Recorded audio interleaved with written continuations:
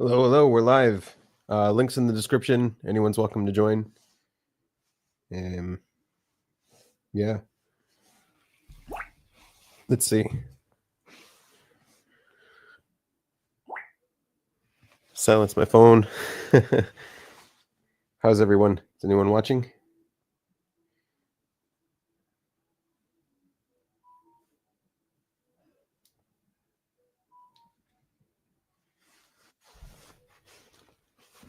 Hey, Annie. Hey, Olive. How's it doing? You can add yourself, Huh? You can add yourself to the stream. It's all good. How you doing? Oh, good. Oh, okay. I thought I didn't know if that code was just like one-time use or whatever. What's up, Hank? No, I added you back last stream, right? So now you're right. Yeah, I'm good. I got all my I passed all my medical exams. What does that mean? That means you're healthy? Super Clean bill of health? Yep. Yeah. Good. Yep. Nothing wrong. I was nervous about it, but yeah. Actually, like even my cholesterol is better. That's like a genetic thing. I knew it was going to come back high, but it's like better than it used to be. Yeah. Thank you. What's wrong with the unofficial group? They all suck. Yeah, there's some weird posts all the time now in the unofficial Facebook group. I don't know.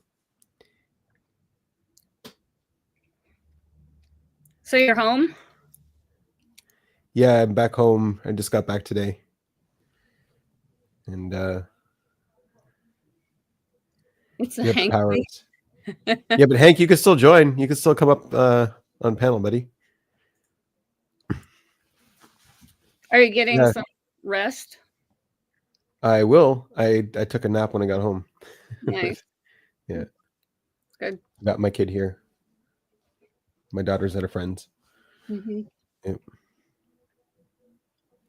Yeah, it was frustrating last week. I couldn't join the group. I just kept trying to come in, and the internet was really bad out there.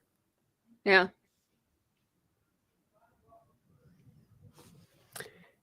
Five panels a day. Wow.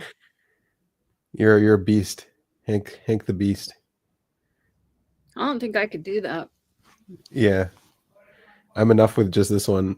I joined a couple of panels this week, but there was one where I don't know where these people get I think they're like, he says he's not red pill, but like he's just pushing this ideology over and over again. It's like, where are you getting your sample size from? Like they're talking about women as a category, and women are like this, and it's like, what? Yeah. I don't know. Yeah, I find it annoying both ways. Like, people talk about men as a category as well. Right. It's obnoxious. Hey. Oh, Hank. So which panel number is this, Hank? Okay. So it's been a panel machine day? Lies, then flow state. Technically, he moved his stream, but it's the same panel. So this would be 3. 3. All right. So you still got energy? You're still good to go? So I'm an extrovert. So apparently, I'm apparently an extrovert. So I have energy still. But okay. I did go figure out Officer Snaps' MBTI type via gifts differing, and it had a surprising result. For my analysis, he came out INFJ. Because you think Snaps is INFJ? Yes. So when you use the gifts differing style analysis, we only focus on extrovert functions because the introvert ones are derived from reality of the opposites. So you think he's got FE and SE as his extroverted functions? Yes. Okay. Yeah, because we it's not TE because we see the world too differently for it to be TE. But he uses the truth yell thing, which is FE based, and also his judgments are FE based, and I use truth as just a feeling as a counter. So that's why I said it's FE and not TE. Okay, he's also very extroverted. He's not. Well, he seems extroverted. That was the hardest one for me to figure out. So he seems extroverted, but he's really doing steamrolling because he has stamina issues when it comes to panels. So he's trying to steamroll so he can get his points quickly because he can't last a long time. So he actually tries to get thrown out. He tries to steamroll, but that's just a cover up on his stamina issues. He tries to just get it over quickly. So that was that's all it's supposed to be to figure out.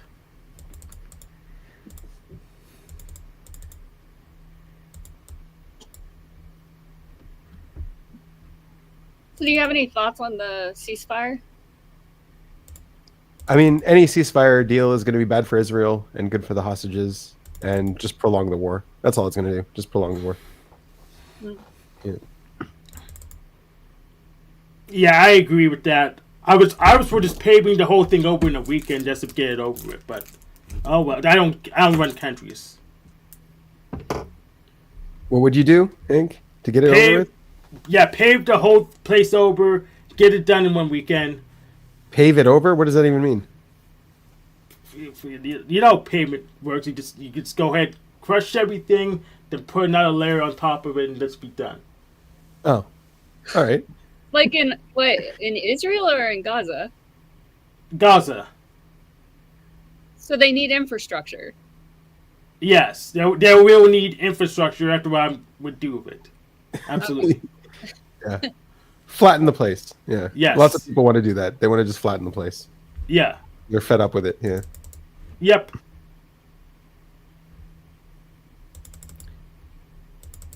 Yeah. Well, I mean, the ceasefire deal didn't go through. I guess they're reneging on some of the things, but yeah, they're claiming victory. They won. They beat us. I had this thought this morning, like, what if someday we have antique presidents in the United States, like, say, an AI Jimmy Carter could get elected next time? So just, like, train AI to respond, you know. I know you like Jimmy Carter, but I was never the biggest fan of him as a president. Yeah, I mean, maybe it's just the spin, you know, nice guy, Mr. Rogers type. He's so sweet. Right. He's a TISI, yeah. Yeah. But why do we need an AI president when there's plenty of people like him alive now that we can put in office? Are there? Yes. Yeah. Like we get Jack Talbot. I don't know why you'd want another Jimmy Carter in office, though. He was kind of... He was kind of mid. President, what am I going to say? He was mid. Pretty mid, yeah. Yeah, I don't know. I know you don't like that, Annie. I think he really cared. I mean, I don't understand it. He was elected like some weeks before I was born. Right. I was a baby. Yeah. I don't know. Yeah, all of the policies, I don't know, just didn't. Anyways, rest in peace, buddy. Yeah. Yeah. He had that whole hostage thing, right? Yes. Yeah.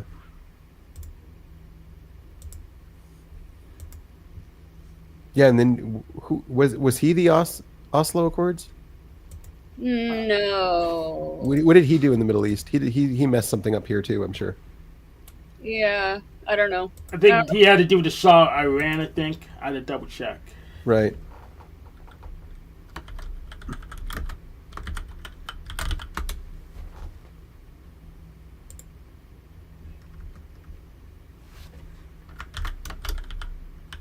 But like, has there ever been a president where you would say like, "Oh, that was great, great job"? I'll probably right now say Obama, but yeah, Iran hostage crisis was what Jimmy Carter was involved with in the Middle East. But a lot of people would disagree with Obama. Yeah, I would definitely disagree with him. You know, I liked him. I would have dinner with him, just like I would with Jimmy Carter. And I think like he was charismatic. Yeah. Yeah. Even I would disagree with Obama. I didn't like Obama at the time, but compared to the guys I did like, oh, I really screwed up.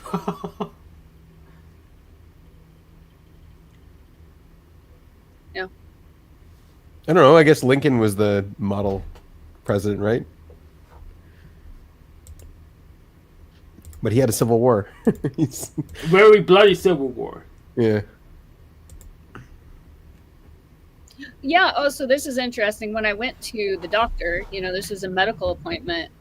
Um, they specifically asked me how I was doing, um, like concerning the most recent election. What does that matter? Because I think I just from interacting with them, they're dropping little hints that they're really on edge. Like They are, yeah. their services. Like Trump. It seems like his plan is to go in and break a whole bunch of shit, and one of those things is healthcare. And so they're going to be affected. Services could potentially be affected. And Yeah. there's this accelerated efficiency, because I've got all of them calling me, like all the imaging. They want me to do all the tests, and they're all like calling me and kind of hounding me to get these scheduled. And they're accelerating the efficiency in a way that I've never seen before. That's nice. That's good. Yeah, it's good to get it over with, but like I've got so much going on this month, like I can't handle anymore.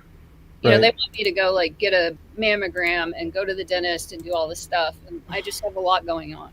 So Yeah. I was sort of like hoping to put those things off till March. But It's good. Usually you have to like wait in line and call them and schedule, but they're coming after you. That's it's perfect. What happened in California? How's everyone doing over there? Well, I mean, overall bad. I mean, personally, Yeah. for me and Russ, Russ came from there, yeah. Yeah, he's from there, so his neighborhood was not affected. His childhood home didn't burn down, but his sister was in the level 2 evacuation for a long time, and her workplace burned down. And the detail about it that I thought was really sad is that she is a bookbinder, so restoring antique books, and so I'm sure there were like huge losses of important books and family memorabilia and stuff got burned up. Yeah. And she doesn't. So now she's out of work, and she didn't love that job. It was she liked her personal bookbinding better. She has an Etsy store, and she makes these. She's a printmaker, and she makes these calendars. Oh, cool. She sends me and Russ a calendar every year. I guess the price of counterfeits would go up then. What would go up? The price of counterfeits. Counterfeit what? Books?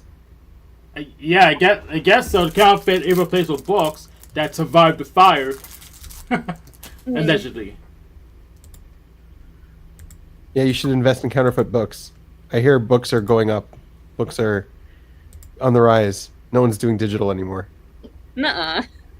That can't be true. I can't even read. Like, because I always listen to audiobooks or read on a tablet. So then, Russ bought Blood Meridian the other day. Cormac McCarthy. He bought a paper copy Paperback, of Blood Meridian.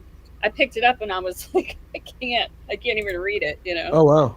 My eyes are. Yeah. If it was 30 years ago, I would be probably getting some reading glasses. But I don't need them because they can just enlarge the print. Yeah, I don't like Dead Tree books either. I can't query them as fast. So The Dead Tree books? You can't search in them either. Control F doesn't work. yeah, well, there's a way to make it work, but it's expensive and annoying. Right. They're full of dust mites. You might get a paper cut. You have to hold them. I've never had any of those problems with books. Me neither, actually. Dust mites or paper cuts. Well, actually, libraries make me sneeze. I'm allergic to dust mites, so any dusty environment. Yeah. I actually think I did have a paper cut from a book before. Did you? I think so. I have a hard time remembering. You should put lemon on it. It makes it feel better. And salt. and it will make my finger disappear. Okay.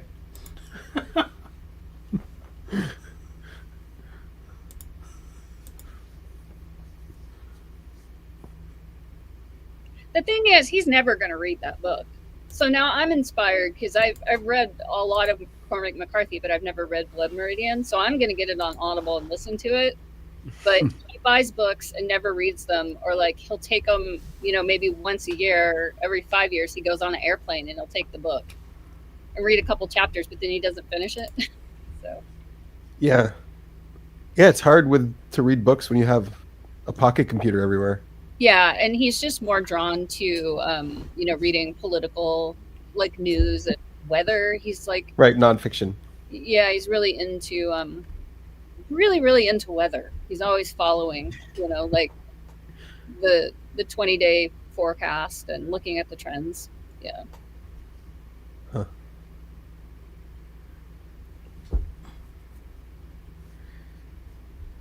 So I heard you I didn't see you since, but I saw Flow State had to come in and defend you, protect your honor, Hank. We didn't really do a good job with that, but Yeah, Illumitami was being a dick to you or something. oh, so yeah, Tommy, Officer Snaps, King Steven, they were all being dicks with me. But here's the thing: I was just hanging them more rope, so I could use on them later, which I went ahead and executed yesterday. Oh, did you? Okay. Oh yeah, I used clips from that show we co-hosted in my what's it called, in my case against them. Nice. So you knew what you were doing the whole time. You had a plan. Affirmative.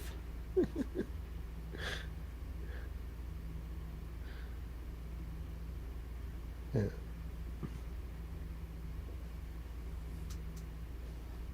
Yeah, I had a plan and I had a backup plan just in case they figured it out and tried to cover up some stuff. And so basically, they can't really.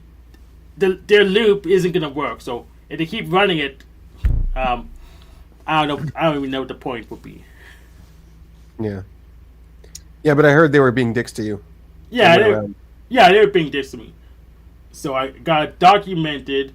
So if anything happens, but we have the suspects will be identified. So don't even bother. Why? What would happen? Nothing now. Oh, okay. But if you didn't have the receipts, what would happen? Probably nothing still. I would keep at it. Oh, okay. All right. But it's just an off chance that they could make something happen, which would have been under 10% anyways. Yeah. But I don't like those odds. So, but I went and cleaned up the mess anyways.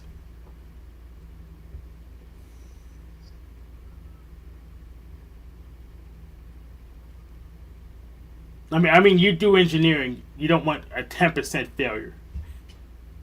No, you don't. You want redundancies. Exactly.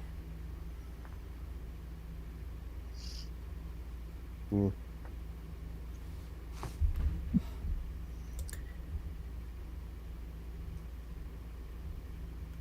So what else is going on?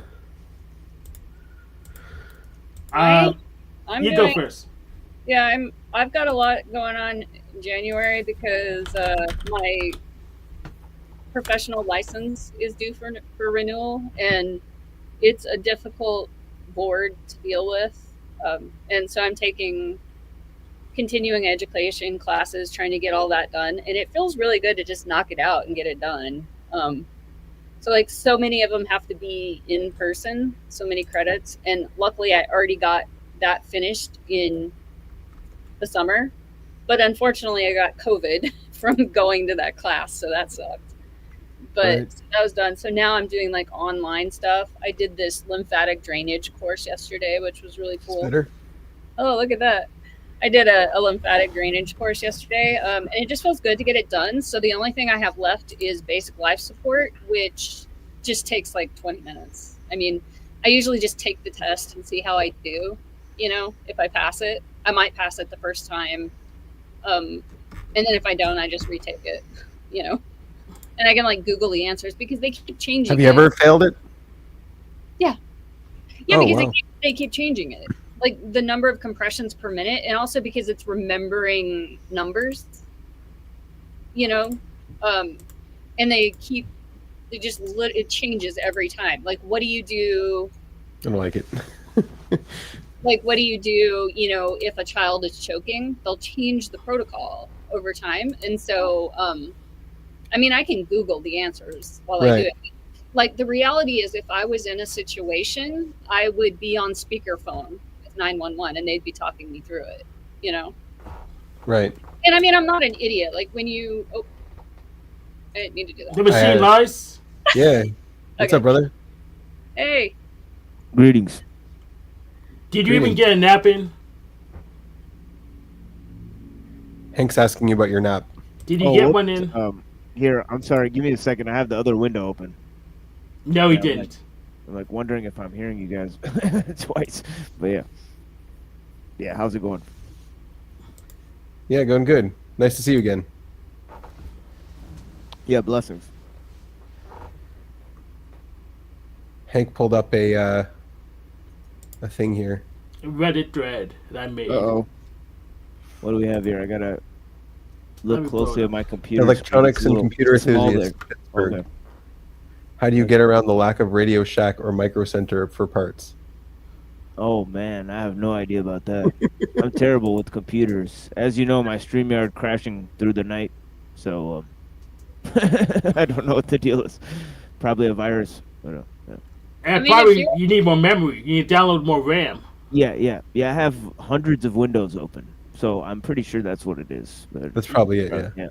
Yeah, is you that supposed to be a joke? Because, like, if you're a computer enthusiast, then you would know how to work around that problem. Like, right? You just order. Oh, Hey. well, I thought I was hoping someone had a better idea. That's what we have to do is either just order parts as needed, or pre-order parts we think we'll need. And we were hoping that there was like, oh, this store exists or this recycling place exists. But actually, we actually have those, and we could get stuff from there. But pretty much, we don't have anything better than just ordering stuff as needed or ordering stuff we think we need. Oh, you don't have electronics recycling centers where We actually do have those. I haven't figured out. I used them to get rid of stuff. I haven't used it to get stuff yet. But Yeah. we don't have any. We don't have any stores for like resistors or stuff like that, or LEDs and stuff, unless we pull something out of something already built from Walmart.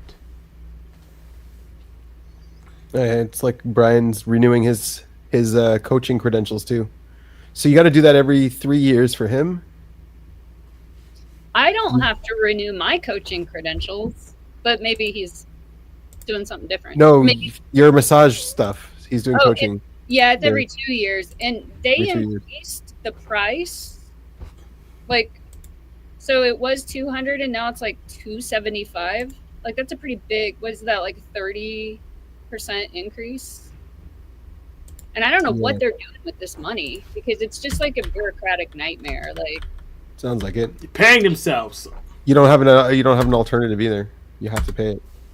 Monopoly. yeah, I can't work illegally. If I got caught, that would be a big deal. Yeah. People do though. There's like college kids always think like, oh, I'll just be a massage therapist, and they just put an ad in the paper, and Yeah, Get busted. 35%. yeah, I mean, the thing is, the board should be governing that stuff, but I don't know what they do because They collect money. they don't seem to be like You collect money. yeah. What have you been processing recently, Mohammed? Machine Lies? Nothing really. I like to keep my mind free of thoughts. You know what I mean? So, Free of thoughts. invasion of. You know what I mean? Yeah.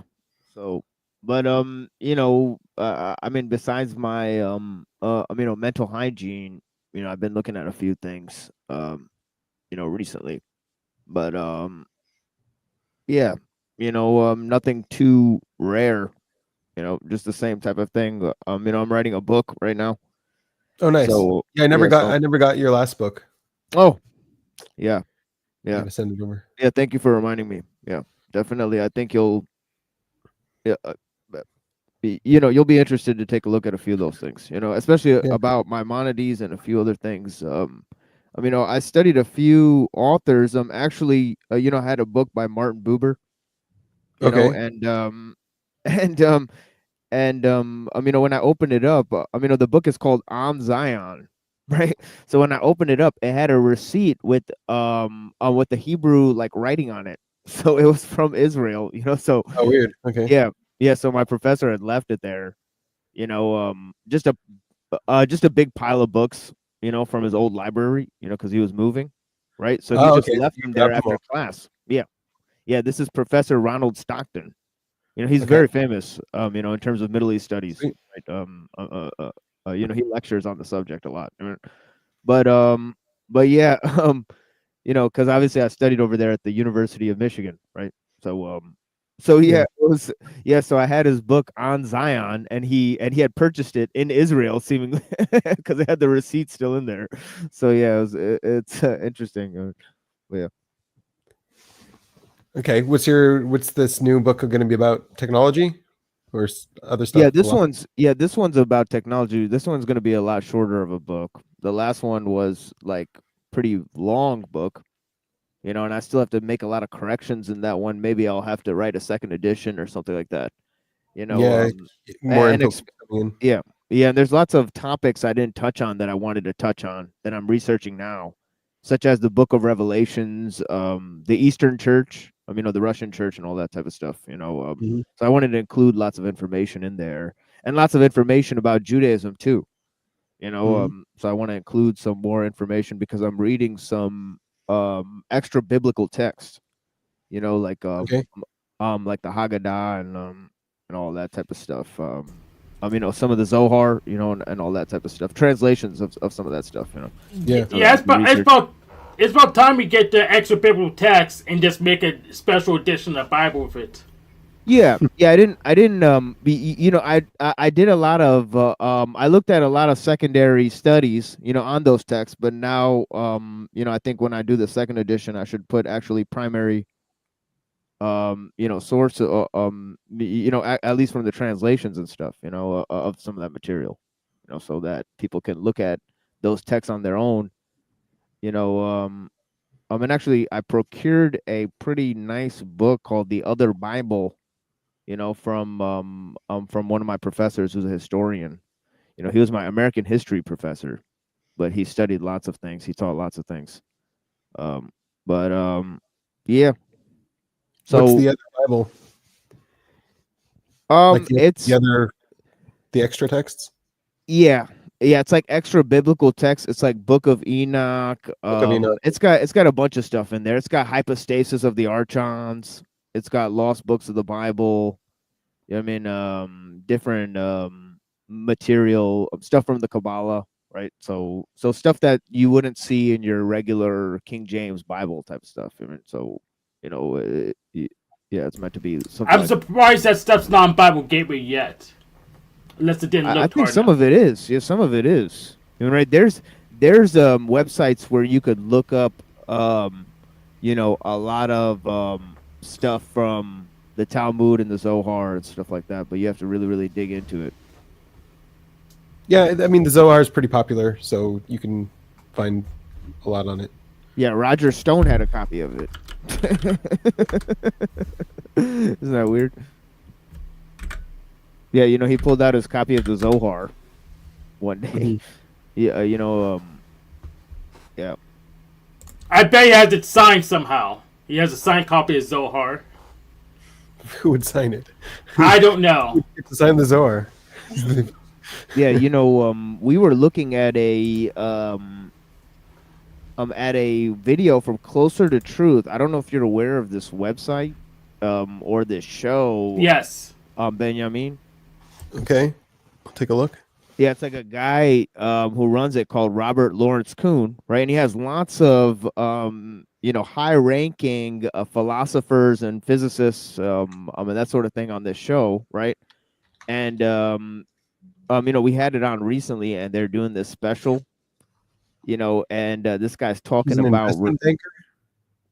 yes, Yes, he's an investment banker, and from China. I think he worked in China, but he's actually very interesting in this show. Robert Lawrence Kuhn, yeah, but the show Closer to Truth, How China's Leaders Think, yeah, 2009.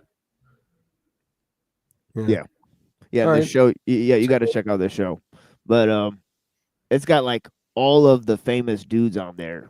Like it's got like Lawrence Krauss and like Yeah. Sayyid Hussein Nasser, and like he's got a few rabbis on there too. Um, Mhm. yeah, so it's pretty interesting. But oh, actually, you know what else?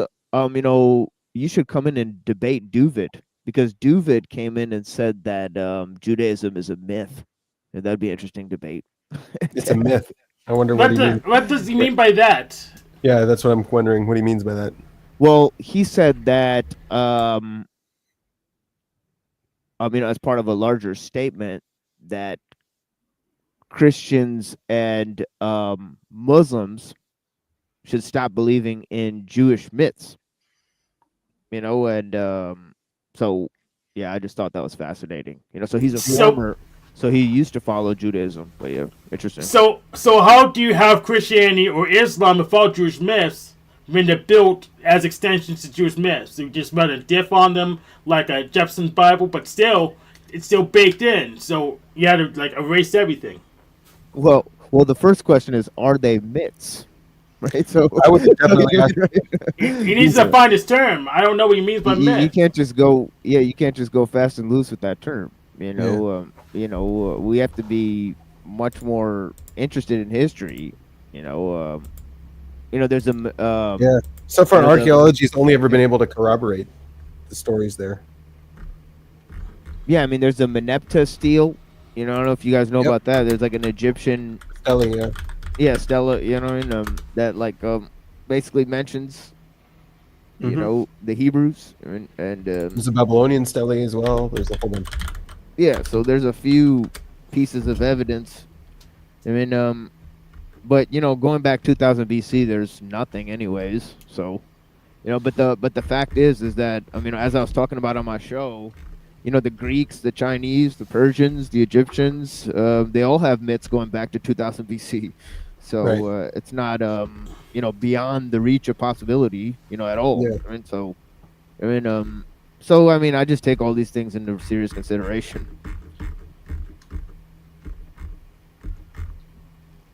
Yeah, I'm trying to think of there was a recent documentary that was going through some of the archaeology and piecing together some of the stuff that was happening, and it was showing was like it just doesn't make any sense, and all of the narrative from like the Torah or whatever was just unlocking what was happening. It's like, oh, like if we didn't have the Torah, it wouldn't make any sense, but because the Torah was there, it was like saying like the famine and all that kind of stuff, like the series of events. I'm trying to find the documentary. It was interesting. It's like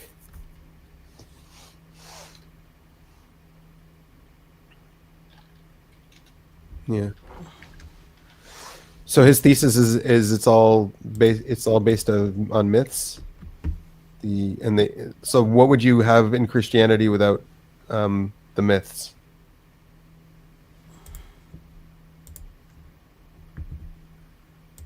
I mean, Jesus is a real person. Right. And if you say Jesus isn't a real person, right, then you would have to prove that the same way they use historical evidence, from a consensus of historians to prove that he is a real person. Right? So you would have to do more work to prove he isn't a real person than to prove he is a real person. Yeah, well, you can prove anyone was a real person, but then no, it's extremely hard. For example, it's way more harder to prove that that Socrates was real than Jesus was real. Okay. So there's scales of evidence, right? Yeah, right. Because there's actually some evidence that Socrates was made up by Plato, because Plato makes up a lot of people. So yeah, Socrates was definitely made up, but that's beyond the thing. But but yeah, I mean, Socrates is. I believe Socrates, Lao Tzu, and all these people were real people. So, but yeah, I think that This was the documentary. It was interesting.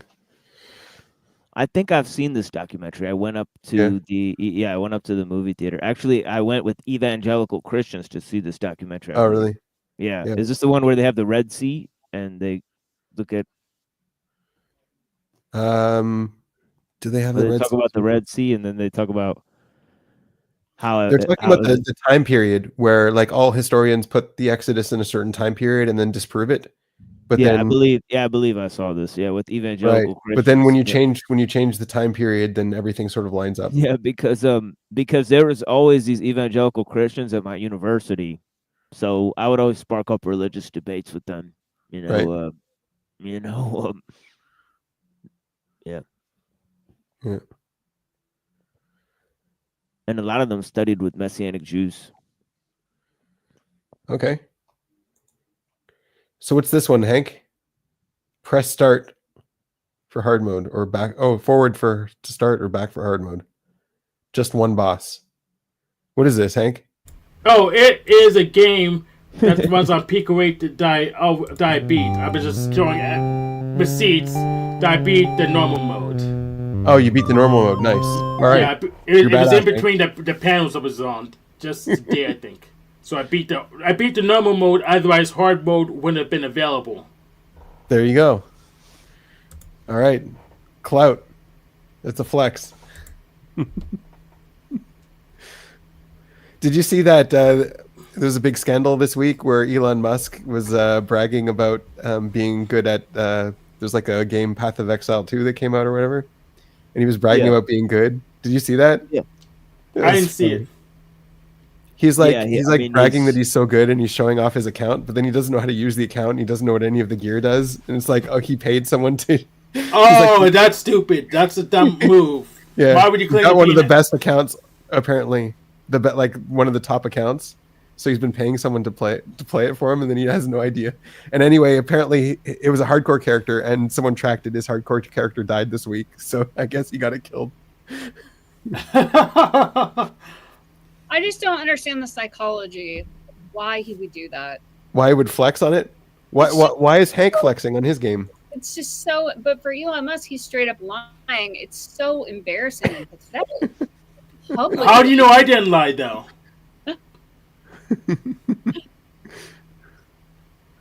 Yeah. Yeah, I also don't get it. Like, like you're flexing on that. Who are you flexing to? Yeah. Like, who? It's almost I'm almost embarrassed to be good at a game and share it to people today. It's like, why? Hey everyone, look, I wasted thousands of hours to get good at this game. Yeah. Oh, so pretty much he's probably so there's a cultural thing. Games is probably like the antithetical to guess university specialists. So I think it's I take that. It was worth more time. My time is worth more playing this game than to pray at the church of the what's it called, the university. Yeah. So it was it's a cultural attack kind of thing, culture war. Yeah, I mean, if of he course he told the didn't play truth- the game. If he told the truth, it would have been just like, I don't have enough time to play this game. I'm doing so many businesses, but I hired someone to play it for me so that I can get access to the end game. Yeah, That's I fine. mean, the celebrity inventor phenomenon is just propaganda for the tech system. So there's not real celebrity inventors, right? No, there is real celebrity film inventors. My Pillow guy, but he invented stuff that already existed. But he did invent it. So That's not called inventing then. Yeah. it's called manufacturing technically. Yeah. Sure. Yeah, that guy was involved in a lot of scams too. Oh yeah, absolutely. Michael He was Dell. he was a QAnon supporter, one of the major ones. Yes, You guys know about that? I did. No. Yeah, he funded a lot of QAnon stuff. And he lost a lot of money doing a bet recently, I think. Yeah, he's a major Zionist guy too. You should Is look into him, Benjamin. He's possibly a bad actor, right? But yeah, he's an interesting character. He might be trying to poison the well there. Okay, some of the comments section had something to say in relation to Elon Musk. They say Olive Kevlar says he's preparing for presidential. I think somebody said his mother might be Jewish. Elon's? Yeah. I don't think so. No, I doubt it. He has a Jewish name. Elon is a very Jewish name, but he's not Jewish. Yeah, it's both a Jewish name and a sci-fi name. Yeah, I think somebody said his mother, and on his mom's No, side. that would make him Jewish if his mother's Jewish. He's not Jewish. Right. Could you tell me? I think my mother's name is Hebrew. It's Leora. Yeah, Is that yeah, but in the correct? Bible, it's fathers. Yeah, until he changed it. Yeah, so His when mother's did they were change it easier to to mother? track. There was actually, when King David went to be king, there was actually a big debate. Could he be king because his father isn't Jewish, or like his father's line isn't Jewish? Yeah, I mean Moses married an Ethiopian, Right. Exactly. Yeah. so I mean, what I mean, yeah, I mean, there's no evidence that Jews are racially pure. It's Well, not a race. That's the thing. It's It's not a race. religion. It's, Yeah, it's exactly. not a about- religion. Yeah, It's not a religion. Yeah, that's how I see it. Oh, you sure? Well, I shouldn't debate you on this, but I've read on because Judaism.com said was religion. But wait, Benjamin said it's not a religion. No, it's not a religion. So you would think you that- say that it's a philosophy? No, not a philosophy. What is it? It's a Yeah, nation. exactly. A nation. No, but the nation is Israel. Judaism, that's a religion, right? Judaism is an invented religion for exile, I guess you can call it. It's like the first invented religion, and then everything else sort of copied it. But What it was never did supposed to be religion. What did And it- Moses? What religion was Moses? What would you say? There was no religion back then. It wasn't religion. It was nation. Well, he didn't get to Israel yet. Yeah, but he wrote in like in Like the he Torah. could see, like he looked at it in the distance, and then he died. You know what I mean? So look at Exodus 19:6. Well, I guess just colloquially, Yeah. what? Exodus 19:6 says, "You will be for me a kingdom of priests and a holy nations." So when did the kingdom start? Technically, the Exodus. It started at the Exodus. So with It just Moses. didn't have land yet, but it was already a kingdom. So it started with Moses then. Yeah, it started with Okay. Moses. Okay, Yeah. so it was promised to Isaac, right? And then it's given Abraham. to But Abraham through was the Isaac. father of many nations, right? So like Abraham. Right. So that's why it's different with Abraham, Right. but with Isaac, it would be specifically Israel, right? Well, Isaac also different nations came out of Isaac. The 12 tribes. No, out of Jacob came the 12 tribes, but Isaac also had Esau, and Esau also had nations come out of him.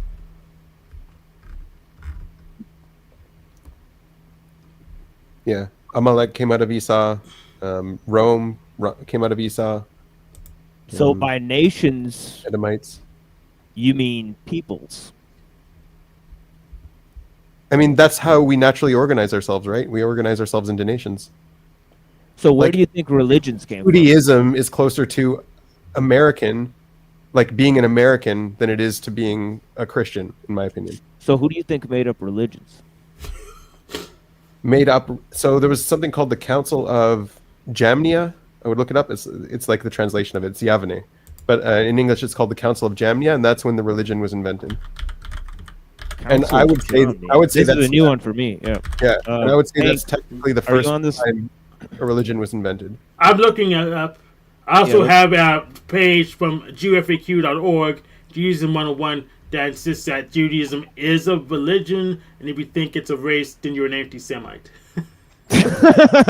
Oh, there you go, Benjamin. my friendly Israeli anti-Semite. Oh man, that was too funny. Oh boy. Yeah. I'm going to put the link in the private chat. Well, I guess it's just not a popular opinion that Benjamin has, but No, it's like it's the opinion. Well, it's the first time I'm hearing it, but Interesting.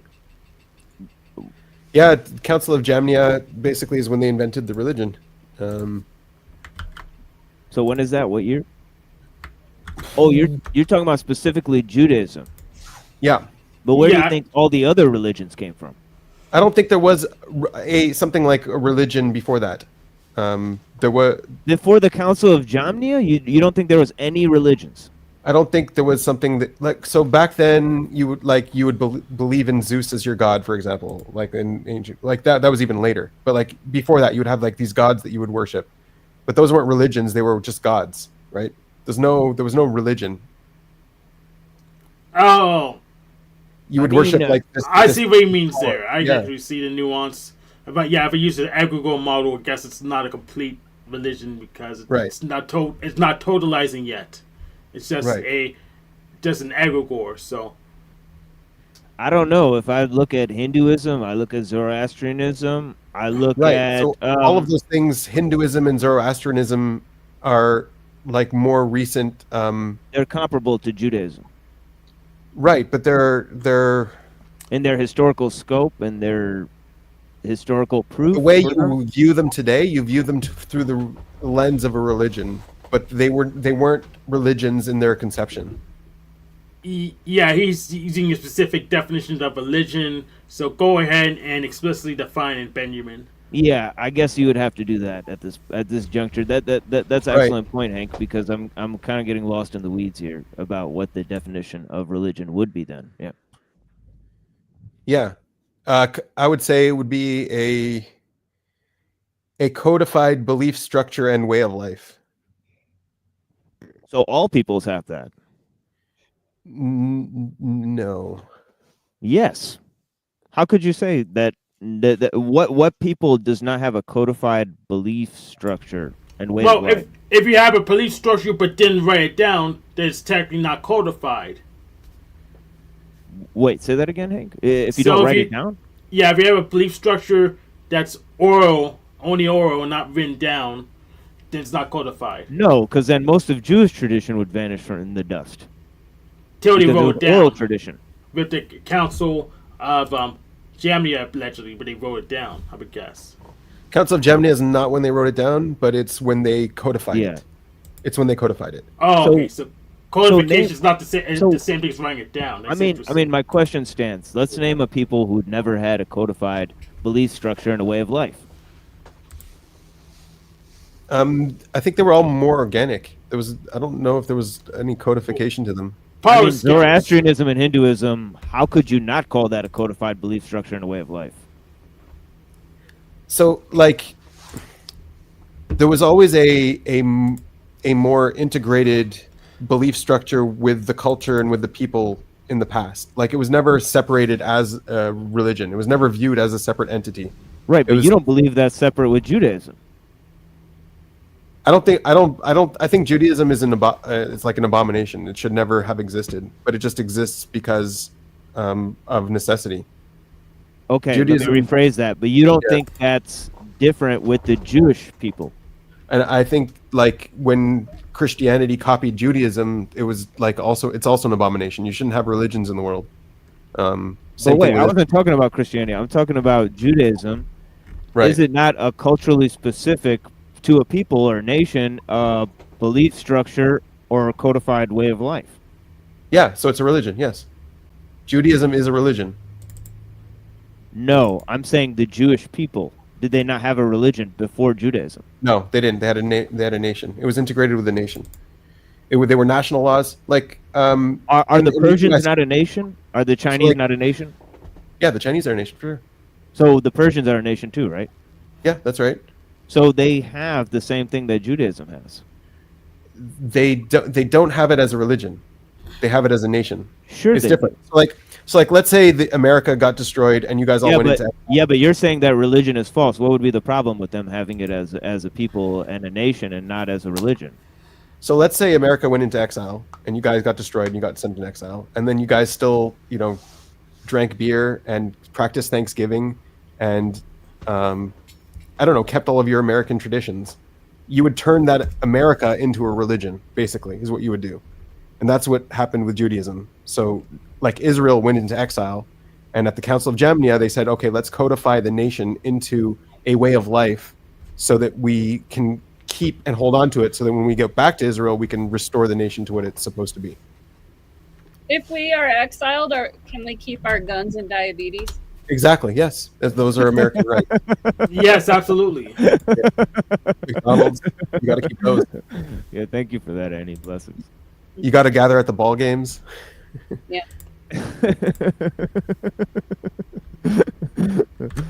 Yeah, interesting views, Benjamin. Honestly, I believe you might be a mythicist as much as Benjamin. I mean, as much as Dubin is. So I know maybe I shouldn't have you debate him. Yeah, because you don't believe in religion either.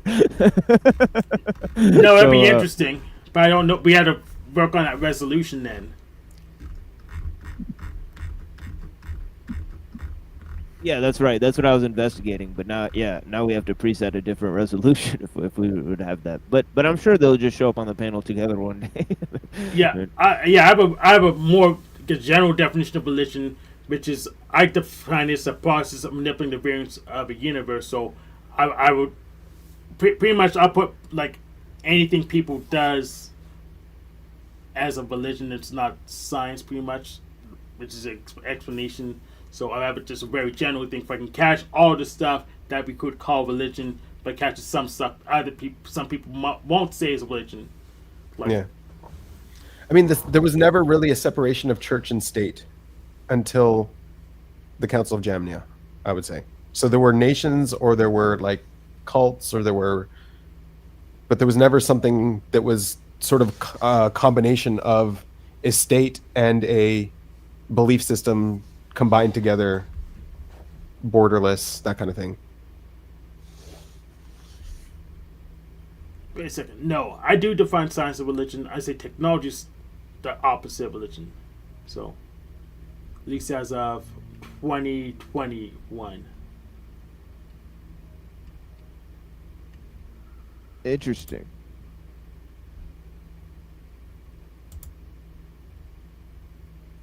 Yeah, they definitely seem antithetical. What, science and religion? No, technology and religion. Yeah. Technology and religion are antithetical? Yeah. Yeah, sure. Yeah. I classify science as a religion, but I made technology the opposite of religion as of 2021. Why would you say it's the opposite? Why are they antithetical? So, yeah, I define religion as a process of manipulating the variance of the universe, and technology, the process of detecting the invariance of the universe. So that's why they're antithetical. Interesting. Well, I would just point out the historical pattern, right? I think it's undeniable, right?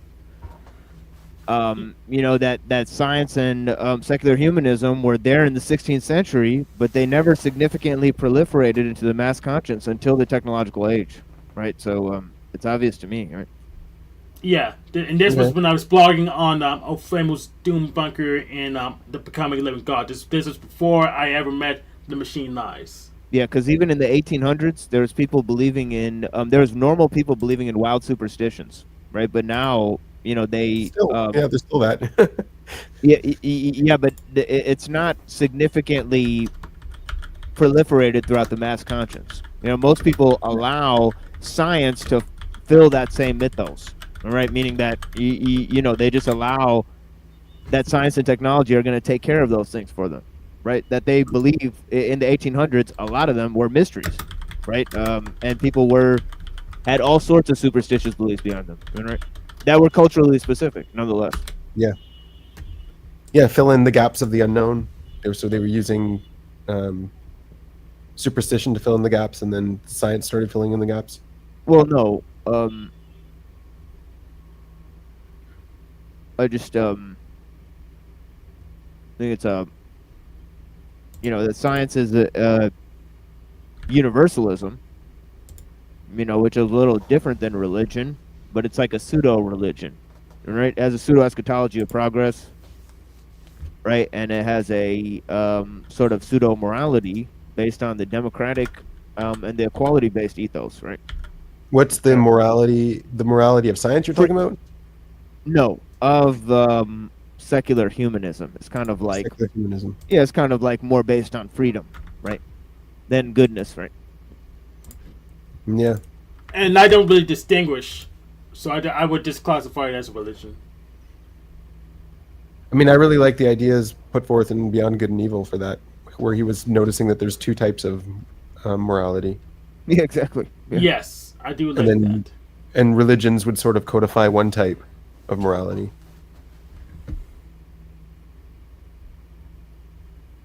Yeah, goodness but- and efficiency is like the two types of Yeah, but he morality. kind of but he kind of thought of religion as a tool to be used, because he said he complained 2,000 years and no new gods, right? So We did make new gods. He just didn't pay attention to them. They made new gods even contemporary with him, so he wasn't paying attention, and that's why I'm not a big fan of what's his name, Nietzsche, because he's all bad mouthing all the other philosophers, but he didn't really progress over the rest of them. So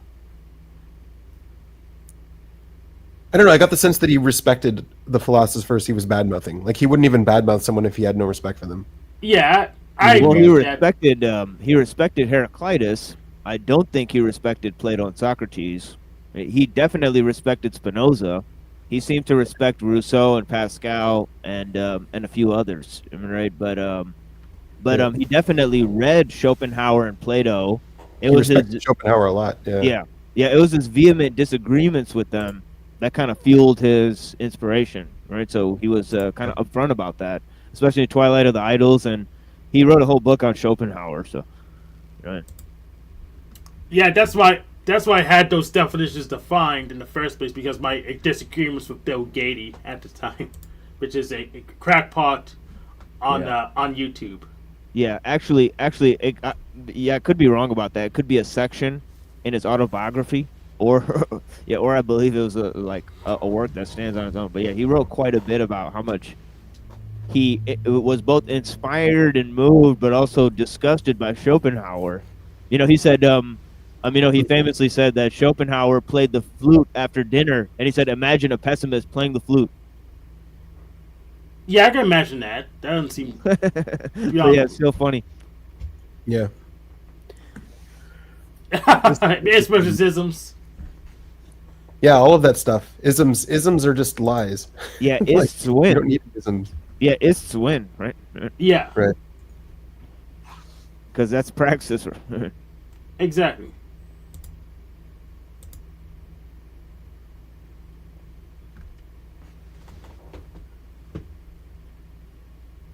So yeah, we got a binary tier list for you. I don't know if Andy agrees or not. Isms about low tier, is top tier. So Ists. yep. I mean, I guess isms are the precursors to ists, aren't they? I don't know.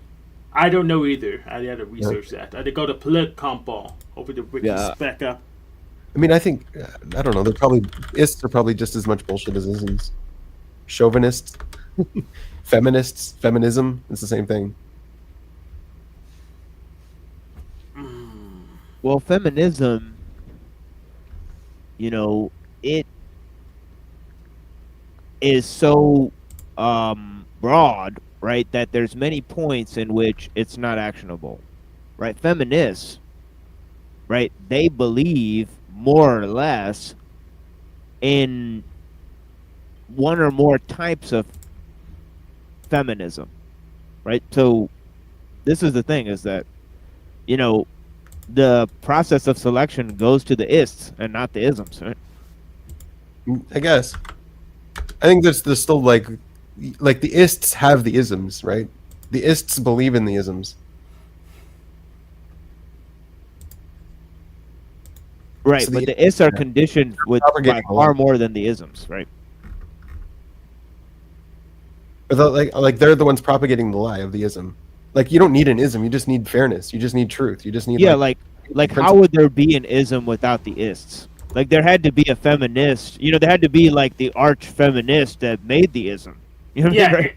Egg came first. Yeah, egg came Yeah, first. you know, it's like the God move. You mean right? Like there has to be a prime mover, right? Yeah, the is must come before the ism.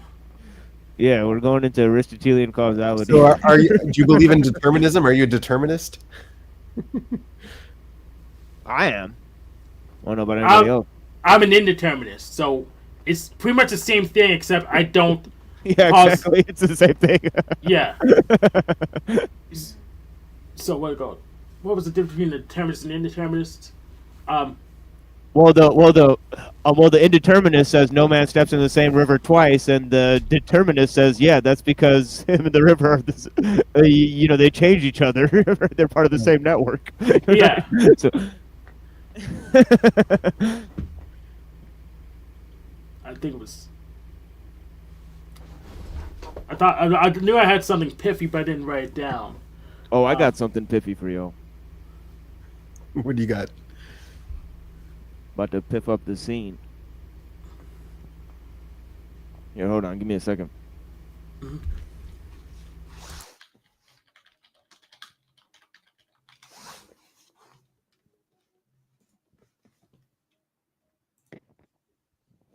Yeah, this from Kierkegaard. He says the obscure Heraclitus has said one can never walk through the same river twice. The obscure Heraclitus had a disciple who didn't remain standing there, but went further and added, one cannot even do it once.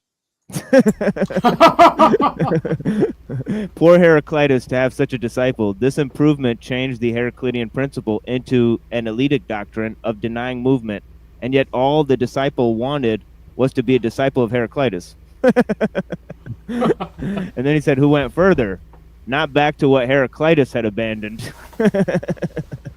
So yeah, a little joke by Kierkegaard that I found hilarious. At the end of Fear and Trembling, you know, the book Fear and Trembling is about Abraham. By the way, yeah.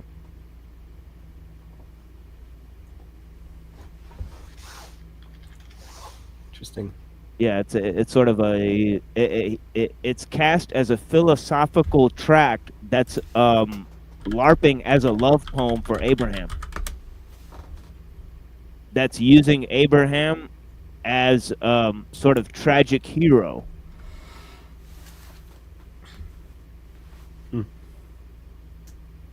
So it's pretty fascinating work.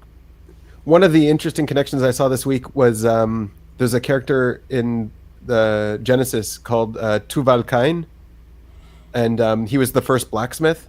And so someone said, right, so he was the first blacksmith written down. But if you say the word differently, so Tuval Cain, you take off the two, it's Vulcan, Vulcain, and that was the first blacksmith in Roman myth as well. It was interesting. Vulcan is yeah. And then you get the word volcano, and apparently that was the father of the entire Roman Empire, was Vulcan. Yeah. Yeah, in Star Trek, that's how the humans discover space travel. The Vulcans. Right, the Vulcans. There you go. So, you know, they're repeating the myth. So it's fascinating commentary on this archaic revival, the myth of the archaic revival. But yeah, so this character in the Bible, Tuval Cain, is suspected to be Vulcan. And you got the genealogy of him there.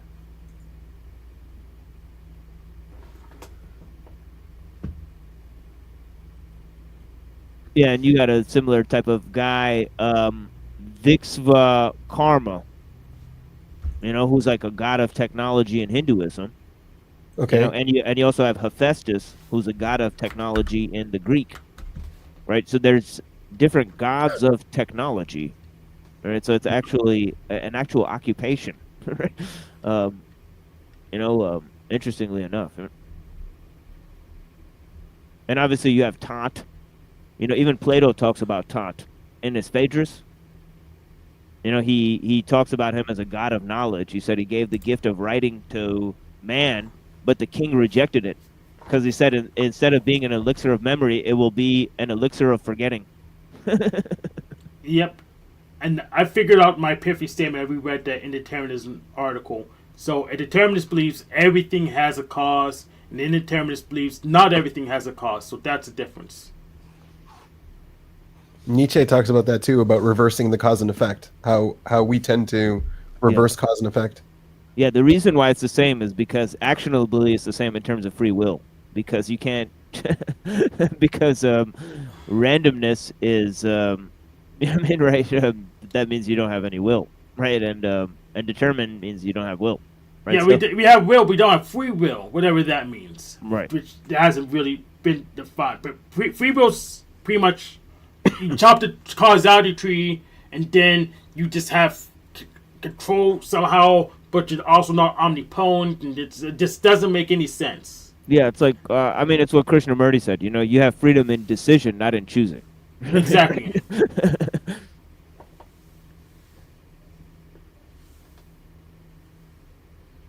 But yeah, no one up to this point in time has ever made That's a free myth will too, make that sense. there's one will. You've got many wills. Exactly. Yeah. You just perceive it as one. Yeah, and the thing is, people who use the free will arguments usually just it's actually doing a magic trick. They're trying to move responsibility from someone who has the authority to someone who doesn't have the authority. So that's what free a will magic trick? is. Yeah, that's how free will arguments are used. It's used to move authority from someone. Well, move responsibility from someone with authority to someone who doesn't have authority. I mean, I was thinking that you need to have murkiness for this perception of, because like if you saw everything perfectly, if you had pure sight and saw the future of every action you took, you would have no free will. You'd be locked into decisions because of their results, and it's only because it's like a master chess player doesn't really have free will. He knows what move he has to make because he sees so many moves ahead. Well, It's that only when you seems blind to those moves that you have that illusion of choice, because you don't actually see the right move to make. well, that seems one timeline. If there was like more than one timeline you could pick from, then it would re-accentuate the freedom.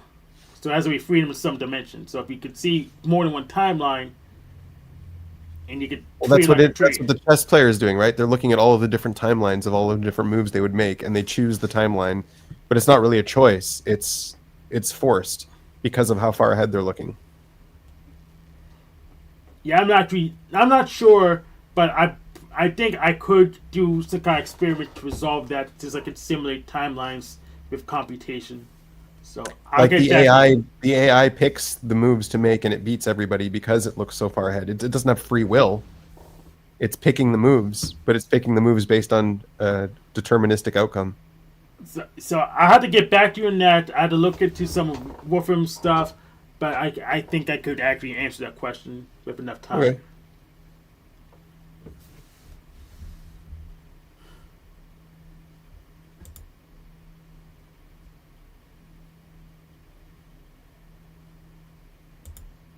simple to complex.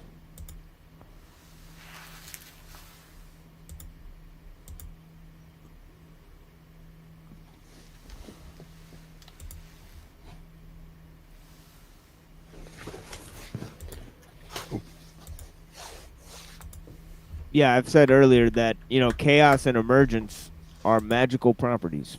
I mean, they're magical. Absolutely. What do you mean by magical? Like, they're things that you posit when you can't explain things. Right? Yes. Oh, you mean they're fake though? They're Oh, yeah. Fake Yeah. and gay. Yeah. All right. Just clarifying. Well, it's Wolfram would say it's a perspective thing. So things will look chaotic from depending on what eyes you use to look at them. But it could be orderly from another perspective.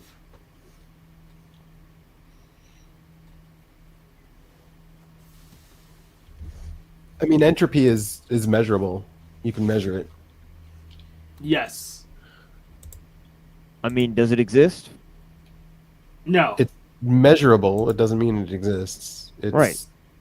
It's a way of looking at things. Right. There's entropy and there's novelty, right? Because there's more complexity in a dung beetle than there is in the Milky Way star system. Right. Well, But it's you some, need the Milky Way stars. You need one as a precursor to the other. Yeah, there's 300 and like million times more complexity in like a life form than there is in a star system.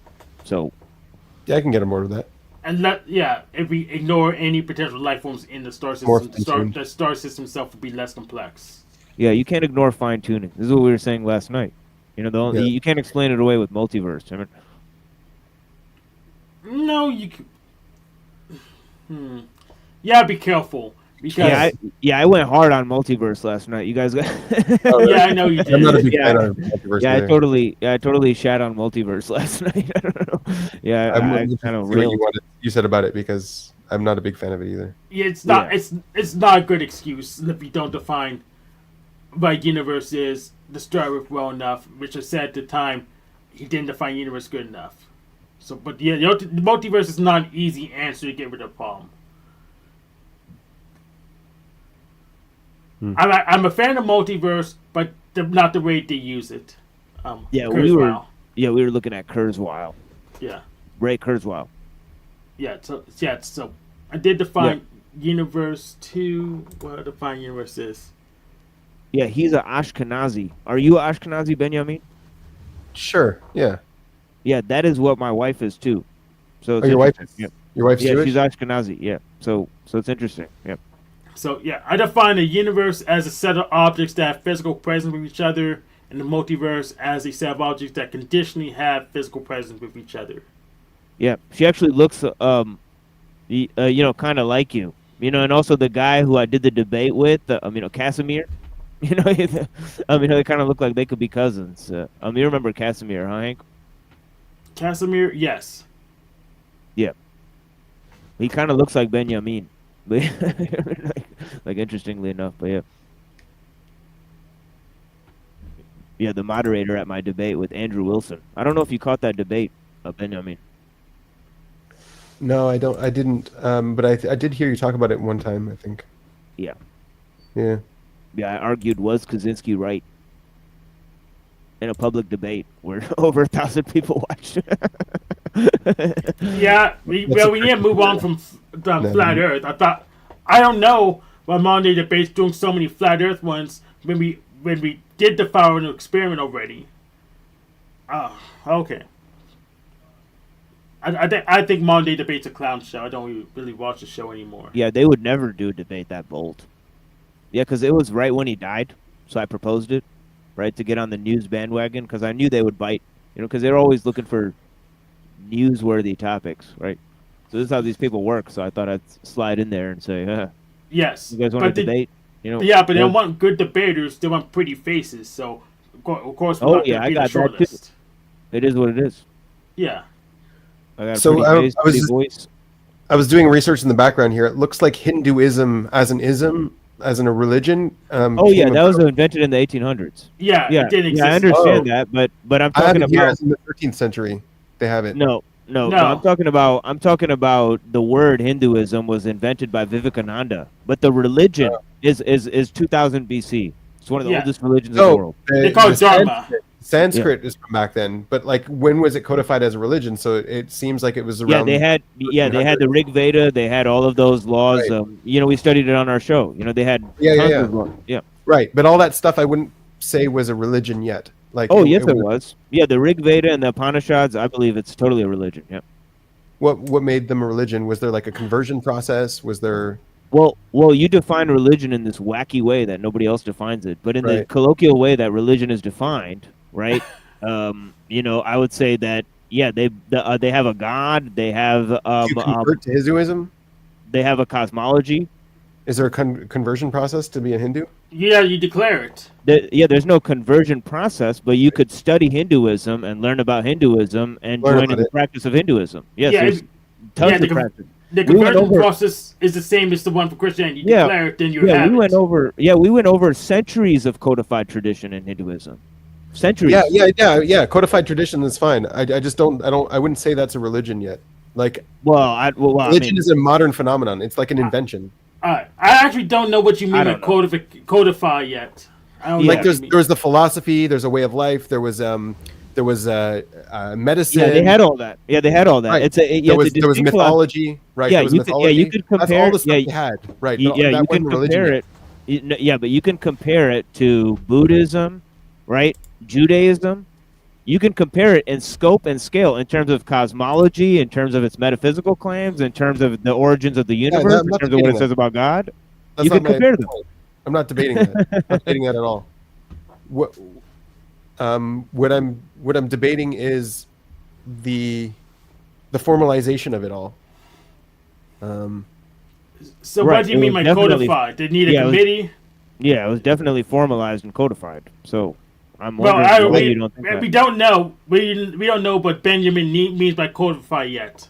Right. They have philosophies. Like lots of nations had philosophies, right? Like, would you say ancient Greece was a religion? Ancient Greece wasn't a religion, but they had a philosophy. They had everything that Hinduism had, but it wasn't a philosophy. Ancient Greece was not a philosophy. Ancient Greece rejected philosophy. They had rhetoricians and poets. No, they had rhetoricians and they had rhetoricians and poets. They did not view their religion as a mythology. So Right. That's what I'm saying. wait, what? No, you're not saying that because you don't believe No, there was that's a what I'm religion. saying. I'm saying that like Hinduism would be similar to something like that. To like not Hinduism today, but the way it was back then, like Sanskrit as a text. It's a cultural conglomeration. Yeah, but Hinduism is like Hinduism is older than ancient Greece. Than we're closer to ancient Greece than ancient Greece is to Hinduism. I want you to be careful. Hinduism isn't older. Hinduism isn't older. The ism isn't older. The ism is modern. That's what I'm saying. The religion, the ism, is modern. You're just talking about the colloquial term. You're talking about the word. You're mixing up words and concepts. No, not the word. The existence of the entity Hinduism. Yeah, I'm talking about Hinduism as a religion from 2000 BC, not the word that was invented in 1800s. So like there are elements, all of the elements of Hinduism were there. All of the ideas were there. All of the beliefs were there. Yeah, exactly. Right. But I wouldn't call that Hinduism yet. Hold it. It wasn't codified. We need you to define the term codified. Yeah, we need right. To define the term. Right. You have to define this term because what do you mean? What do you mean by term codified? Because this is such a vacuous term at this point. Right. You've used it hundreds of times. Like if you went back then and tried to explain to people what a religion is, they would be like, what's the use of it? What do you need that? We have this. We have this. We have the Sanskrit. We have this medicine practice. We have all of these disconnected elements that are connected through culture, through nation, through all this other stuff. Like it was much more natural and organic back then. It wasn't a dogmatic entity. You don't think that's not required by religion. You have what if a Hindu king came and instituted it as a state religion? This isn't me, by the way. Is that enough for you? We got trolls in the house. Somebody, no. Somebody asked me what are all those balls for, and I don't know what they're talking about. They're talking about you're doing some pottery there. Oh yeah, I'm doing ceramics. So all these have dried ceramics, and I'm making earrings. And no, that is you, but not your balls. I didn't realize it would post as you. Right. Because it's your account. Yeah, I didn't mean anything by that. No, it's all good. Oh, that's interesting. I'm gonna write that down. So what are you writing down? So yeah, the fact that if you post in a search StreamYard to the comment section, they'll post to the account was authenticated on. So I didn't know. I should have known that, but I didn't put the two and two together till now. Now that I know, I could have a lot of fun with that.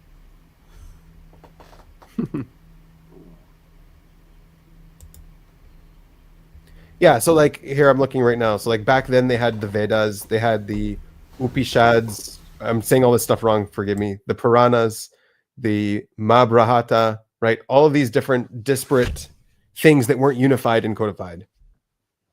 They were. Okay. I mean, define. See, the problem you're having is that you have yet to define codify, as Hank has stated multiple times.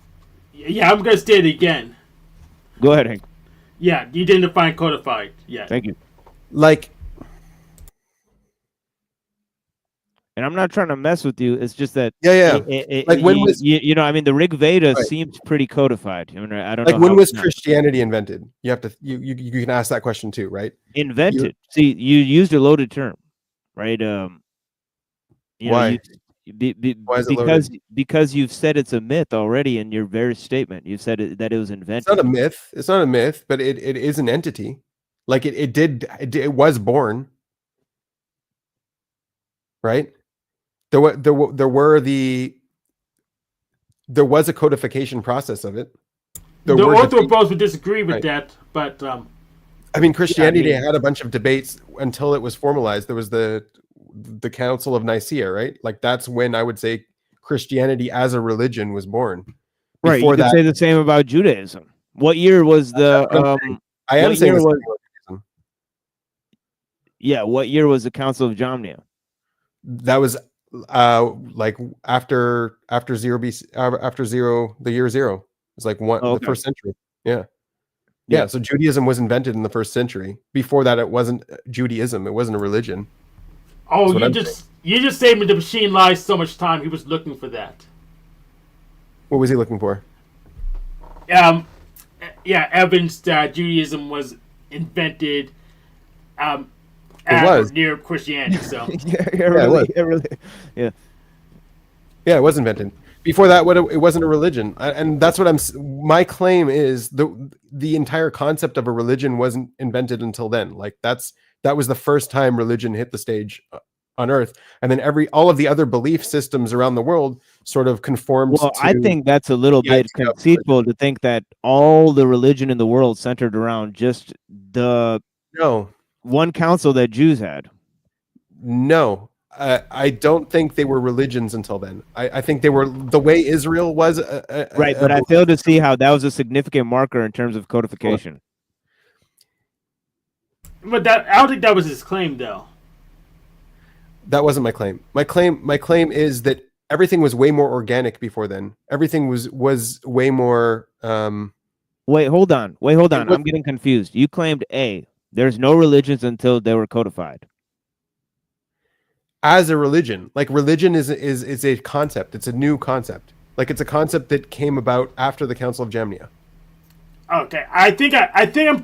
So how did the codification start meme, after right? the Council of Jamnia? It's a meme. Like, you don't. There has to be a first time someone did this kind of thing.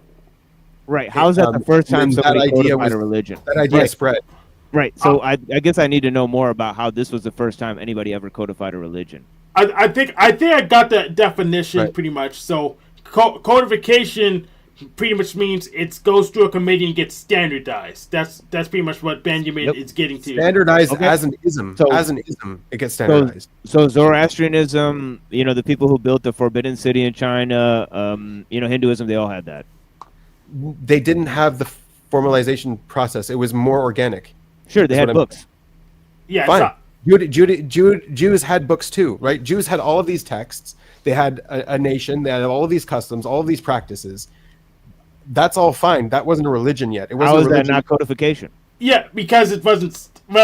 Okay, so you wasn't centralized into an ism. Yeah, so I see where Ben's coming from. How can you prove that? The process is written in the Talmud. You could see the entire process unfold. Like, you could see exactly what they did. So when Benjamin says codification, it means it's went through a committee, went through a standardization process. Right. And how was the first time this happened, the Council of Jamnia? Because until then, there was no need for it. Everything was way more organic. There was no. You don't think anywhere else in the world they would have established a codification?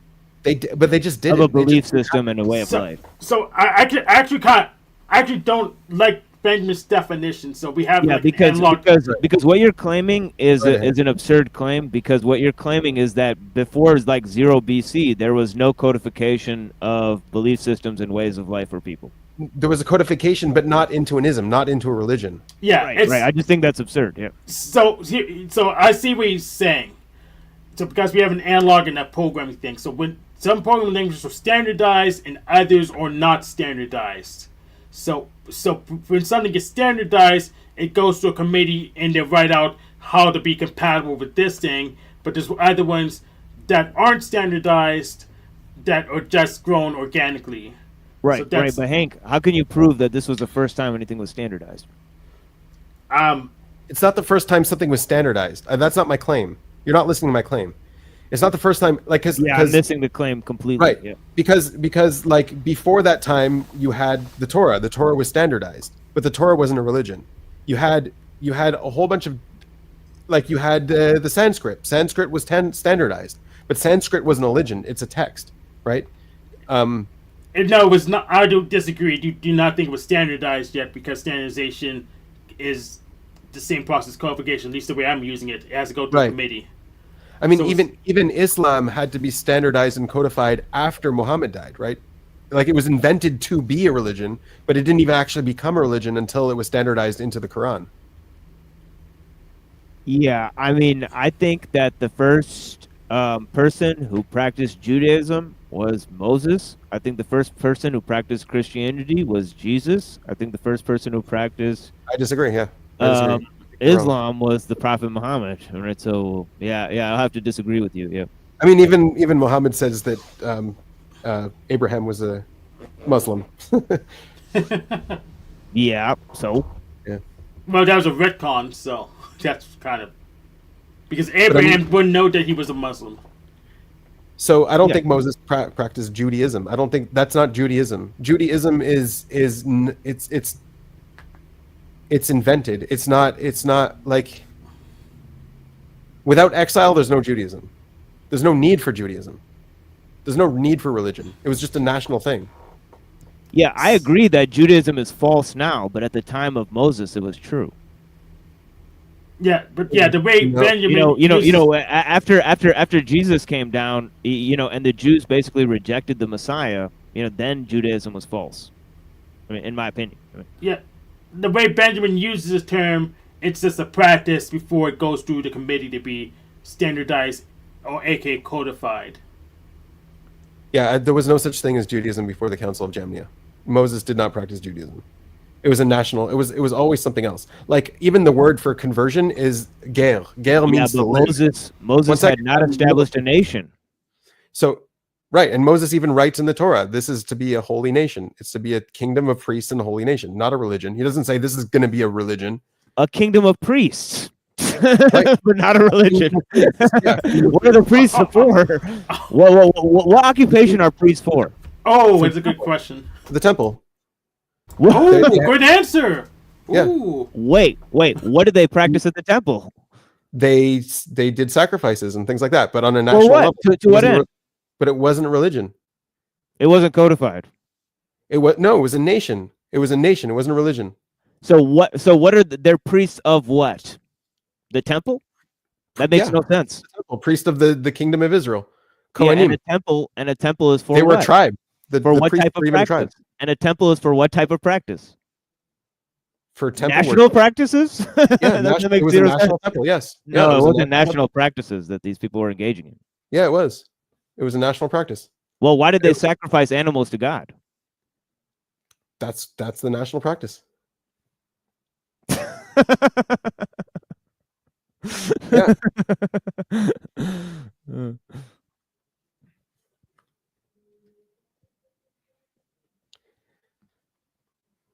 Yeah, if you went back then and you said, "Oh, you're Jewish," you'd be like, "Yeah, I'm from the tribe of Judah. I'm from the tribe of Judah. Yeah, I'm Jewish." Let me read a quote to you.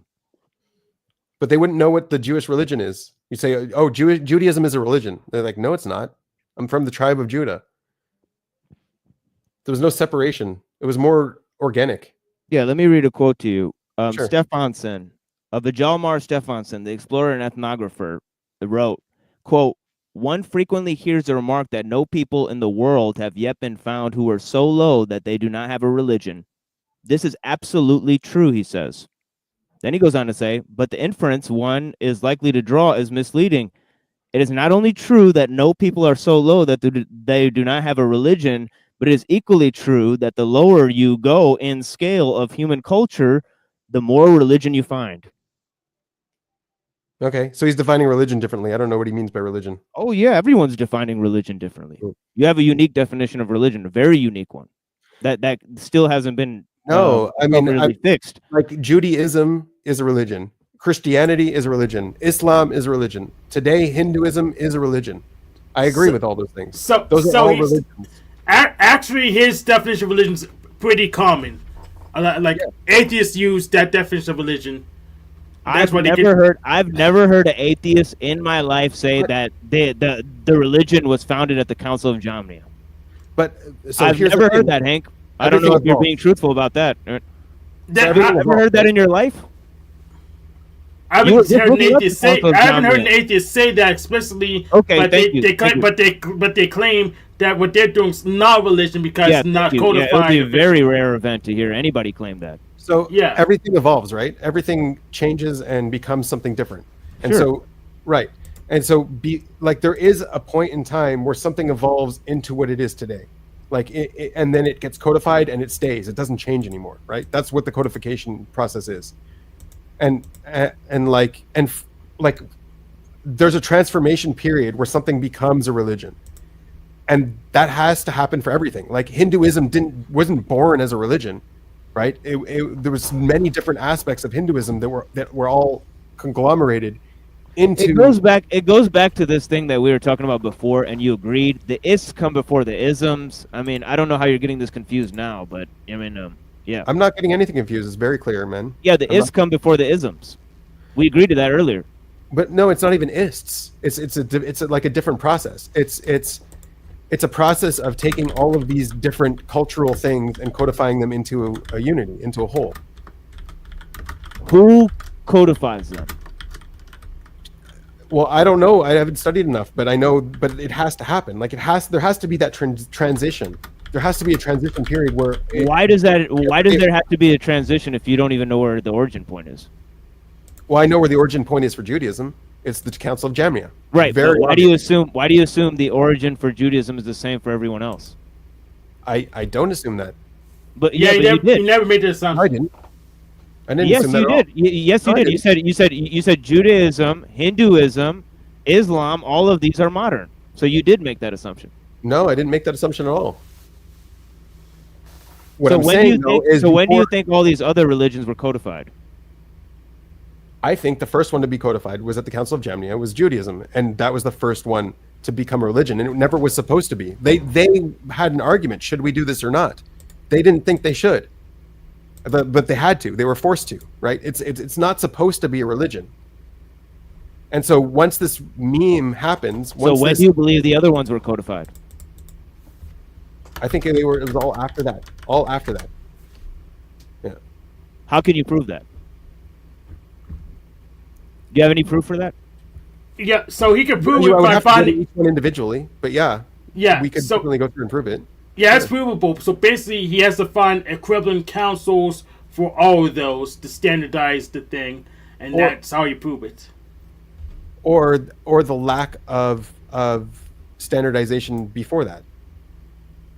Well, no, the lack of we can't prove the lack, but we can prove the standardization. So we had to find equivalent councils to prove it. Right. I mean, just look at the history of each thing independently and see when that process happened, when it became a religion. Like I don't think Buddhism, even though it's called Buddhism, I don't think it's really a religion. I think Buddha taught Buddhism. Right. So it's a what are you talking about? It's a philosophy. I don't think it's a religion.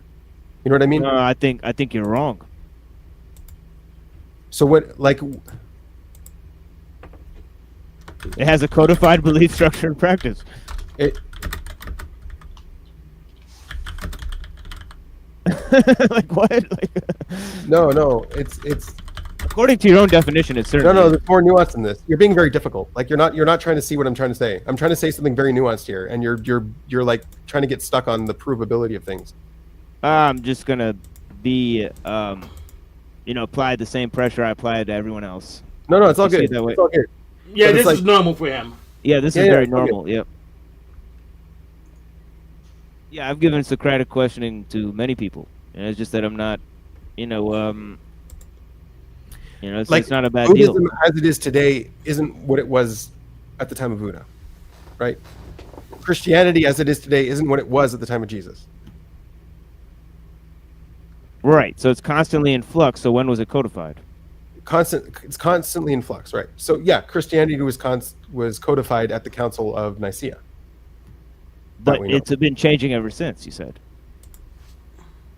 Right, but once it was codified, then the codification evolves. So it does change since then, but the codification is what's evolving, not the. You know what I mean? No. No.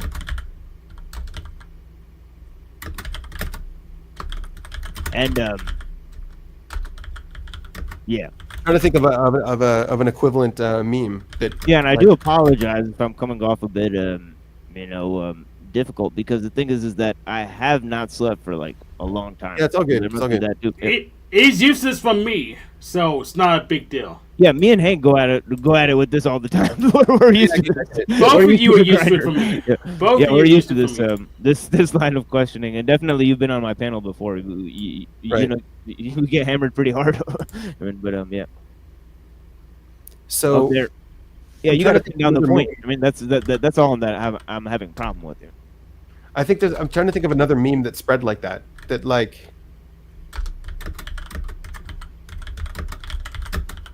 an occupation, for example. So like an occupation is there had to be a first occupation. Maybe go programming. That's easy Programming to was the track. first occupation. No, there's an occupation that's easy to track because it's also recent within the past Right. century.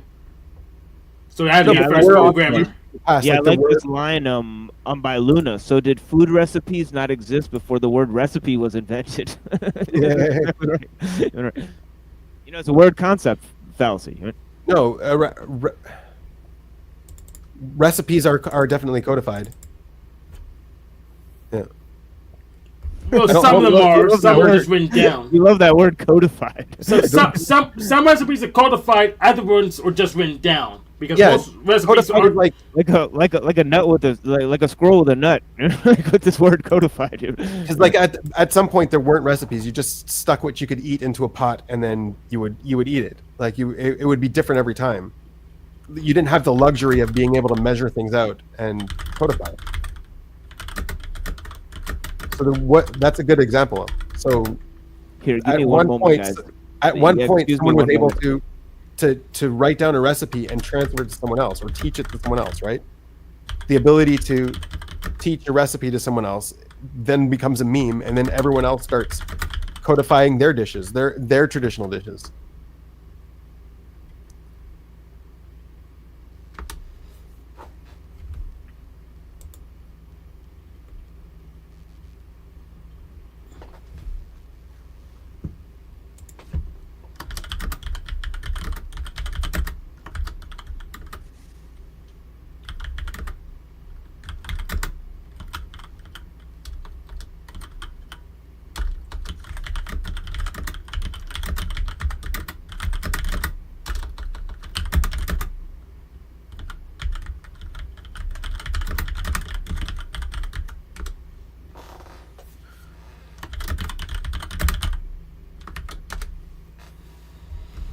I mean, I think lots of religions do want to be classified as a religion. Yeah, sorry, I had to step away for a minute. It's all good.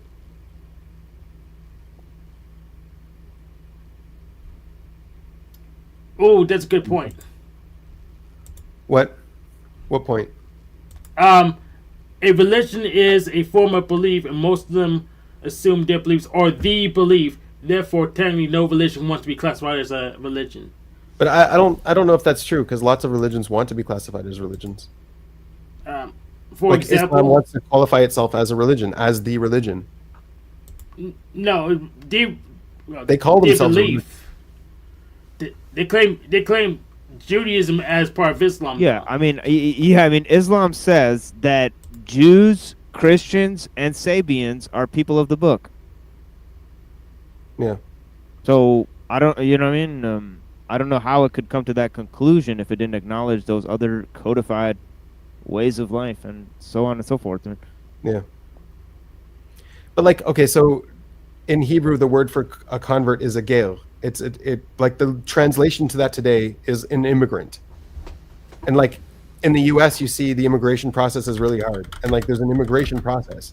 So like if you wanted to be an American when America goes into exile, you would have to go through that same immigration process to become an American. That's the conversion process. Like that's the birth of these concepts. These concepts didn't like there was no conversion before that.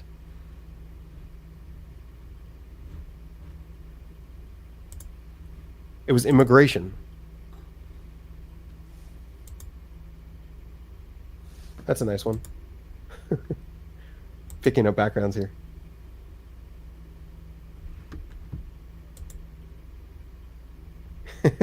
What the hell?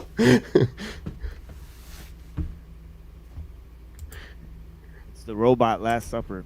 There it is. Yeah, that's kind of ugly though. I hate the background color. I have to fix that. But yeah, we'll go with Ganesha. All right.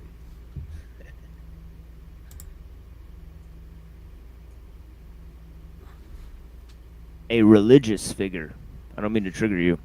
Yeah, I'm not talking about the word recipe. I'm talking about the concept for a recipe. It's actually a good example, Luna. Luna's actually from India. Yeah, yeah. I mean, I did a whole presentation with Annapurna on Yeah, I remember. Hinduism, you know, and yeah, I mean, the lengths of the amount of codification. You know what I mean? The mountain range. Yeah, simply breathtaking. I mean, Mm-hmm. You had an interview from Mountain Range. yeah, like you know, and the complexity as you go further back as well. I mean, we went to ancient Greece. Yeah, I mean, we went to ancient Greece, and then we went to Mycenae.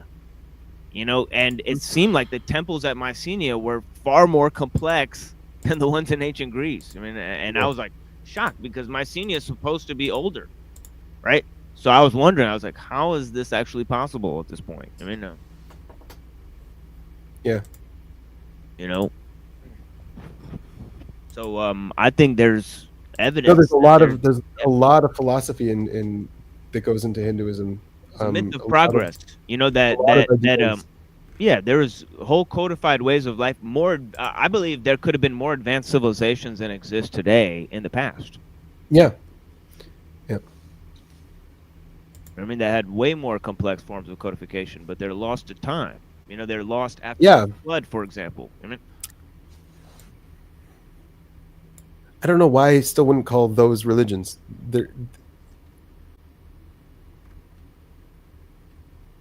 Like ancient Babylon wasn't a religion.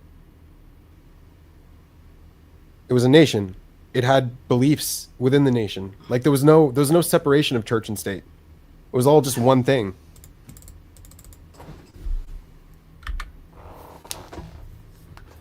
I mean, Ancient Egypt. you know, Ancient they Egypt wasn't a combined. religion. I mean, they combined all languages. One man's hymns became another man's curses. Yeah. But like ancient Egypt wasn't a religion. Ancient Greece wasn't a religion. So what were the hymns and the curses before religion? You know what I mean? Is the question.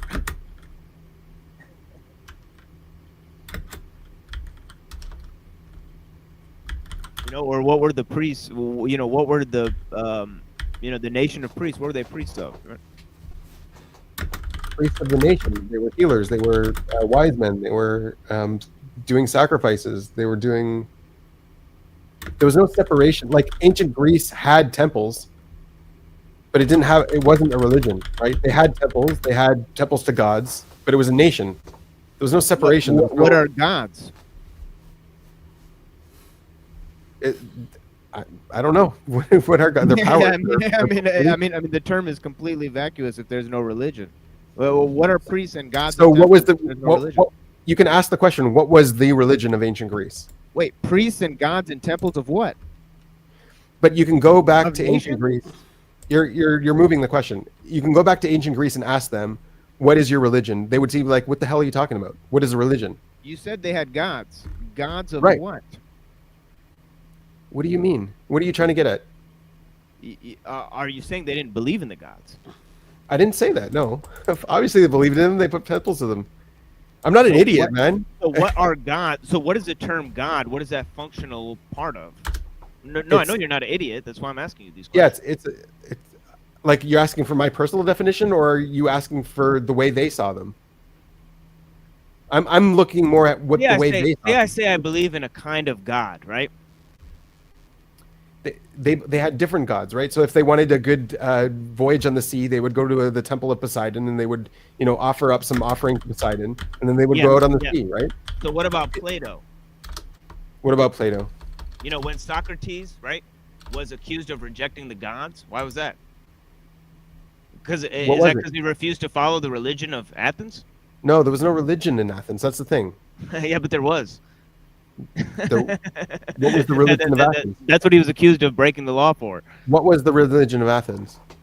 That he refused to follow the gods. Plato was a deist. Follow the gods. But what was the religion of Athens? The gods. You believe The in the gods gods. was the religion of Athens? What was the name of the religion? Gods are part of a religion. Gods are inherently part of a religious structure. There's no gods that are part of nations. Yeah, I disagree. No, ancient Greece was ancient Greece. It was a nation. They had national beliefs. Well, how come gods were imposed on different nations and assimilated Okay. into the same system of worship? So when Rome became Rome, right? They assimilated the gods of Greece, Yeah, sure they did. Yeah. right? Yeah, Yeah, so they how did. do But do they didn't say, okay, this is the Greek religion.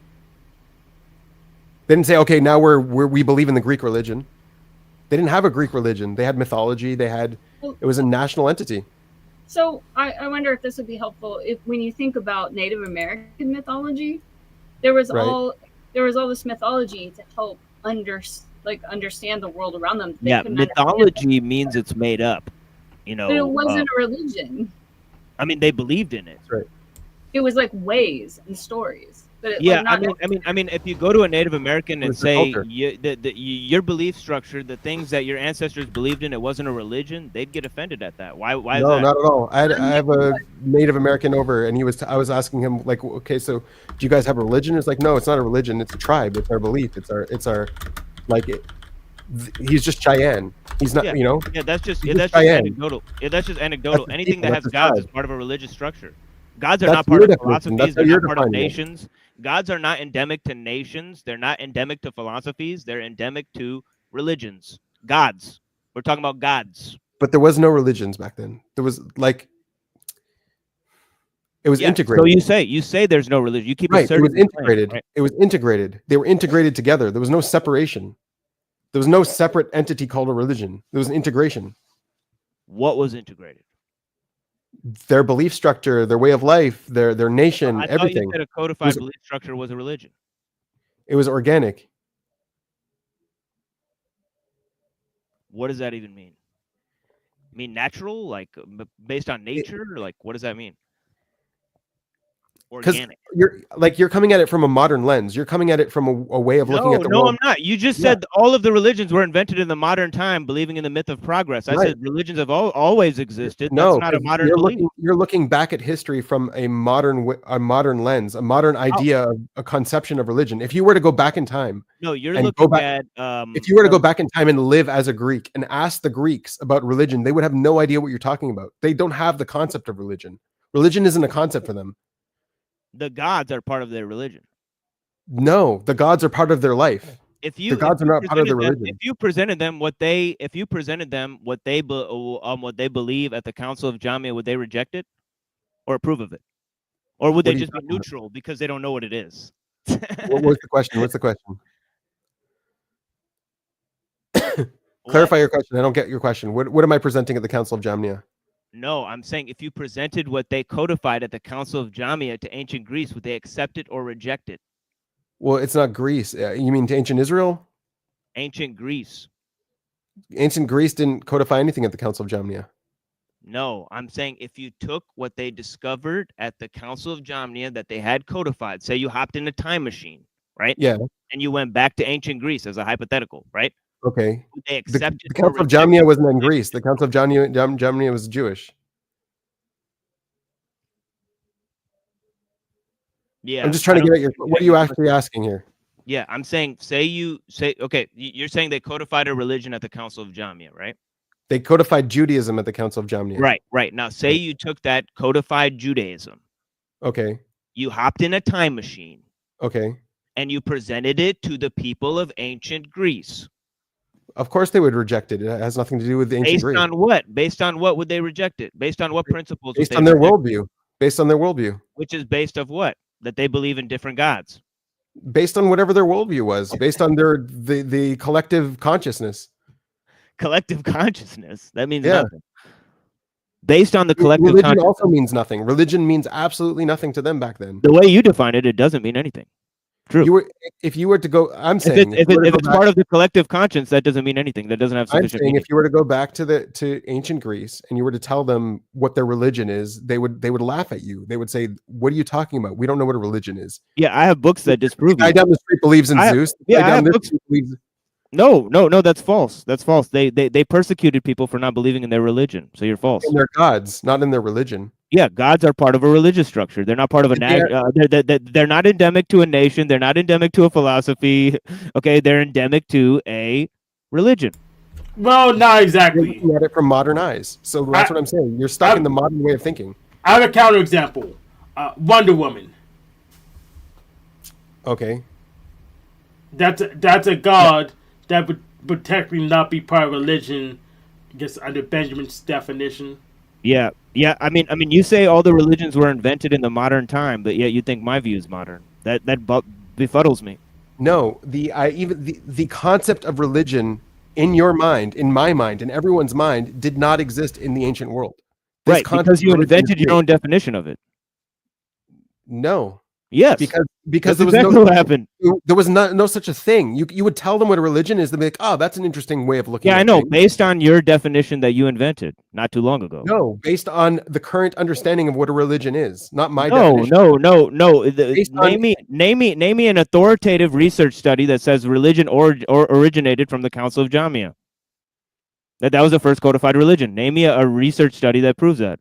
Go ahead and show me that. I don't have one. Name me. Yeah, you don't have it. You don't have it. You don't have it. I just quoted Stefansson, right? So I just showed you a study, right? Now you show me a study, right? That proves the opposite. Yo, the Greeks had myths, not a religion. That's right. I agree. No, that's false. You call it a myth. A myth is a modern appropriation of what they believed in. What is a myth? Modern. It wasn't modern at all. What is a myth exactly? Yeah, what is a myth? Yeah. It's mythology. Yeah, what is that? Yeah, what do you mean by that? It's basically, I think it's a way to... This is the fiery one. He's going to get fried. Lessons It's not. narratives. No. We missed that, Jay. Go ahead. I think it's a way to transfer lessons through narratives. Oh, this is JG, right? That's good. He's right. It's a way to transfer lessons through narratives. The Jungian guy. Yeah, Jungian guy. Yeah. Yeah, this is the Jungian guy. Yeah, I remember. This is from the first time I called in. So this, I remember this is the original crew. Right. Yeah, exactly. Yeah, blessings. Yeah.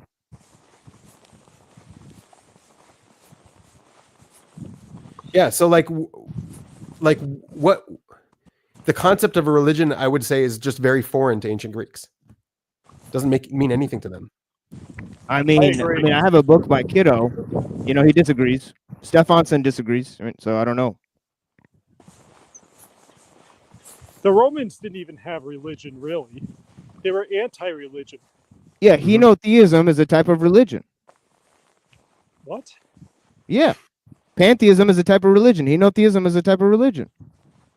These are types of religion. These are classifications of religion. Well, then everything. Henotheism. It's called henotheism. It ends with the word theism. You have to say non-belief is also religion, and that's false. Why would I have to say that?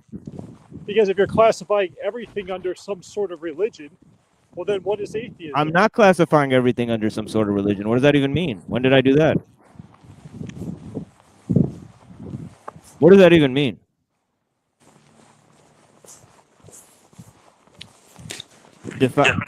Well, like okay. So what is a religion, man? things that have gods, temples, priests, etc. These are features of religion. That's too broad. No, it's not. That's pretty specific. No, that's very very broad. I disagree. I think saying that religion came from the Council of Jamia is very, and that it depends on just codified belief structure that was established in 0 BC. I think that's a very random claim. I mean, I wasn't able to trace back any other religion before that. I was looking for it. I was looking for where did they get the idea to make Israel into a religion? I don't know where they got that idea from. And I was like, okay, did they just invent this or did they see it somewhere else? And I just didn't see it anywhere else. Maybe I'm wrong, maybe someone else, invented religion before that, but I don't think they did. I think that's the first time they did that. That is such an interesting belief, Benjamin. I really have to say I'm very, very fascinated by this belief, and it confirms some of the things that I felt already. About the way that Jews see themselves. All right, so yeah, it's fascinating stuff. But yeah, definitely. Yeah, I just don't know where. Like I was looking for it. Like I remember looking through Hinduism too, and I didn't see what they did at Jamnia. Like, where did they get that idea from to make it into a religion? Because it wasn't a religion before that. I don't care how you define it. It just wasn't. It was nations. There were wars. There were kings. Like, which religion has a king? You got me. You got me one time during this discussion, and I'm not going to tell you what point it was, but all right. but go back and you'll see. Definitely you got one on me. But yeah, blessings. Hank's looking dapper as always. Yeah. Blessings. Oh man, we need a matching coat to go with that. Yo, man. Yeah, that just came in the mail just now. Got this bucket cool. hat to commemorate my victory. Just wearing it over my fedora.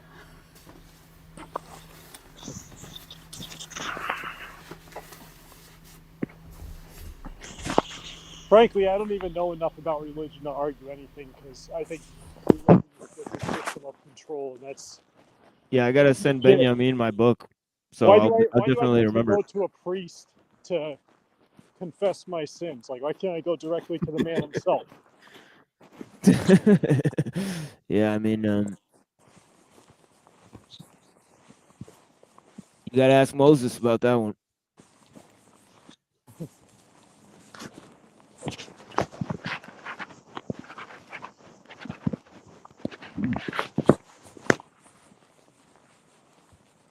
Yeah, I guess referring to your belief system as a mythology is kind of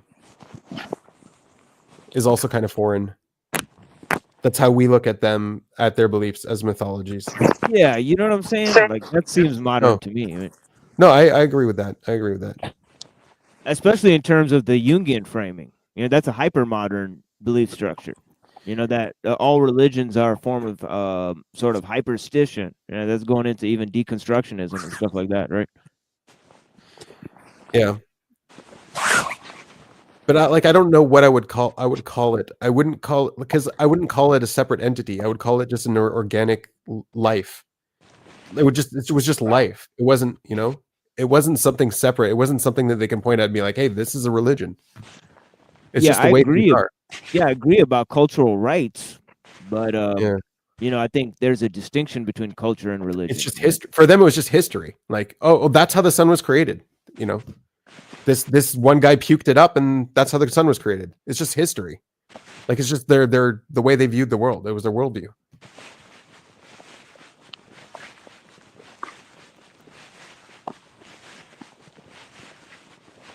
Welten Chong. See, even that's a modern worldview. It's a German word. Yeah. Well, everyone has a individual worldview, so.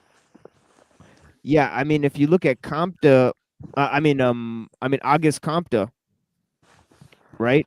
He says, he's kind of the founder of sociology, right? And he says that, there was a mythological stage, then there was a sort of metaphysical stage, and then there was a positivist stage.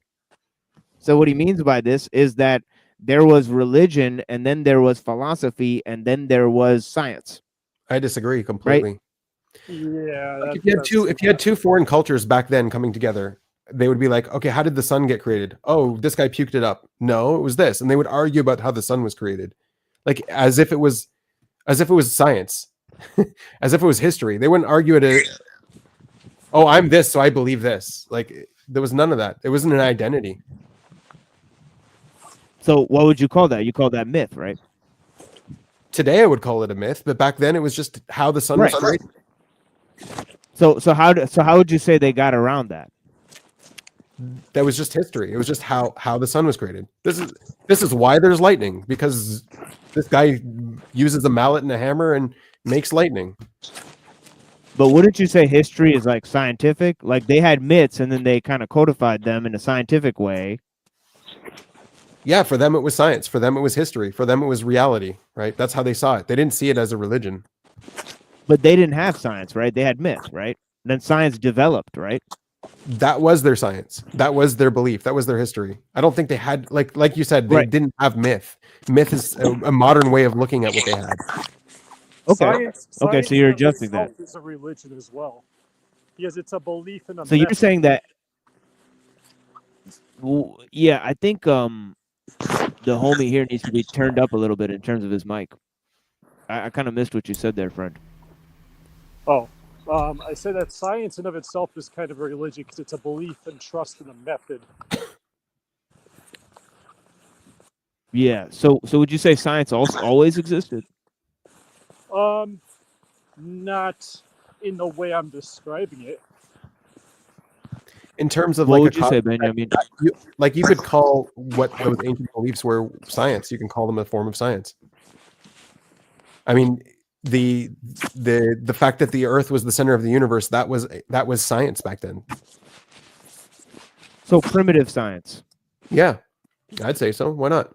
So science evolved from something. So you agree with August Compton? Yeah. Science evolved from something. So you agree with August Compton more or less? I mean, yeah. You more or less agree with him. Mm-hmm. Just not that it was religion that was the primary form. Religion again is a modern concept. I don't think religion wasn't a concept back then. So I can't say religion it was religion. and myth are both modern concepts. Right. That is actually an interesting view. I'll have to take into account. Yeah, I'm actually interested in that. Yeah. Religion's a modern. The classification of religion's modern, but wouldn't say the thing in itself is modern, though.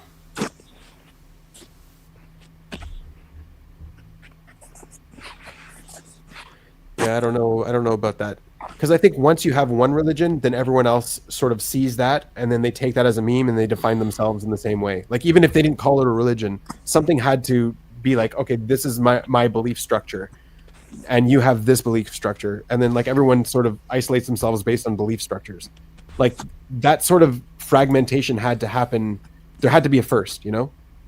It doesn't happen until there's a first one. Yeah, I'm saying the classification's modern, but not the thing in itself. Even if we go by Benjamin's definition. Yeah.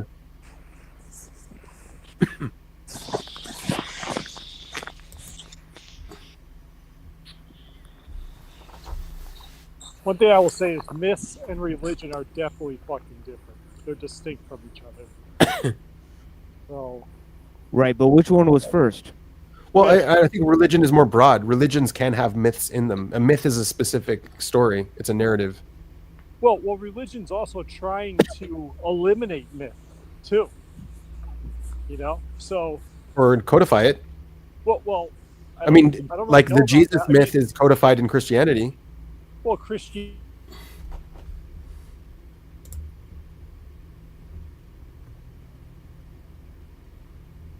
Right, except for most historians believe it's a historical fact, you know, in terms of that he existed. Jesus like, existed. The story of his but you said life. But you said the Jesus myth. Yeah, so that makes you sound like a mythicist, right? I mean, the Talmud says he existed. So, would you say they're lying? I didn't say he didn't exist. I like I said, Vulcan. Like we started this whole conversation with Tu Vulcane, right? Tu Vulcane. You take off the two, it's Vulcan. So like this person existed. Just did he create volcanoes? Is he a god? Is he a deity? No, that part is a myth. Like the myth is based on fact. So like the fact that Tu Vulcane existed, fine. The myth is Vulcan. Vulcan is the myth, but Tu Vulcane is real. Yeah, right? I mean, I don't think just because two names sound the same, it means they're the same person. But I hear what you're saying, though. But yeah. Well, they also have the same job. Like they're both blacksmiths. They're both like it's one to one. Well, we can go into it. We can go. Yeah, we can go into it. No, but like that's the point. Like I'm not saying Jesus didn't exist. I'm not saying he didn't be the didn't same on every level. I mean, right. I'm not saying Jesus didn't exist. What I'm saying is the stories, the mythology around him is like maybe the mythology is true. Like I'm not saying it's not true. Yeah, because then you'd have to go like, okay, how many stories were there of dudes who were blacksmiths back then and all that stuff? And you have to contextualize the information, right? Yeah. Also, the time period is right, and he's the ancestor of the same people. According to Roman mythology, is the same ancestor of the same people. Like it all works out one to one. It was an interesting one. I'm not trying to prove it here. I'm just saying I saw that this week. It was an interesting one. Yeah, the Romans definitely absorbed pantheons, but yeah. What does that prove? That might not prove that they're the same guy. I mean, but, no, like Romulus was the father of Rome, Remus and Romulus. Anyways, we don't have to go into it. I'm just saying it was an interesting thing I saw this week. What do you think's mythological about the Jesus story? Where do I start? Like, so, okay, is immaculate conception a thing? Right. Like, really? Immaculate conception. Did he really turn water into wine? It's a Greek idea, immaculate conception. Or is that like just a story to demonstrate, some lesson? So like he was a real guy, but all these stories, are they just metaphors for something else? Or did these things like literally happen? So you believe that when they did the miracles in the Torah, that those were myths? There's no miracles in the Torah. I mean, there's miracles, but not in the Christian understanding of what a miracle is. What do you think happened to Elijah? What about him? he got eaten up by a tornado. And Lot, right thing happened to Lot, but he gained another family. Just he got eaten up in a natural lot. Yeah. What about the burning bush? Huh? Burning bush. What about the burning bush? That's not a miracle? It's a vision. It's scientific. No, it's a vision. It's a vision. He saw the bush in a vision. What about turning the staff into a snake? Another vision? I don't know. Yeah, you're walking on thin ice here. But all right. No, it was like a magic thing back then. I don't know. It's like there's all kinds of sleight of hand that you can do. Oh, so you think it was all magic?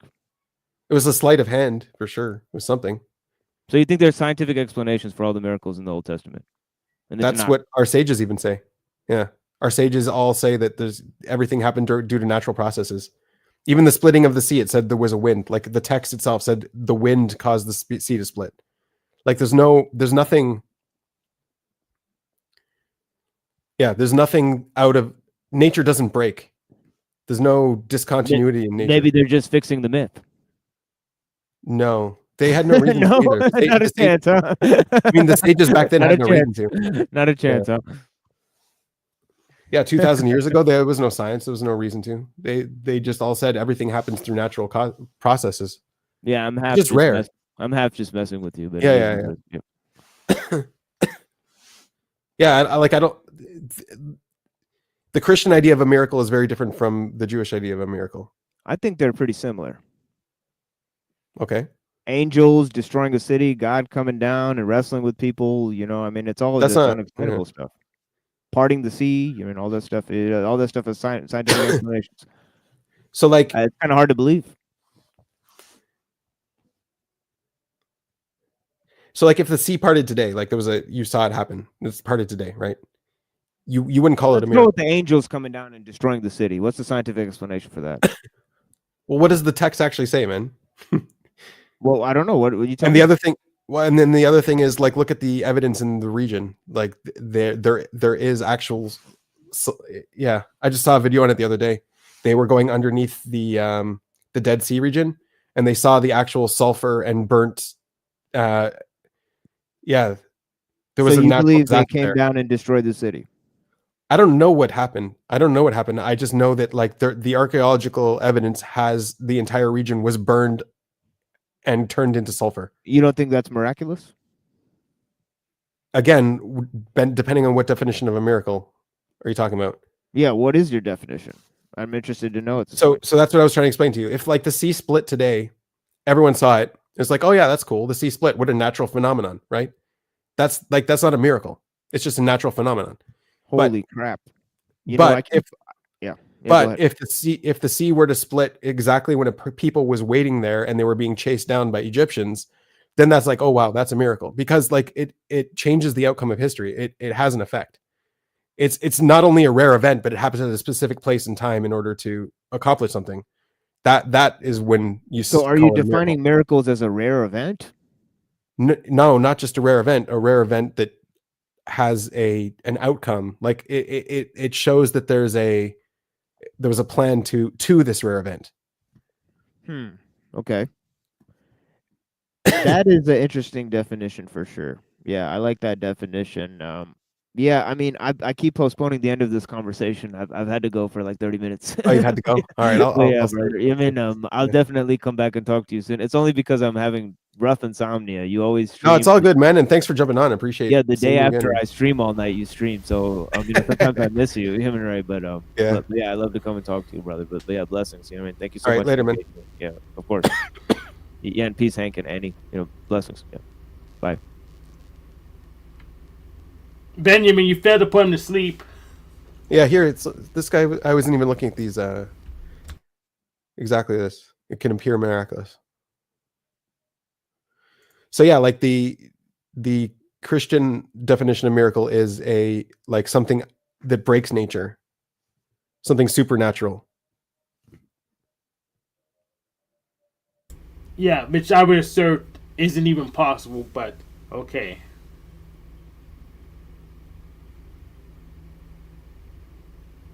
Yeah. So hard to find nature is if you can if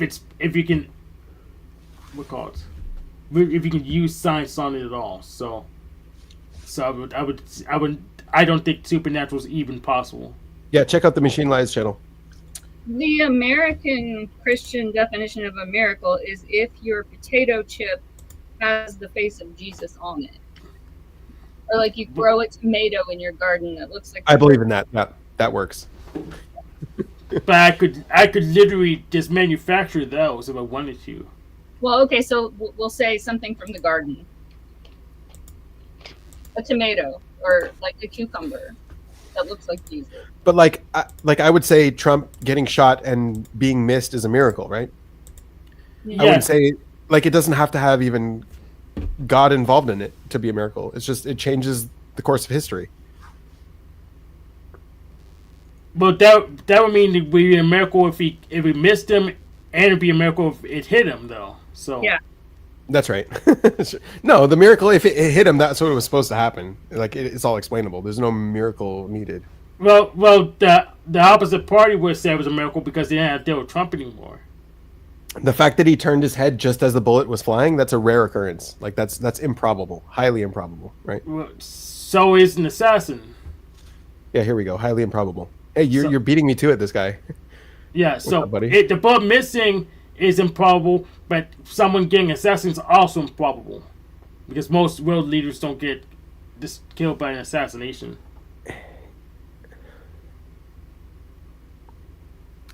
You're right, Hank. Let's just put it like that. Let's just leave it there.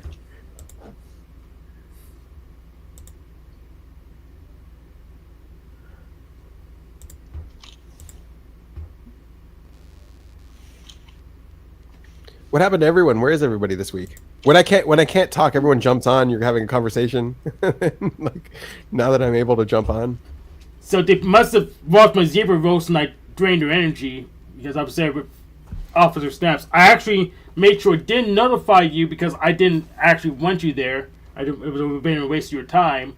I added you later for, I guess, just for Vicky out to get the links up to get the stuff later, but I didn't want you there at the time. So I specifically did not link your account till after the event was over. But they must have watched that and they lost all their energy. I lost what you were talking about, Hank. But No, do you have no, the clip of when Flow State jumped on and tried to defend you? on Illumitomy, yes. Yeah. I think it was pretty mean what they did to you. I don't like it. Well, yes, mean what they did to them, but what I did to them back was even meaner. What did you do to them back? I exposed them. Oh, you exposed them. Well, they did that to themselves. Pretty much. But Yeah. I didn't have to retaliate so hard. But I Yeah. did because I'm not a good guy. So how did? Okay, show us your retaliation as well, Hank. I want to see all this stuff. So I'll give you a link to the retaliation. So it's give me a a link 3-hour to that. video of me going through other videos. Oh, let's not do that then. Yes. It's So 3 hours. you can push that link through, but we'll skip to Flow State, which I linked to specifically because everyone likes Flow State, except for Zaders. So okay, 1 second. Share screen. Zebra commentary. Okay. Yeah. All right. So there's what am I actually- going here? So yeah, just go down to the description.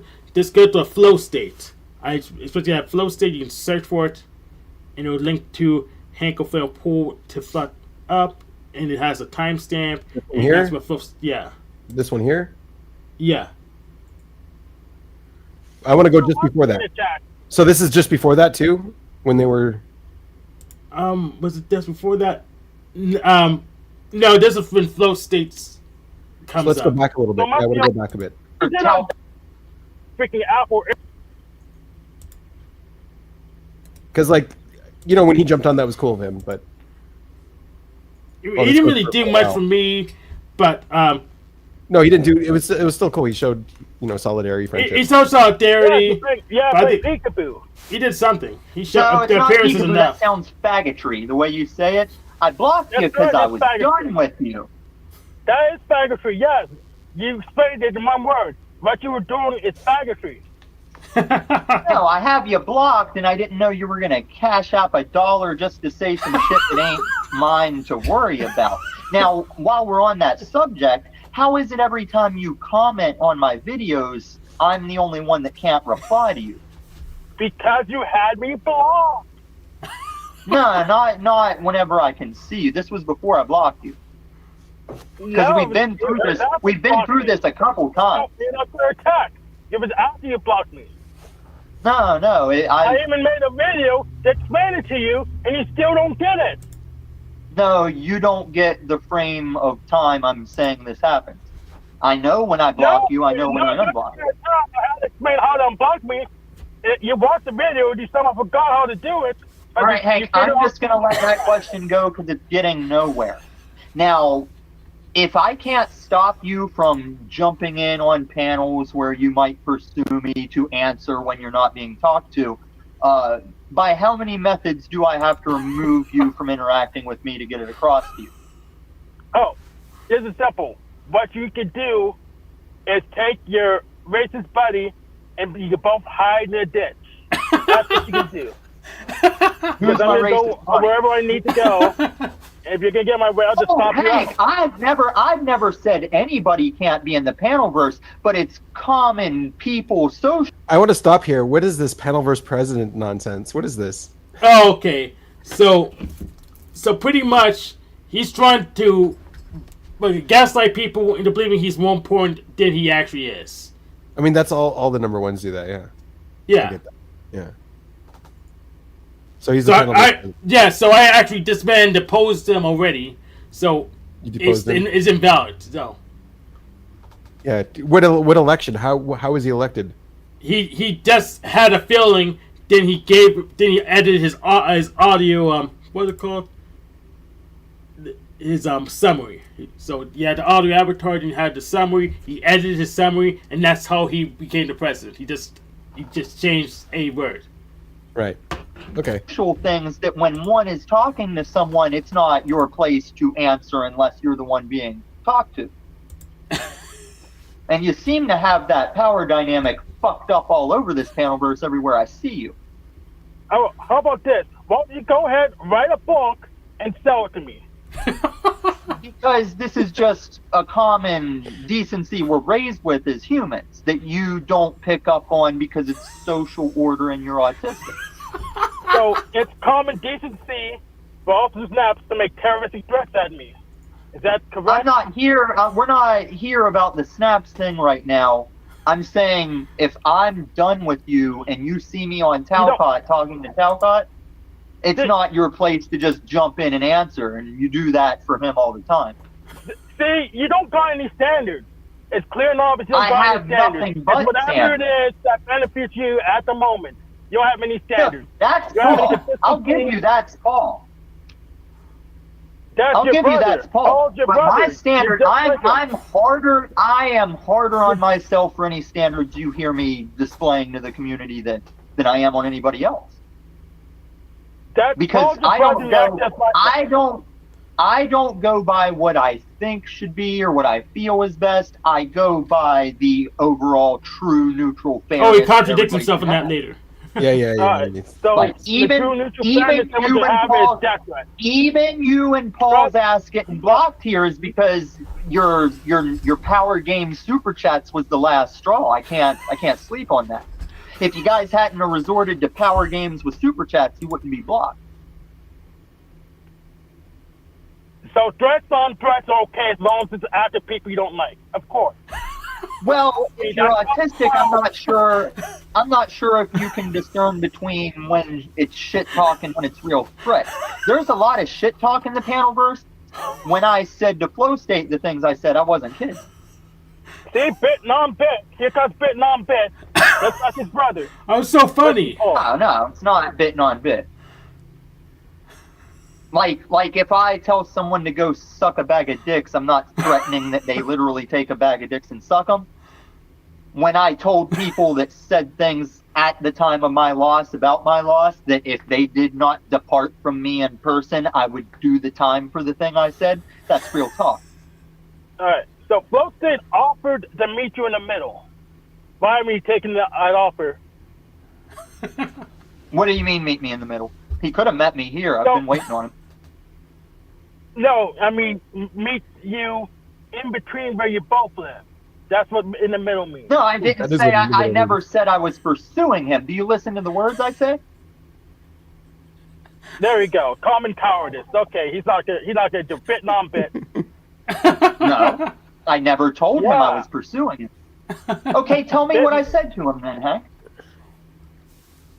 So basically, you said he had to come to where you were, and he offered to meet you in the middle, so neither you had home field advantage, and you were too cowardly. Now this is a loss you're about to take to say that's what I said, and it's not. Because even when he says I threatened him, I technically didn't even threaten him. I said, if a thing happens, you should do this, and then nothing happens. Mike, why are you getting AirPods for $5? Freaking moron. Mike said these freaking Apple AirPods that cost me $200 only cost him $5. Freaking. What are you talking about? Here, this is when he gets freaking Mike C in the chat. Yeah. Don't read the chat right now. You can barely keep up as it is. You're autistic. No, you do it, so it must be okay. No, I'm the host. I have to give the chat a certain level of attention to be a proper host. I'm not sitting here talcotting I'm not sitting here talcotting chats up on the screen, am I? I think you're using the chat to avoid. Wasn't in the chat, so it must be okay. I think you're using the chat to avoid my direct speaking to you, and that's not real man shit, Hank. All right, can we hold you to that standard in the future? Speaking of, what do you want? Why are you gaslighting Hank? I'm not gaslighting Hank. He's autistic. that's exactly what I'm talking about. You're sitting here trying to leverage his autism when you're more out of sorts socially than he is. No, I'm trying to keep him straight on the words that are being transpired. And your game of trying to spell me out as autistic isn't going to work any better than it did for that Caucasian Sessa. You don't see the irony in you, of all people, telling somebody how to communicate more effectively. I communicate just fine, like when I communicated to you. And you're still out here talking shit about me being broke and homeless. Does this look broken fucking homeless, faggot? Whose house is that? Do they know you're there? Madam Smallhat. Madam Smallhat. Yeah, couch me for Jesus. But that's Anyways, yeah, I thought that was. What do you have to say about that, Hank? I thought that was cool that you jumped on there for you. That was really. I thought it was cool too. Yeah.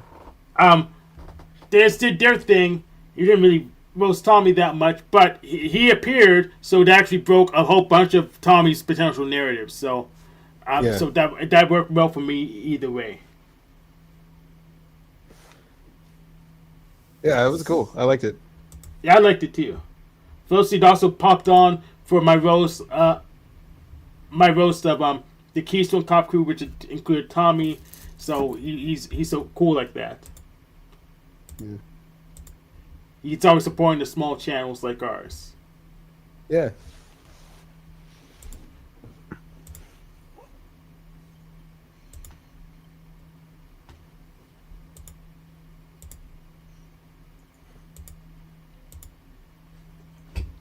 But I'm just so glad that you're interested in typology for how it applies to this conflict that I continue to make. Yeah, I don't think we agree at all on I don't agree at all on the way you use typology, but we're still interested in it both. That's good. Yeah. Yeah. So yeah, the disagreement, we need to get into that eventually. So We do need to get into that eventually. Yeah. Yeah. So pretty much our issues is, at least when I do typology properly, not And Flow State also says you're shit at typology, just saying. Yeah. Yeah. But when I do it properly, I only focus on the extroverted functions because I can't see the introverted functions. But then you don't know if they're using their extroverted functions as their main functions or as their non-main functions. Yeah, you had to use context to figure that out. So extroversion versus introversion would be the hardest thing for me to figure out. I'm gonna do it that way. The standard way by gifts differing. If you could do rare typology and try to assume that you could see the introverted functions, but there's no good reason why you should, and you come up with all kinds of contradictory. You can't really see any of the functions. You have to infer them. Regardless. They have infer them regardless, but you can't. But even going based on the theory, you shouldn't be able to identify an introverted function compared to an extroverted function. You have to derive that. Yeah. But the problem I have with OP is that they have a whole mess of functions, 512 functions. No, there's not 512 functions. There's still just the 8 functions. There's 5. Oh, okay. Yeah. There's 512 dichotomies, but there's 8 functions. Okay, 8 functions. Okay, that's probably even worse. Sorry. There's 9 dichotomies. My bad. I misspoke. 9 dichotomies, and 9 to the power of 2 is 512. Okay. Sorry, 2 to the power of 9. My bad. 2 to the power of 9 is 512. Yeah. So there's 9 dichotomies. Alright, that's easier. Yeah.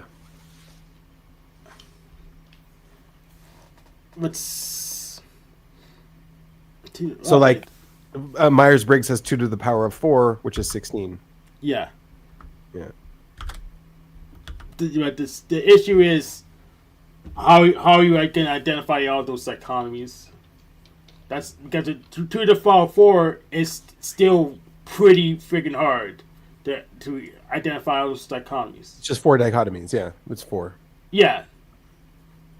But in the social context, it's actually pretty hard to identify them. Hard to C.S. Joseph leads on. But when you extend it to 9, I don't see how you're going to get all of them. Right.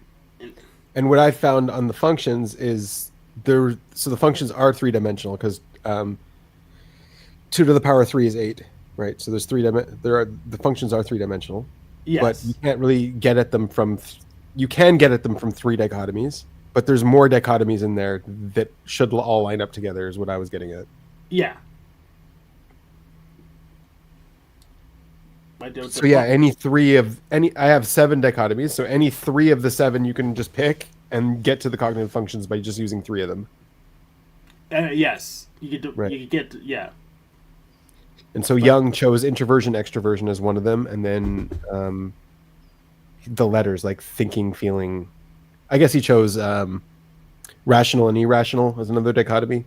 Yeah, and I think. But then after feeling versus Briggs, sensing. Yeah, I think Briggs separate rational to 2, and that's Myers and Briggs doesn't.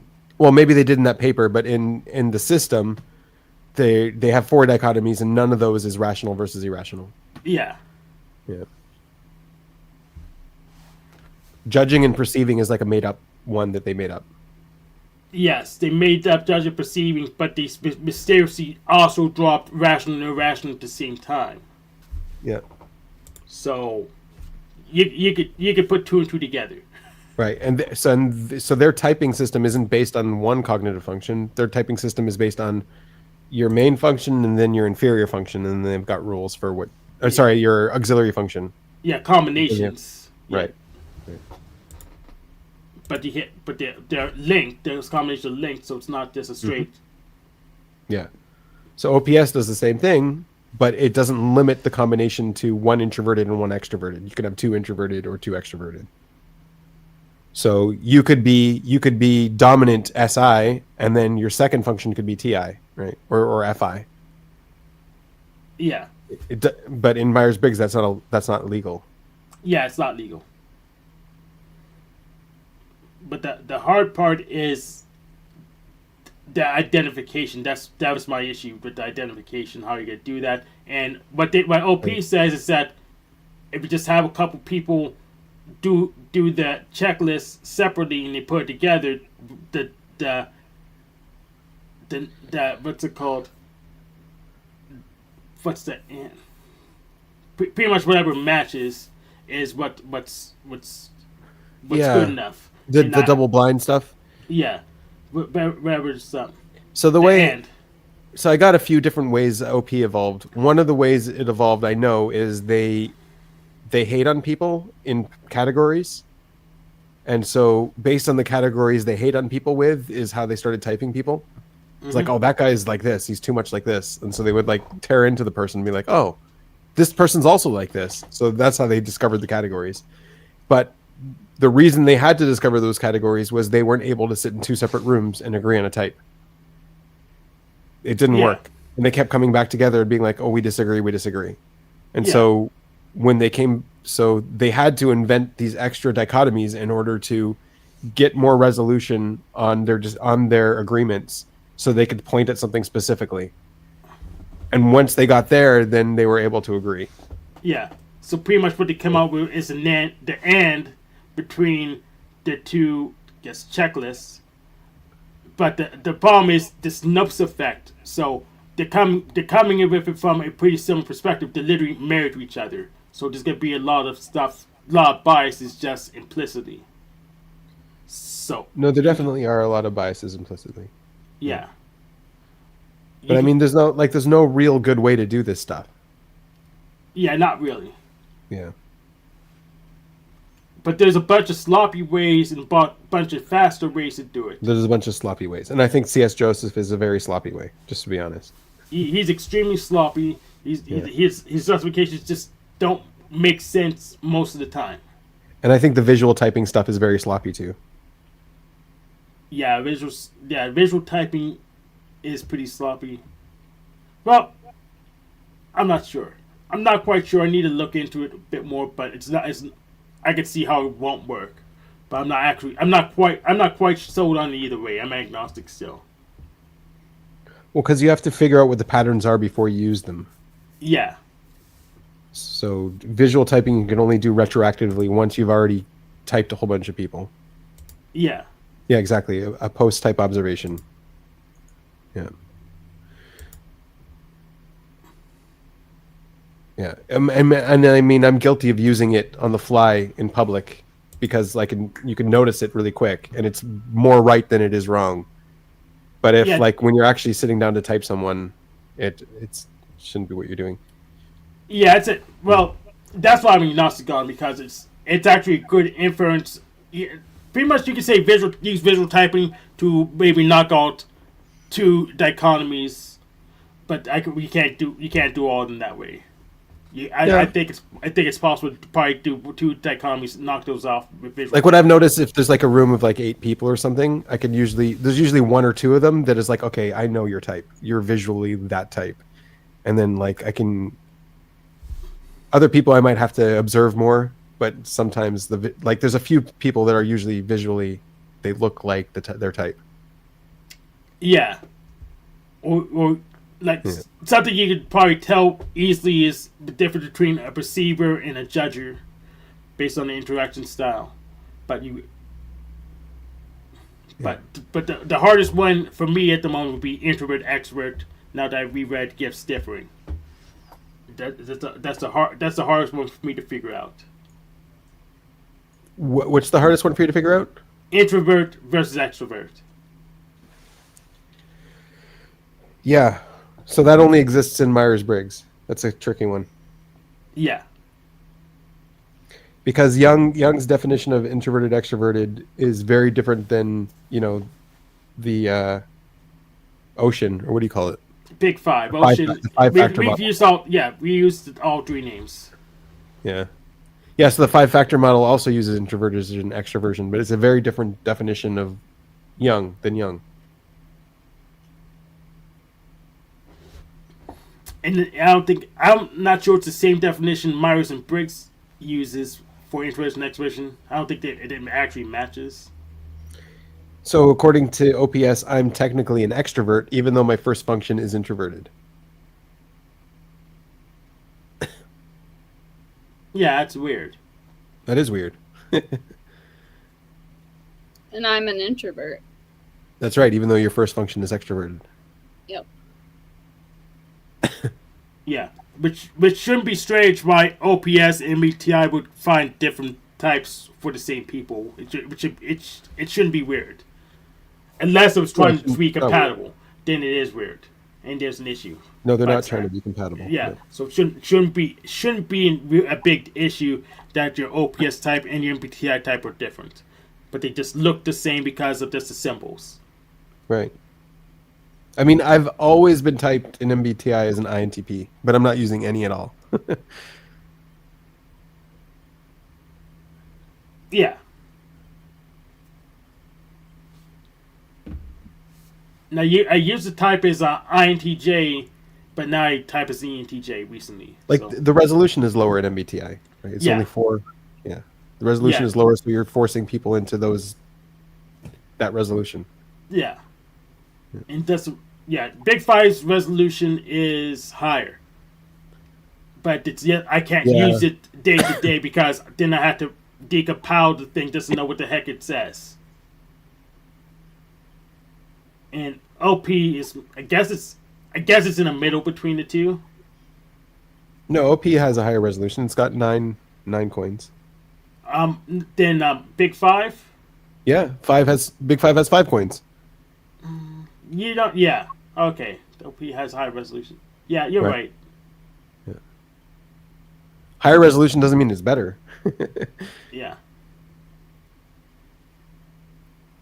What has the coins? I look into that because you have the coins, but I don't know what's a valid Big Five survey. So it may have more slots than. I think Big Five did add a few extra things to him, right? It's not just the ocean.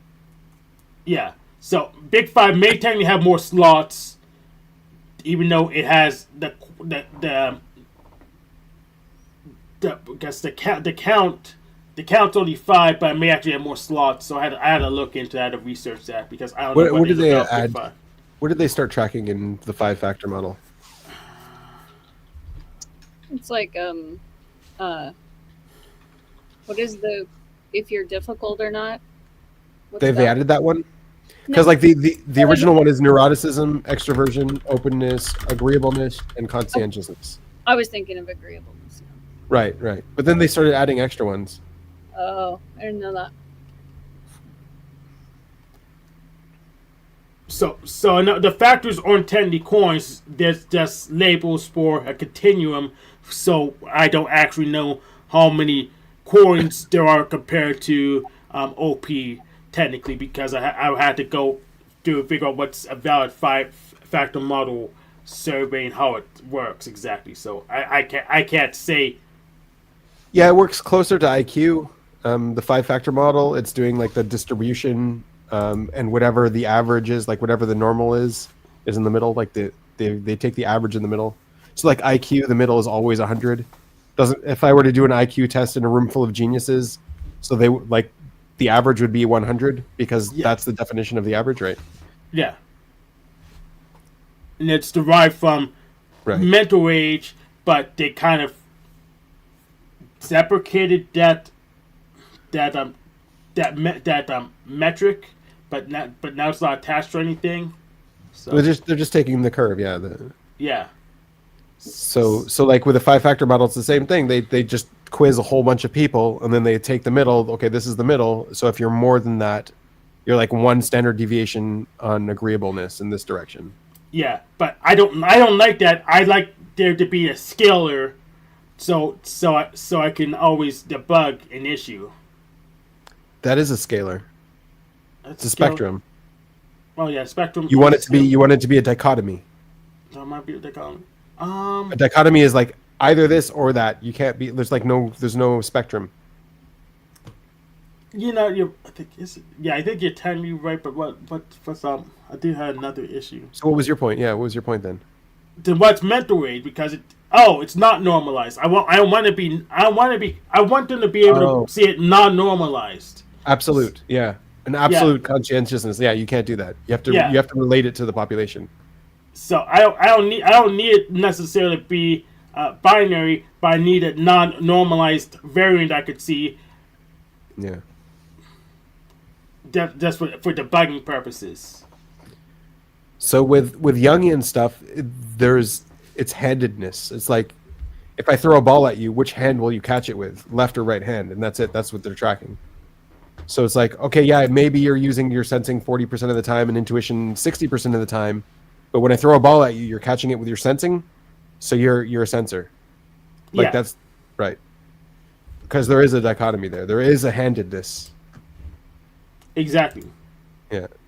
And with like agreeableness versus what's the other one? Disagreeableness. If throw a ball at someone, it's like they're not choosing their agreeableness function or right there. There's no function there. There's no cognition. There's no cognitive choice. Yeah. But yeah, my part of like metrics that normalize is that I strongly prefer to see a non-normalized metric because otherwise you could play with the numbers a bit too much. Yeah, that's right. Yeah, so that's why if you take Jungian stuff, it's not normalized. It's handedness. It's because you have both. You have everything. Yeah. You have sensing and you have intuition. Everyone has to have both. But which hand do you catch the ball with? Exactly. Yeah.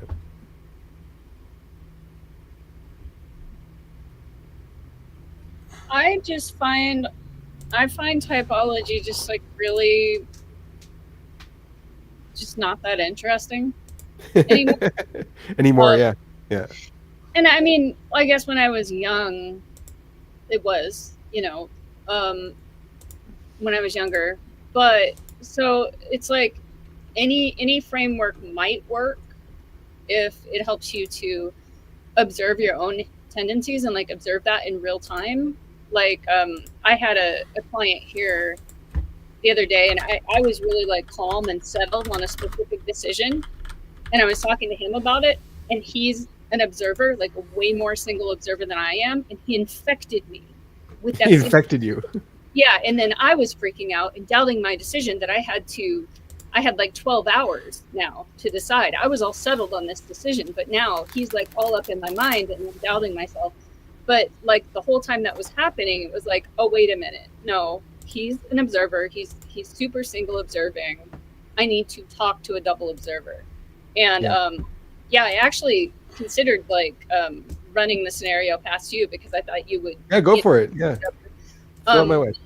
Well, it's already over with, but it was like I literally only had 12 hours, and you were in nighttime, and I had to figure this out by the next morning.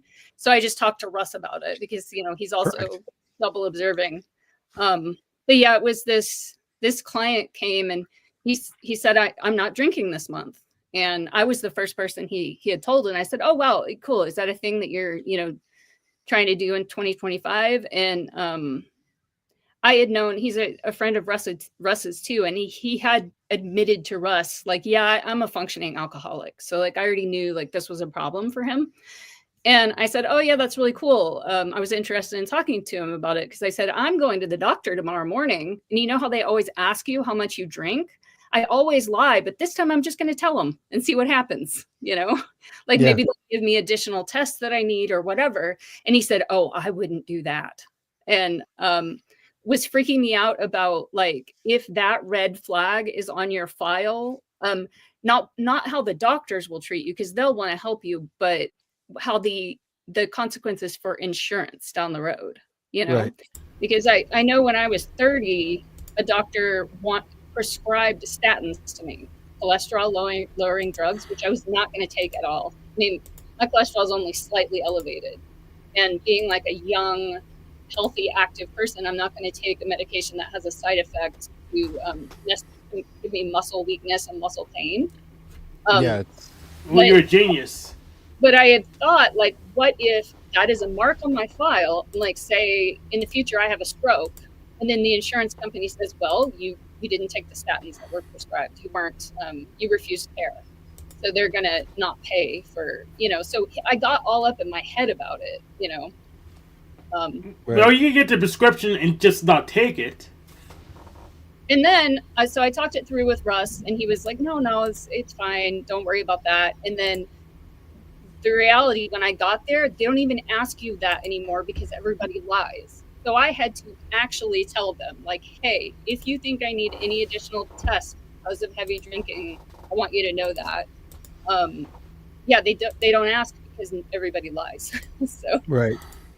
But I felt like, oh, I had this all settled in my mind, how this appointment was going to go. And then I was like sort of freaking out about it because this other single observer infected me. So like in that case, typology is it's useful because I'm observing and I'm like, oh, wait, you're an observer, you're affecting me, or this is an observer fear, or this is a decider fear or whatever. But then in a lot of other times, it's just like, you walk into a room and you can kind of see someone's type and it's like, cool trick. I mean, who cares? It's like people, it's like, what are you actually struggling with? And like some of the younger people in the community coming to me saying like, well, how can I improve my SI? Like they're trying to improve SI in a vacuum. It's like, what are you trying to accomplish? Like, what is the tidal wave? Like, forget about SI. What is the tidal wave? Exactly. Yeah. I use it to because like people are a mystery to me to some degree, and I don't know, to see their motivation that I might miss. Like if I see someone really has an FI at the bottom, so I know what's triggering them, I know what's motivating them, I know where all of this TE is coming from. And then I could address it. Like I'd be like, okay, yeah, TE, go away. Like what's really at the bottom here? There's something else. And without that awareness, I would just get sucked into the TE. I would get sucked into their proof and their. I use it with my massage therapy clients too, just to sort of adjust the way that I speak to them, to make them feel more comfortable. Yeah, if you see a decider or so, then yeah. If you see someone being like, what do you do with my data? Then you know. Yeah. And of course, I've been open with what I'm doing with it. I'm learning typology so I can do my psyops better, so I can get paid and get laid. There you go. Let us know when it starts working, Hank. But I guess what Flow State actually sent money to my Cash App yesterday, so it's working. cool. Sweet.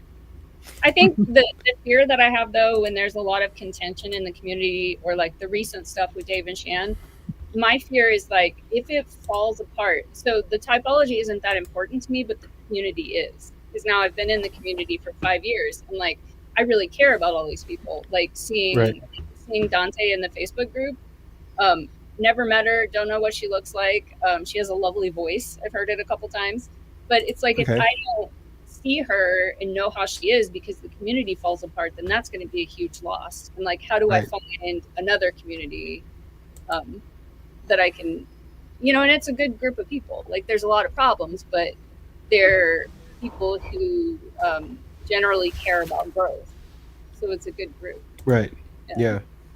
Yeah, that's why it hurts to see that they don't care about the community really. I think if like they were going through all of their relationships issues, and if they were more transparent about it, I think it would have helped people as well, because they were giving relationship advice back then and positioning themselves as being in a successful, perfect relationship, and giving advice. Hey, we know how to solve this, so we can now solve it for you. And then causing problems in other people's lives, like that was a problem. Looking back, like some people actually got divorced and things based on their recommendations and stuff like that. It's like, the cover-up's worse than the crime unless you know what you're doing. So come to me if you want to do a good cover-up.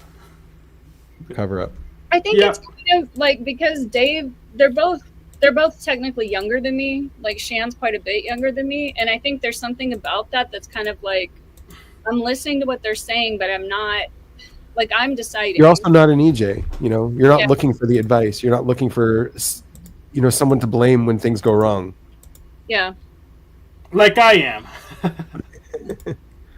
That video that you sent me about the old video about relationship advice, they may have deleted that by now. I'm not sure, because Shan mentioned something about like, oh, we should just delete that one. But when they were talking about all this relationship advice, I'm listening to it and I'm like, okay, yeah, no, a lot of this is really solid. Might not be right for everyone. I'm looking at that as like, oh no, I'm talking about like personal advice on like emails and calls and things like that. Yeah. But the consulting business.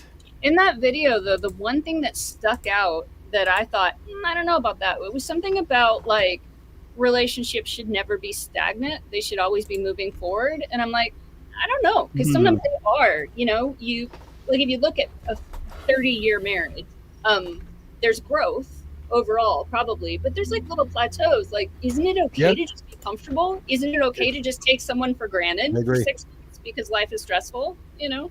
I think it is, or to get into a routine and to, just wake up, make coffee for the other person, and just like that's how it works. So you feel safe and it feels like family, but it's not necessarily passionate, Right. And I didn't know if that little piece of advice triggered me because I'm in a very comfortable relationship that's just sort of, humming along, and, there's not a lot of conflict, and so therefore not a lot of passion, Yeah, I hope it didn't wake up, like, because I saw it was waking up, like questioning relationships. Like, so when I got divorced, basically my ex-wife was like threatening all the time. Oh, you didn't do the dishes, I want a divorce, or like that kind of thing. Just using it too much.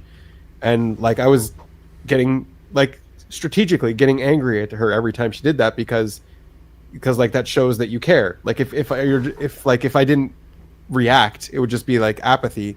So then it wouldn't be good for the relationship. So I'd have to get angry. But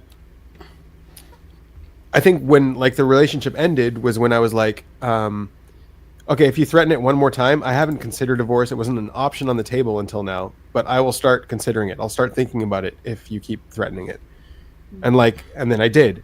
And like, I think that's like a Pandora's box you shouldn't open. And I think like that's kind of what might have happened with a lot of their cases, is like they were getting people to look into that box. And that, yeah.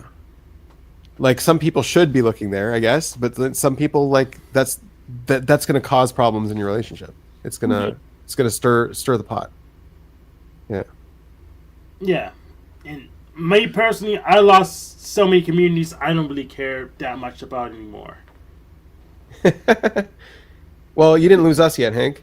I mean, I care because like my friends are all online all over the world. And so like for me, like this is my social outlet. And like maybe that's not healthy. But Oh, I just- yeah, I don't- even online I lost communities, but I pretty much I got into a group where I could just migrate. I have enough connections that I can just migrate, so it's not that big of a deal. But I mean, I think it was if you devastating. It was devastating community- when I lost my makerspace, but I managed to get over that. But no help to psychotherapy. That's probably just the last nail of coffin. I want to destroy the Psychology Academy because of how useless they are for me. Plus, they gave me the stupid label. So yeah, so from going to the doctor, I requested counseling because you can get a certain amount, on my plan. And so I think I can have like 6 sessions, but they changed it to 30-minute sessions. So it's ridiculous. Like I'm getting in my car and driving across town for a 30-minute meeting. you're driving 45 minutes for a 30-minute session. You should just do Zoom, yeah. Yeah, it's close. I thought about suggesting Zoom. She was wearing a mask anyway. So it was like, I don't know. It's just not the same, like seeing her facial expressions. And she's great. And she knows like all the theories and everything, but she knows exactly what I know. And I already know what I should do. And so it's just kind of like, why Yeah. Yeah, You might as well be reading Psychology Today and saving the money. Yeah, I mean, it's nice to be with, someone who's listening and they're just, neutral or whatever. I mean, Allegedly neutral. there's something nice about it, but it's like, I know all this, Many dairy reporter. I mean, you could design a video game and still enjoy playing it. Yeah, exactly. If the game's good, of course. But if it sucks, then you won't. Like, even if you know how it works, it doesn't mean it's not fun. It's not useful. Yeah, the magic be in there still. But I get it.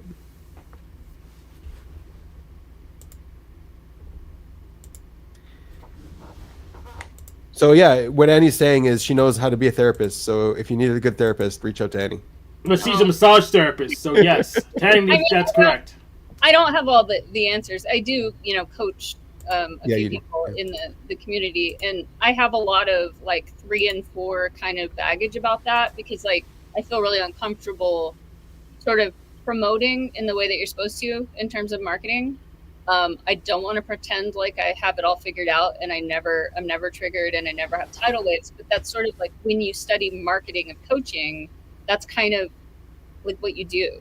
You have to present yourself as a guru, as a perfect guru. Massage therapy is real therapy.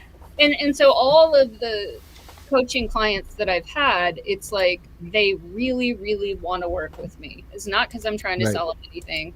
And, you've seen my YouTube channel. Like, I'm a mess. Like, I don't have my stuff together. No, your YouTube channel's great. It's better than mine. Yeah, I mean, I'm way more organized. Well, I know, but I mean, in terms of, like, I'm not presenting myself as someone who has it figured out. I don't think. Well, here's what they say about experts. You don't claim to be expert. Other people say you're an expert.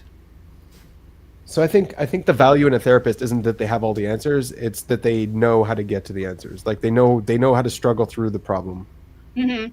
And I think that's what you're displaying on your channel is like, this is how I struggled through it, and this is where I got to. Great. Mm-hmm. I think that's the value in it. Yeah, like for me, like coaching has specific parameters that are. It's really about understanding that the client they're the only one who truly knows their next best step that they're also willing to do. It's both of those things. And like asking open-ended questions that leads them to discover it. It's not about like me telling them what to do. Yeah. You have to also assume they're in good faith as well. Like they're not leading you to a problem, not leading you to ask questions that you shouldn't be asking. What do you mean? What's an example of that? Well, like the marriage thing too. It's like your marriage is fine, it's working. Why would you start questioning it right now? Mm-hmm.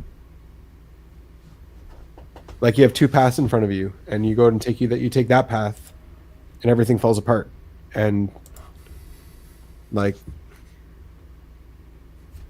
yeah. Yeah, I think when a lot of people, when they start questioning a relationship, it just like gets under their skin, and then they start to think that there's like a lot of freedom on the other side, and that's like intoxicating, you know. Yeah, and that's how it was that's how it was presented to Deanna, right? It's like, oh, when you find the person, it's heaven. There's no communication problems. Everything just works, and it's like, if she knew that they were having problems, if that was on display, then like the advice would have been taken differently. It wouldn't have been taken so all in. And I'm calling BS on that. I have communication problems. I have communication problems with my own body. So You have communication with yourself, yeah. Communication problems, yeah. Yeah, I have communication problems with myself. So the explanation just means they're a superorganism or something. They're not independent parts, really.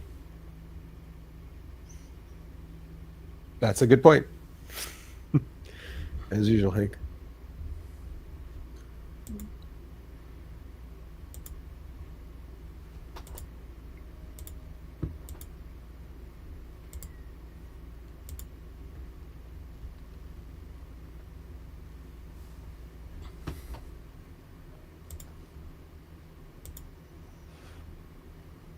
So I guess most people lose power under the full moon instead of gain it, like I do.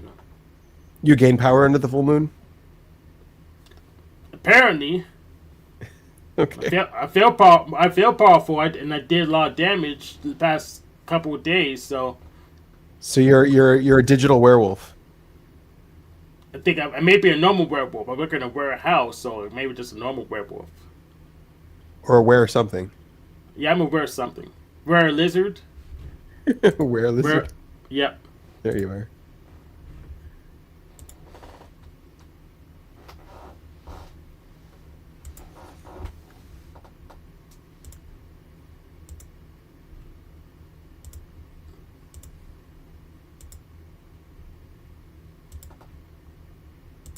Why, really? Where is everybody? I don't understand. What's different about today? They probably watched my video. I grilled zebras yesterday, and it's probably too much for them. Yeah, it's a good question. I don't know where everyone is. We're gonna have to ask them next week when I can't talk. My internet's gonna crash again. Maybe they'll let you keep your internet during the ceasefire. Which, doubt. Yeah, maybe. It looks like it fell apart, though. I don't know. We'll see what happens with it. Okay. Right now, it's on pause. So they had a ceasefire on the ceasefire. No, the vote to pass the ceasefire was supposed to go to the cabinet today, and then it didn't go to the cabinet because some of the important things were being reneged on. So they're waiting. Yeah. Yeah. Is your service like just for an indeterminate amount of time?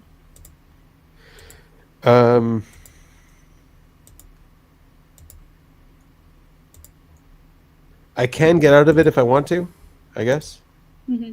But I mean, I honestly haven't had vacation from my work since I've been at work, and now I get like a week off. Like I do 1 week there, 1 week here, and it's all yeah.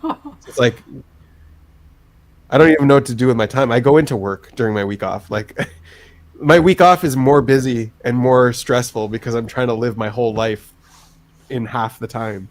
Mm-hmm. Yeah. But it's still nice to not have to go to work if I don't want to. Yeah. Oh, okay, so you're playing the field. You're just using them against each other. We can balance your life a bit. I guess so. Yeah. Good move. I mean, that's the purpose. I'm not there. It just worked out that way. It's just a benefit. Yeah, I do that too.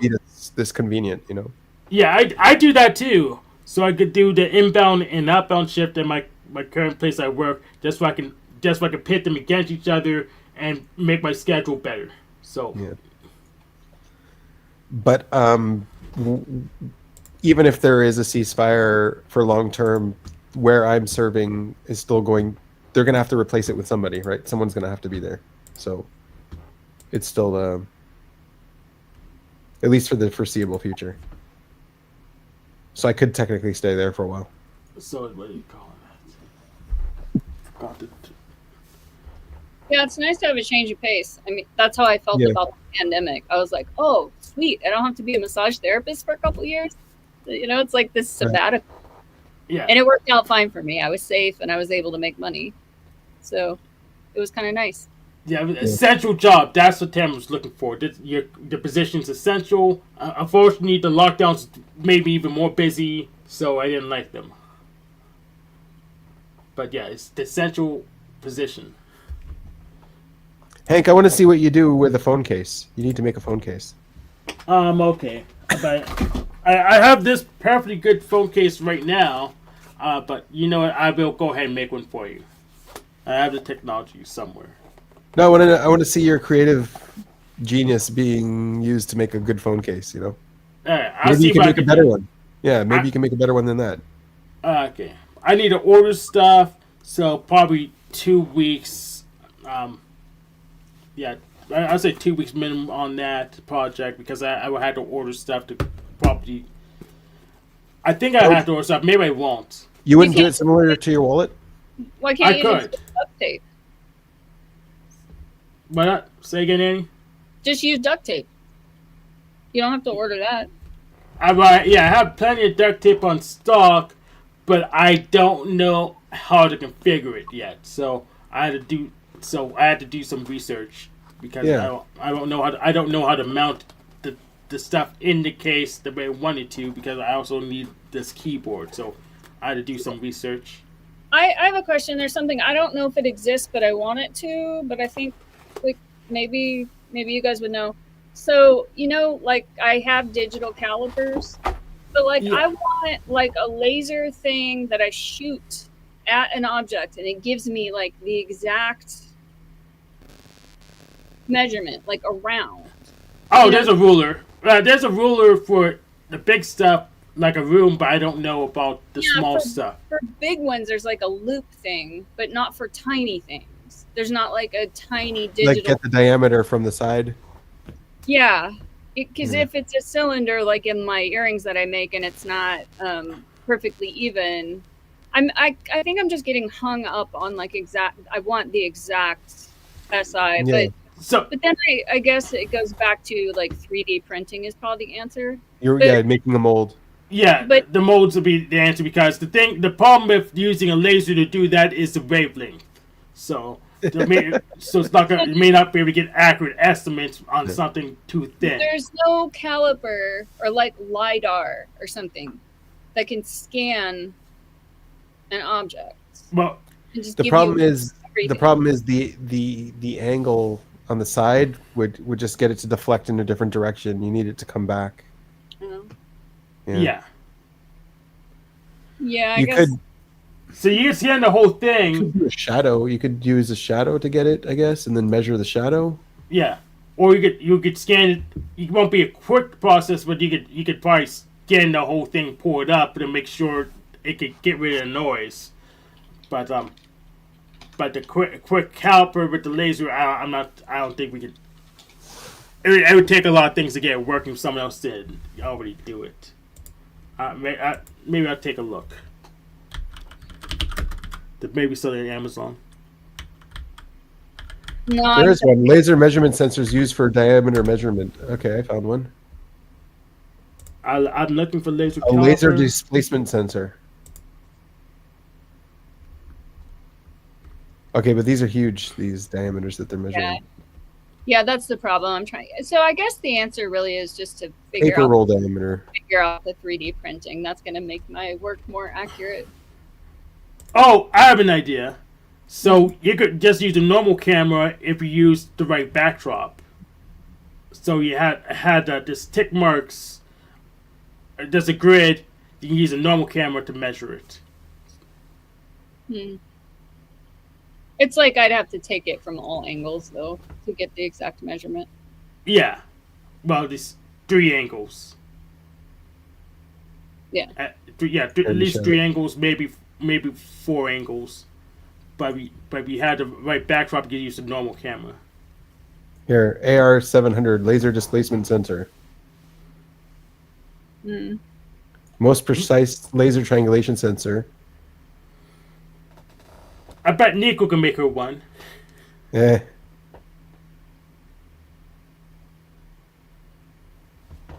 Yeah. I got all excited about LiDAR when it first came out because I thought, like, oh, I bet I can find a creative use for that. But it's not that applicable to anything that I'm doing.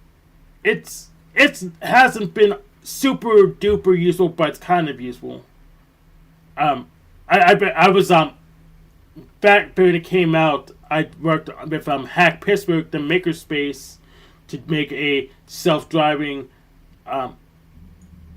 what is it called, go-kart kind of thing. And they used the LiDAR that we scalped from CMU on it. But yeah, no, we borrowed it.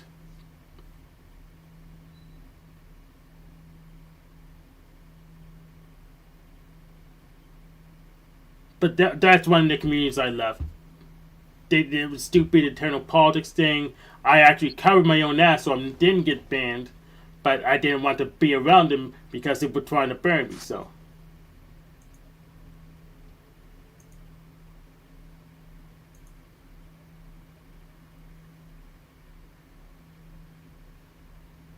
So I'm still trying to replace them. I don't have a wood shop or a metal shop to work in yet. But I didn't spend too much time trying to replace that stuff at the moment. But I still want the access to one wood shop, metal shop. But electronics is cheaper to do at home.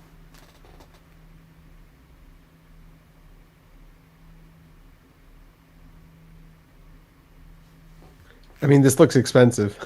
Yeah, I'm looking at prices. I looked up prices on my phone. I mean, there's a range. Yeah, I don't even know if this is. I'd have to watch a YouTube video of someone using it. It's probably too accurate for what you're doing. Oh, this is inner diameter stuff. We want outer diameter.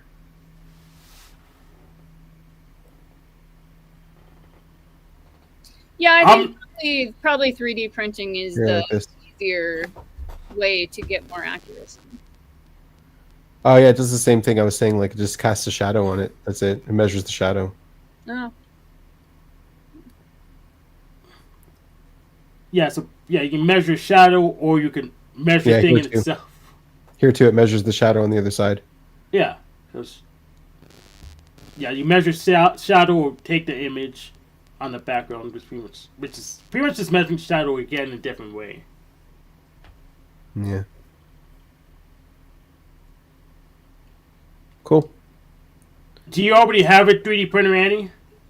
No, I was thinking about to get into it. I have the open source program. Just design some stuff and just send it off to be printed to see how I like it. Yeah. Yeah. Apparently, public libraries have 3D printers now. Certain ones. Ours does. Yeah, mine does too. Yeah. I also have a 3D printer, but I haven't really used it much. But I do have one. I also have a CNC, which I barely use. I'm saying, new wallets and phone cases, 3D printing, man. You don't need to order anything. You got it all right there. Well, be made all out of plastic, and I don't like that because I can't. Plastic's hard to patch. So if it's kind of broken, I want to fix it. I wouldn't know what to do. You take the grocery bags. Take the grocery bag. Yeah, okay, I'll try that. You can melt the grocery bags down. Yes. Can I do it for a hairdryer, or do I have to use something else? Maybe, yeah. Or like bottles, plastic bottles. You could use a heat gun, and those aren't very expensive. I'll look into how heat gun then. Can you fix like something like a laptop case with a heat gun or a blow dryer, or no? Because they melt them down into pellets now. I think all of the plastics. I need to look into that because I'm gonna get into what's up. Homebrew computers and be able to repair plastic would be a very useful skill.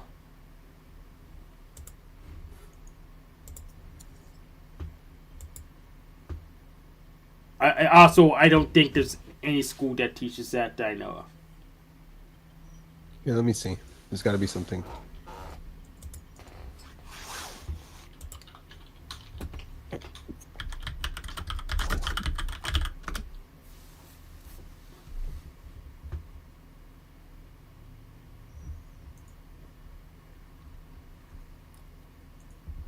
Of course, it's always J.B. Weld. There's also that Sugru stuff, or Segru, whatever that stuff's called. Is this the kind of repair you would be interested in doing? Affirmative. So it's just melting it, yeah. Melting a zip tie. That works.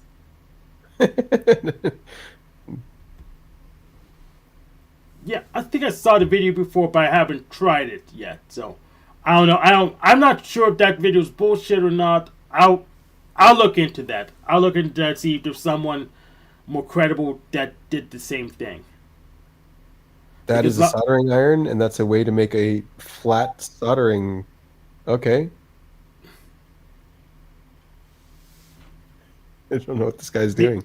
The thing is, with this video, a lot of times, a bunch of crap they do put in that kind of video is BS. So I'll look to see if someone more credible also did the same thing. Like if Alpha Phoenix did it, well, that's totally legit. Oh, he's reinforcing it with metal rings. That's a great idea. This is like some Rust level kind of repair. He does this kind of This is stuff. some Rust level stuff. Yeah. Yeah, I mean, he just does the weirdest like hacks to repair things and invent things. Oh, he just MacGyver's it. Oh, okay. Yeah. Yeah, I should be. I don't do it as often, but I actually come into MacGyver things.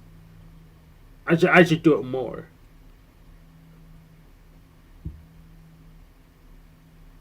He's interesting because when he made he fabricated the roaster, the coffee roaster, and it's beautiful actually. I mean, it looks like a sculpture, but it's also really functional, and it is connected to a laptop, so it records the roasting schedule of each bean. Of each bean, wow. I mean, of each variety. If you get like the bean type. Yeah, because they want different. You achieve different flavor profiles. But at first he had a YouTube video of a few of them about this, and then he deleted it. He was like, fuck this shit. These people are asking me so many questions, and like they wanted a blueprint for the thing, and he was like, I can't handle this. I cannot answer all these questions. Like, just don't answer the question. Just figure out yourself. That sucks because he probably had some good stuff there to help people out, but then it's all lost. And I said, hey Russ, if you make a video course, from beginning to end, making a roaster, even a more simplified one, you can sell that. You can sell a video course to these people. And he was just not having it. No, yeah. I probably wouldn't have it either. Yeah, he's not a producer. He's not a blaster. Nope. Yeah, I still need to fix my what's it called inkjet printer. That's cool. Look how he's reinforcing it with those fires. Electrical wire. Yeah, that's a great idea. I actually need to fix my inkjet printer. Some of the stuff is clogged, and the cleaning program hasn't fixed it yet, so I actually had to pull it apart and unclog it manually.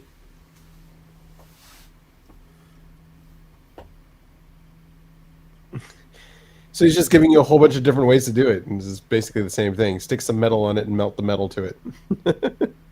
I'll try it. Yeah. I actually have all the tools I need. Metal, yeah. Find some random metal in your house and melt the metal to the plastic. I have Ethernet cable, so it's like metal and plastic, and so it should bind really well. And of course I have a bunch of soldering irons. I've used the heat gun to open up my Surface Pro and then remove the soda SSD. Ooh, that isn't, yes. Yeah, he knows what he's doing, I think. What's up, Denizen? Can you show us your Russ's coffee thing?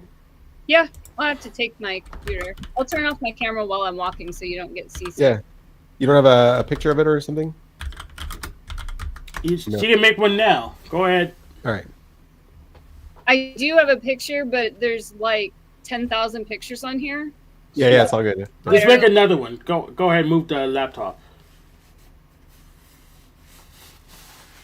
Okay, yeah, I'll just go take a picture and come back with a picture. Will I be able to? No, just carry the laptop over.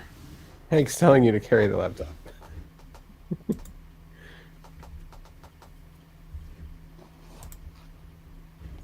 That'd be quicker and easier. And the time we get a picture. Yeah, he guns like $20-$30.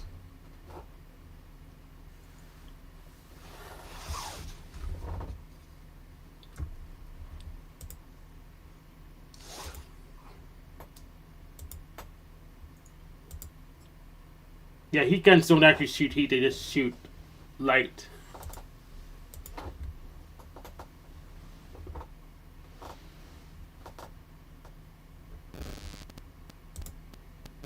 It shoots infrared radiation, so it shoots light, not heat. Sweet. All right, so we're back in the shop. There's all kinds of tripping hazards back here, but let's see.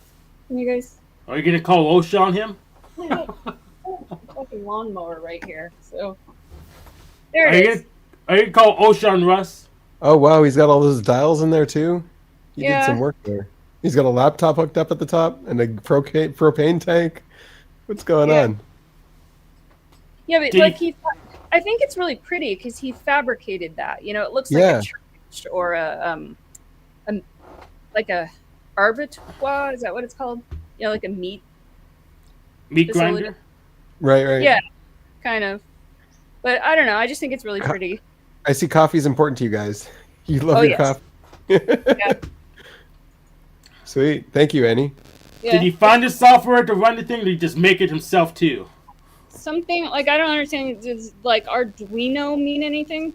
Oh, absolutely. He programmed it. Yeah, he made it himself. Pretty much. Yeah. But he could have found it too with the Arduino, but Arduino's a microcontroller.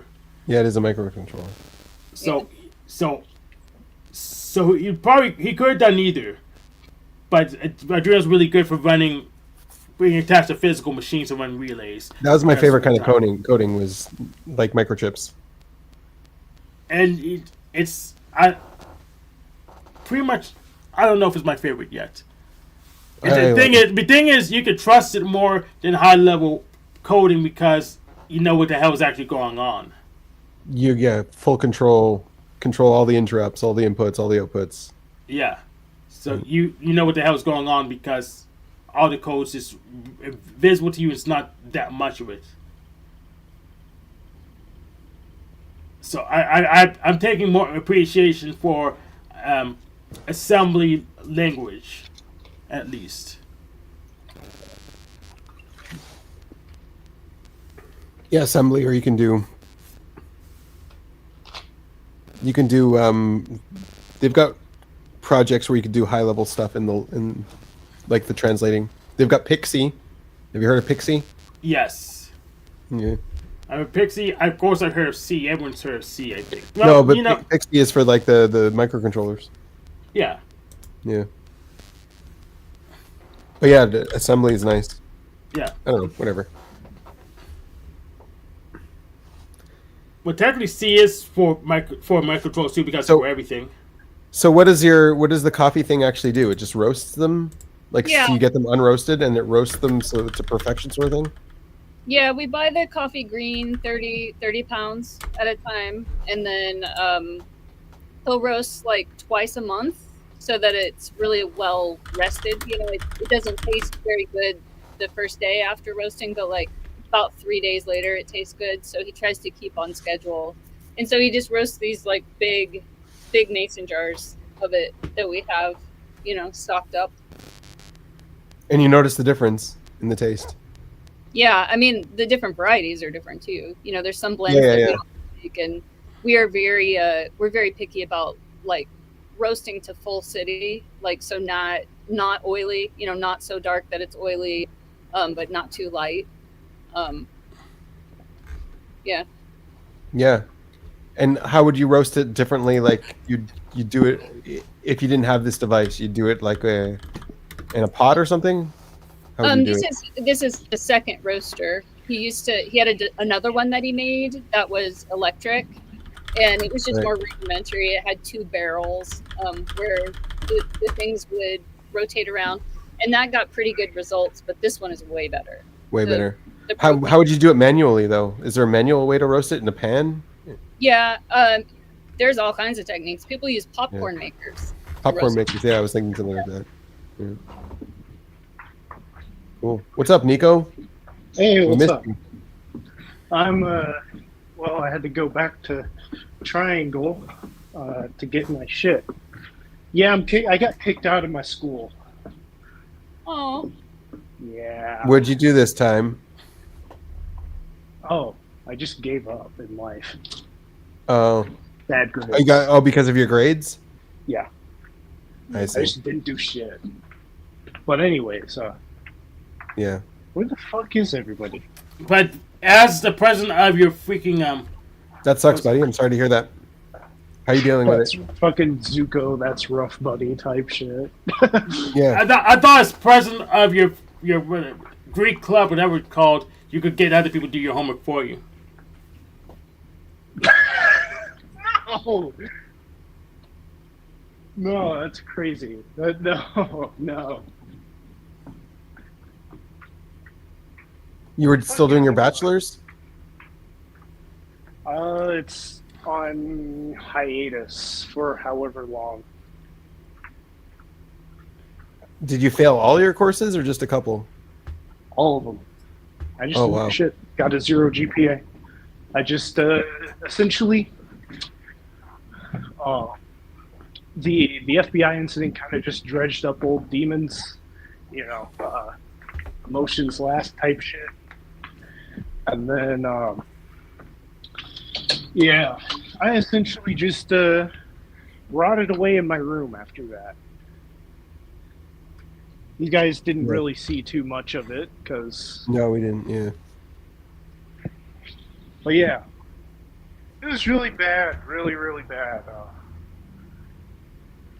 Well, nowadays you could say you flunked because you were so depressed about Trump, and they might let you back. Ooh, that's a great idea. I think you should do that. I had to take mental health reasons because Trump was president. Yeah. Could you waive my semester? Yeah. No cap. You should do that. No cap. You should absolutely try it at least. Maybe you could say the Israel genocide got you so depressed you couldn't concentrate. Israel genocide. Yeah. And then that'll get you there. That and Trump together. That's like a.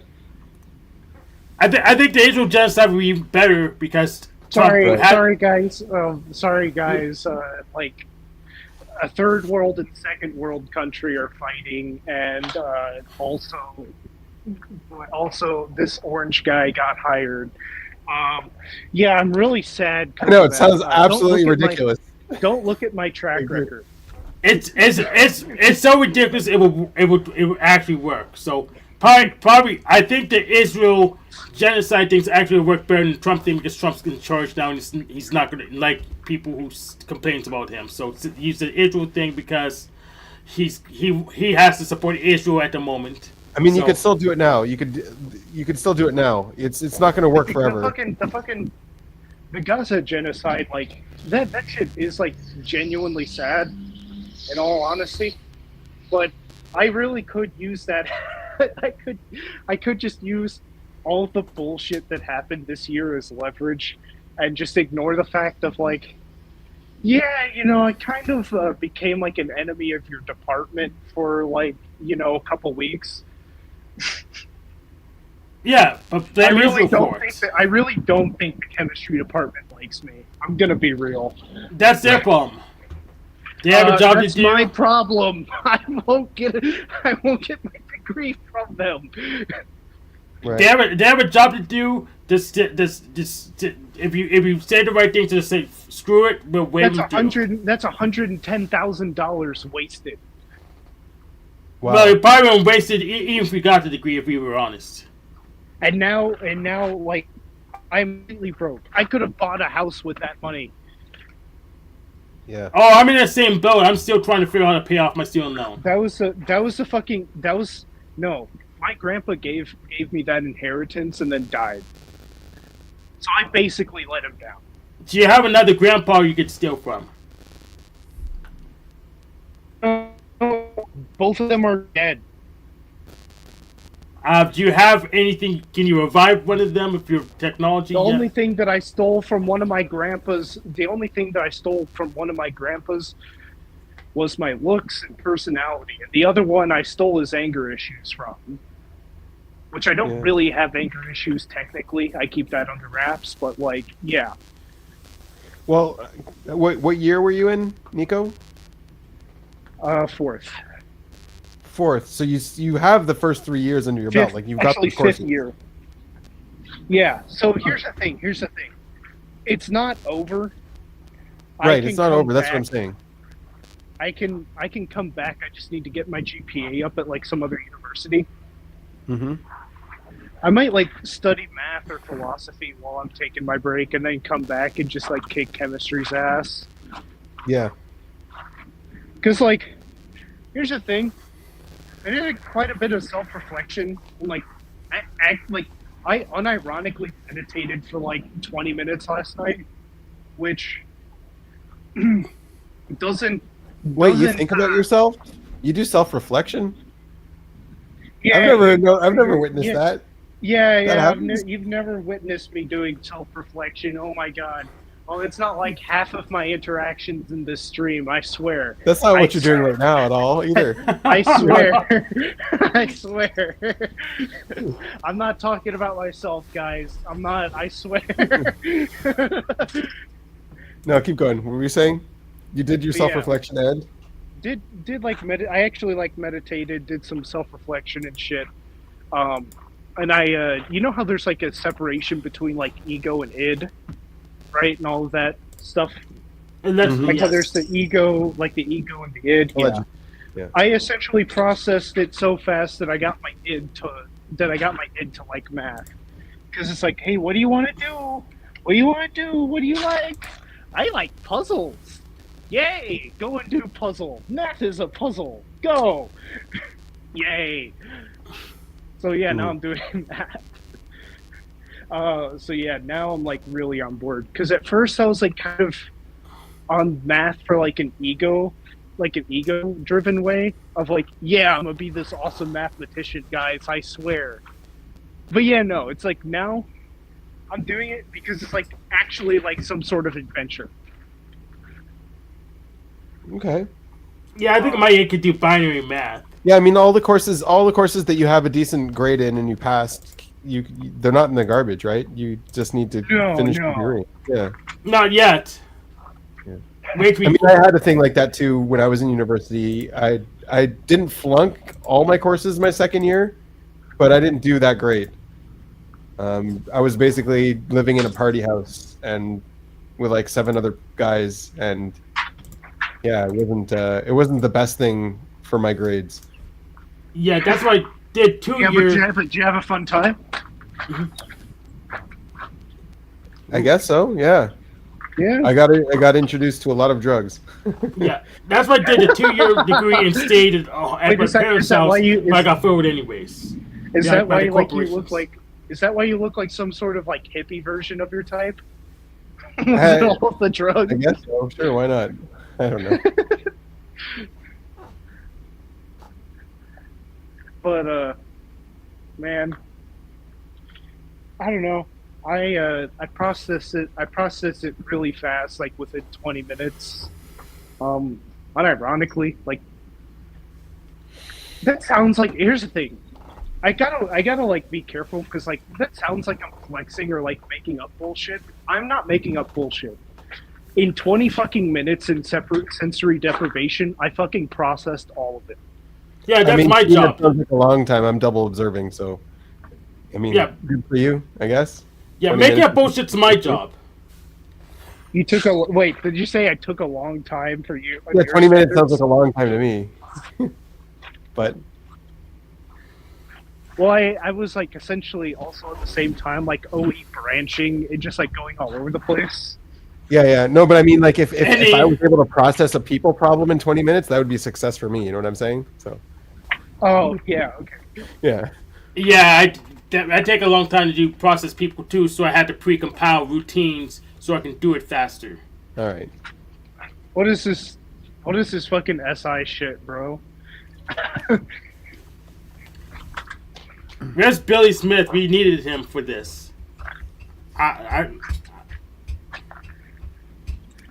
But, It's fucking calling out Billy. your Billy called my ass meta after I was just like talking about my self reflections. I was just like, what? I was just like, sure, I guess. If you hear about what any is, it is like basically the meta. Yeah. So, wait, when But- does the school year? So the school year is over for you. So you've got like half a year until you can get back in, I guess, right? Yep. So it was one semester you flunked. You didn't do your second semester yet. I did my last semester in the fall. So I had fall Right. semester and spring semester. I flunked this semester and got kicked out because of grades. Right. So then you have to reapply to get back in next year to start this process again. Yeah. So you got like a After, semester in the summer to figure shit out. yeah. hmm Or you could just get a job yeah, and enjoy dishwashing. or you can get a job and become the super scientist, not bother getting a degree, and just say, I'm too good at this crap, I don't need your damn degree. I hear there's a lot of work to be done in California now. Oh yeah, they need a whole lot of rebuilding. Yeah. I could just go over to like some fucking like millionaire celebrity that touches kids and be like, yo, listen, I can build, I'm good with my hands, I'm ST, I swear. Yeah, Yes, you we could figured do out- that. Shit out.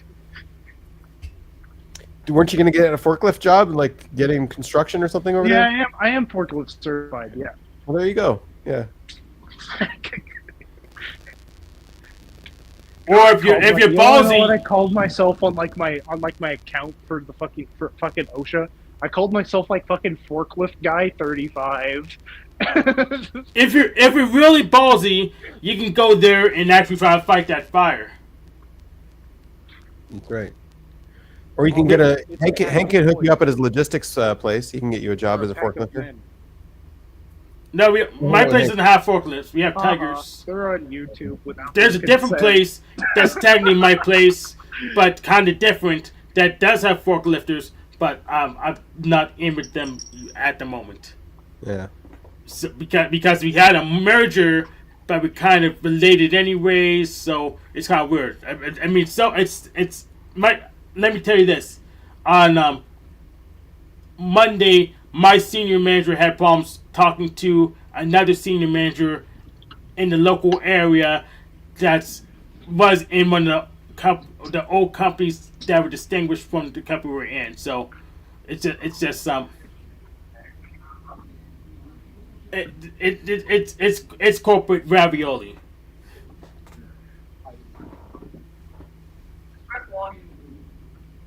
So where are you now, Nico?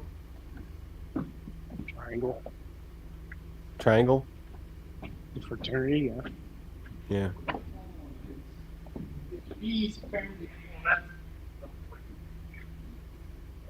They tore like my room got torn up.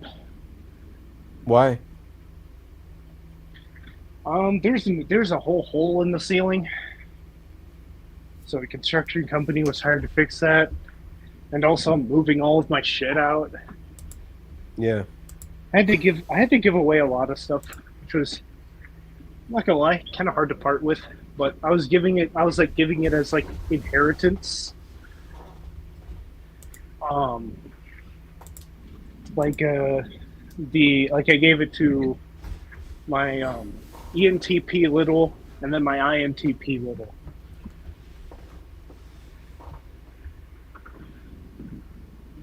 Like, I'm serious. The one that you know the one that was on the stream before, who was like Mark Rober. And then you have him, and then you have a guy that's reminds me of Nikolai Tesla,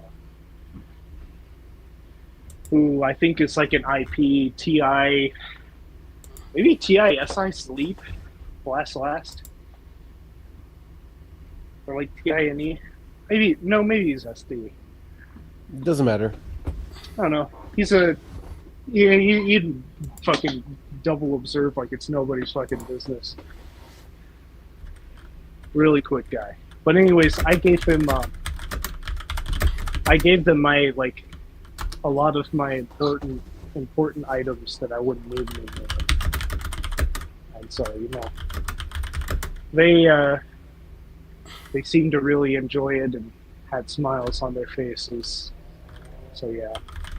But me saying that, like, yeah, I got kicked, I'm leaving, was very hard for them. Yeah, I assume so. Yeah, it was so hard that they would have prevented it if they knew earlier. Well, that's the thing, I didn't really talk about it. They just found out yesterday. Because I was just, like, kind of ashamed, and so I procrastinated on it.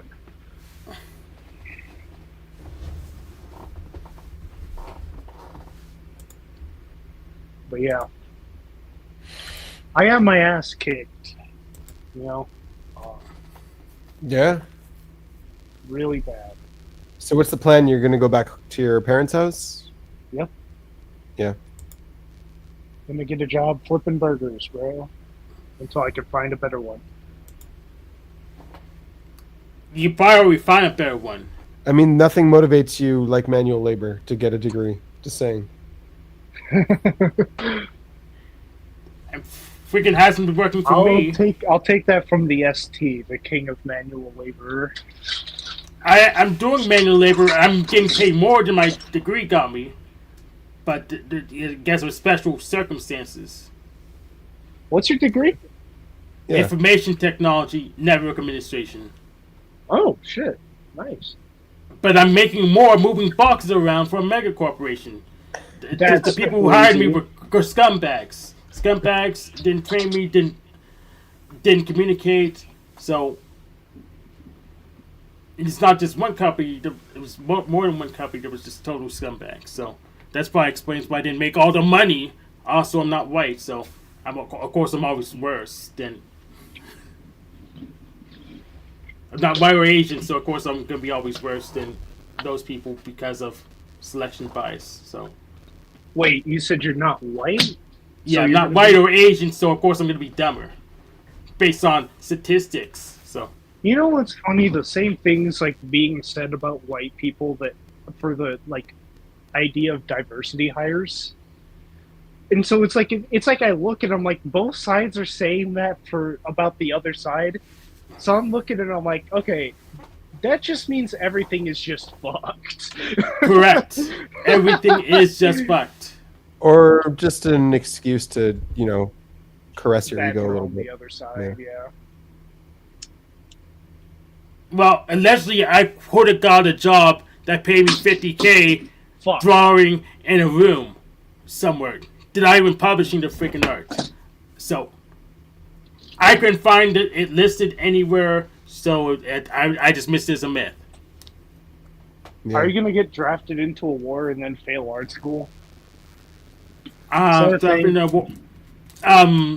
I'm gonna do something worse. I'm going to reverse okay. engineer. I'm gonna reverse engineer some of this proprietary software and hardware. That's worse because I'll be enabling piracy. Oh my god. So I love the smell of Freon.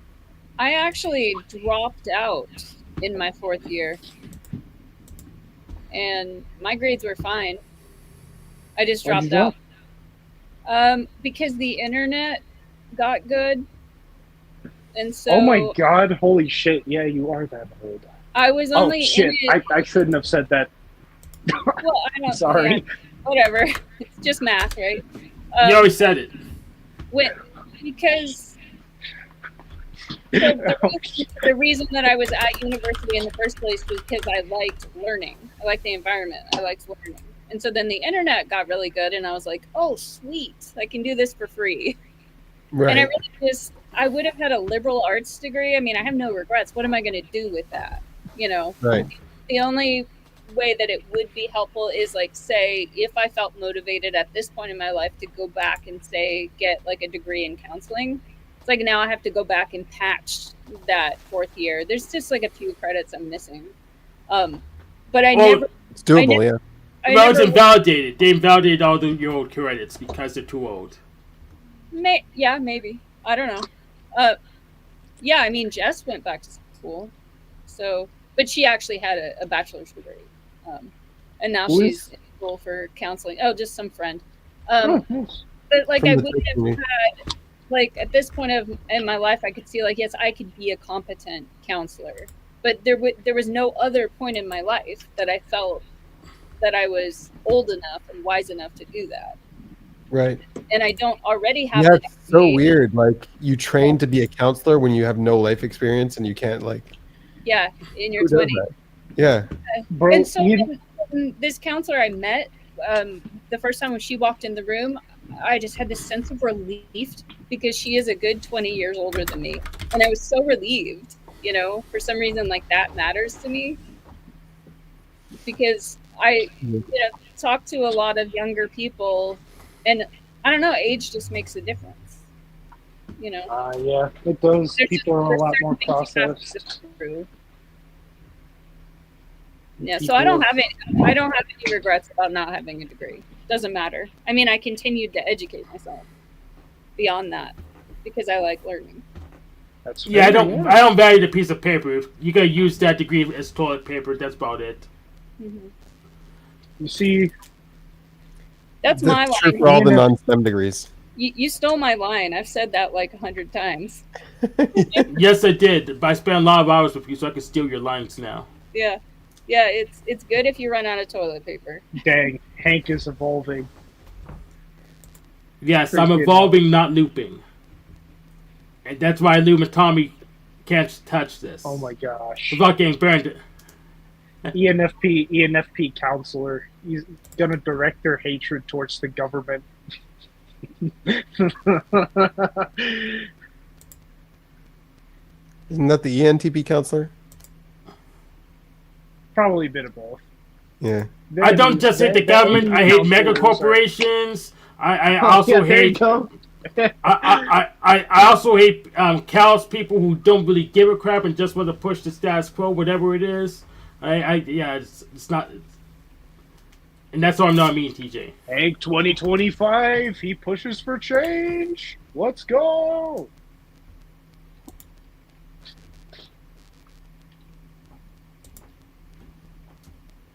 Also, I said hi to you in the Machine Live server. I don't know if you responded. Let me check. So I responded to the. It was just today. Yeah, I saw you post some shit about, like, I don't know, some guy that you were slandering. Yeah, I did. I responded at you said to me, and my time was at 11:24, and replied at 11:51. My EST. Oh my God, Aiden's hat is so comfortable. Sorry, that's my little. I'm wearing this hat. He left his hat in my room.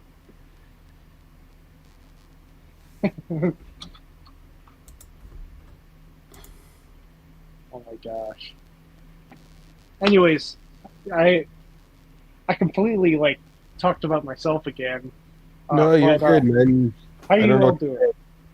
How's your girlfriend dealing with it? Oh, she loves it. She loves her fucking type. I mean, dealing with the fact that you got dropped out. Oh.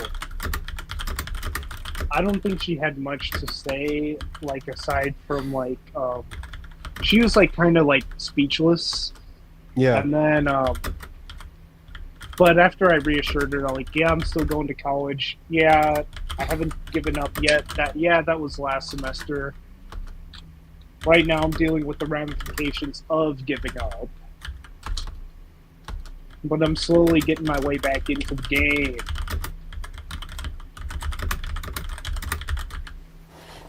Yeah. Well, I mean, we're supposed to end the stream in like 5 minutes, anyways. Just Oh. Yeah. Wait. I thought you guys typically went like an hour later. Or have you guys been ending the stream? Dave did when he was much earlier? co-hosting, but I just got out of the army again today. I'm tired. Yeah, Yeah, how is that? What is like being on foot in Gaza like? Like what's it looking like out there? Did you like live stream it? Can I live stream? No. No. Gaza. No, it's classified. Oh, come on. Like, can you see like the ruins and like wreckage and shit from where you're Sometimes, stationed? yeah, sometimes. Gosh, that must be really hard to see, man. Is it? No, it's not hard to see. I mean, anytime there's they booby trap the buildings. So whenever they know the building's been booby trapped, they just flatten the building. They don't even mess with it. That makes sense. Because like a few times soldiers went into, like, just the other week, they go into the building and you get 5 soldiers dead because the building was booby trapped. Yeah. So you don't mess with that anymore. As soon as you think it's 5 soldiers died the other day, just because of a booby trap building. Yeah, and that's why they should just do it to the rest of the thing, do it to the rest of the strip. That save the time. And there was like IEDs they put on the roads as well. Like they didn't go off miraculously. They went off on one of the cars. Like everyone in that car was dead, but it was like a whole train of cars. They all could have died. So it's you just flatten things. You just blow everything up if you think there's any suspicious activity there. Nico, you want to help Benjamin fight his war if they don't have the ceasefire going? So it's not hard to see the flattened buildings. It's not hard to see the destroyed buildings. I know exactly why that happened, and they save lives in the end. And like, just imagine if they've got kids, they've got their own kids running around there. They could run into one of those buildings and get the same thing happen to them. Yeah. Like, it's just very irresponsible to do that kind of thing. So yeah, flatten the buildings. Don't let them blow up on people. I see. Yeah. Yeah. I don't know. War just sucks. Have you heard about the conflicts in Yemen and Syria and all of those? Yeah. I mean, there's way worse conflicts going on right now as well. Way worse conflicts. Yeah. You I see mean, all I of know the they're just bodies like focused on like there's like mass graves in Syria that they were digging up. And I know they're genocide right now. The Yazidis are going through hell. The Uyghurs as well are being genocided from China's perspective. So many genocides going on. But I have to say, in Gaza, there's absolutely no genocide. Their numbers are getting bigger. They're recruiting more and more. Their births, the population is going up in Gaza. They have births, lots of births. You sounded like Trump there for a second. Yeah, I know. They have births. They have births. Lots of births. And dollars. Lots of dollars. And yeah, the internal estimates of it's basically 80% combatants to civilians is what we're seeing on the ground. So like those are incredible numbers. They almost seem I mean, that many? I don't know, man. They almost seem like kind of fake. What the hell? What? 80% combatants? Combatants, I don't know. civilian deaths, yeah. Yeah, I don't. But the thing That's is, it's like I genuinely don't know enough about what's going on down there to like make like an informed judgment. Good. That's what most people should say. That's what I would say about any other conflict that I'm not involved in. I don't live there. I don't know how it is. I don't know what it's like. It's like, yeah, sure, yeah, I'll take your word for it, and then I'd also need to get like the words of like people from Gaza and more people from Israel and shit, and then finally like I Well, can good make faith actors. You have to have good faith actors that are giving honest, yeah, not people just basically, making stuff up for narrative sakes. yeah. Just run over into the strip, like pluck somebody, just pluck a rando off, and be like, "Yo, what the fuck's happening?" And go over to like Israel and like pluck somebody off of there and be like, "Yo, what the fuck's happening?" Repeat like 10, 20 more times, and then you can get like then you have a decent enough information base to make an informed decision on whether X is bad, Y is wrong, or Z's a genocide or not type shit. It's like, yeah, okay. Yeah. I mean, one of the ideas is floating around, like, this is not actionable idea. This is just people talking. But like, Syria is in disarray. If you wanted to get rid of people, you could just throw them all in Syria. Just saying. Yeah. No one's gonna stop you. We take our problems and push them to somewhere else. Yeah. It's fucking Syria. Yeah. Yeah, sure. I mean, it's better life than Gaza if you go to Syria right now. So Syria or Cuba or it's a couple of good sinks. Fucking Cuba won't take them. Azerbaijan. Cuba won't take them, but Guantanamo Bay would. Azerbaijan, they speak Russian there, don't they? I don't think they'll take I don't fucking know. Yeah. That's exactly the point.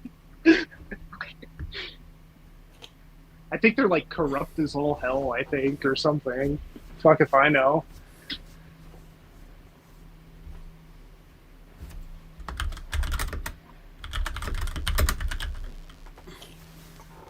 Dog also, kissing. nice glasses, Hank. Thank you. I got them because Arpo told me to.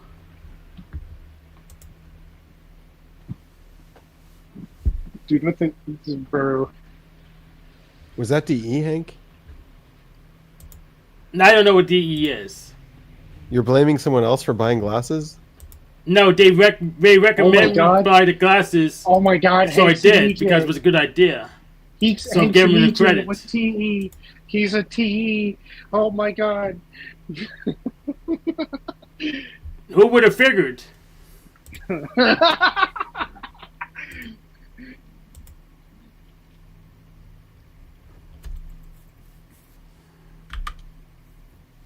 great. That's great.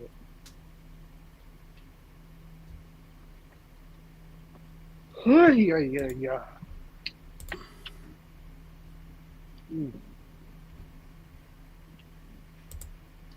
So all in all, army and shit aside, you having a good time, Ben? I'm not looking to have a good time, really. Yeah. Well, no, you're not. Yeah. Well, I hope you don't like waltz into Gaza and be like, "Yay, yay! This is so fun, yay!" Right. No, I'd hope not. I'd more mean like aside from that, like, your home life, your other life. I hope things are going well in that regard. Are you having a good time? Your hopes. I appreciate your hopes. Yeah. I mean, I don't know. That's not what I'm looking for out of life, I guess, to have a good time. Anymore, at least. If maybe at one point I was. What are you looking for? OE.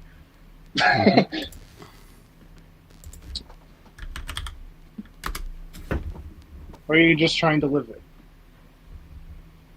Without any expectations. Just live life and take it as you go.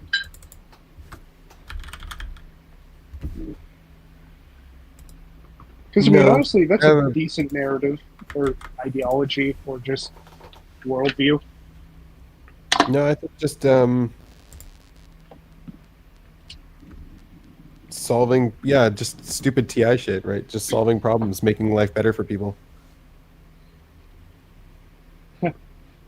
What we do best, yeah. Yeah. I don't know. I think you gotta get some sort of narrative joy I just hope hope your life is going well. Thank you. You're We can stop talking about this weird designer shit now. oh my god, bro. It's just like okay. Sorry. That was just like me going deep into the FE of like, okay, I've talked about myself enough, so I will just insist that somebody talks enough about themselves, because I feel very bad for taking up like all of my time talking about myself, and it's like, please, I do genuinely want to hear about your guys' life and hope it's going well. But I don't want to tell you.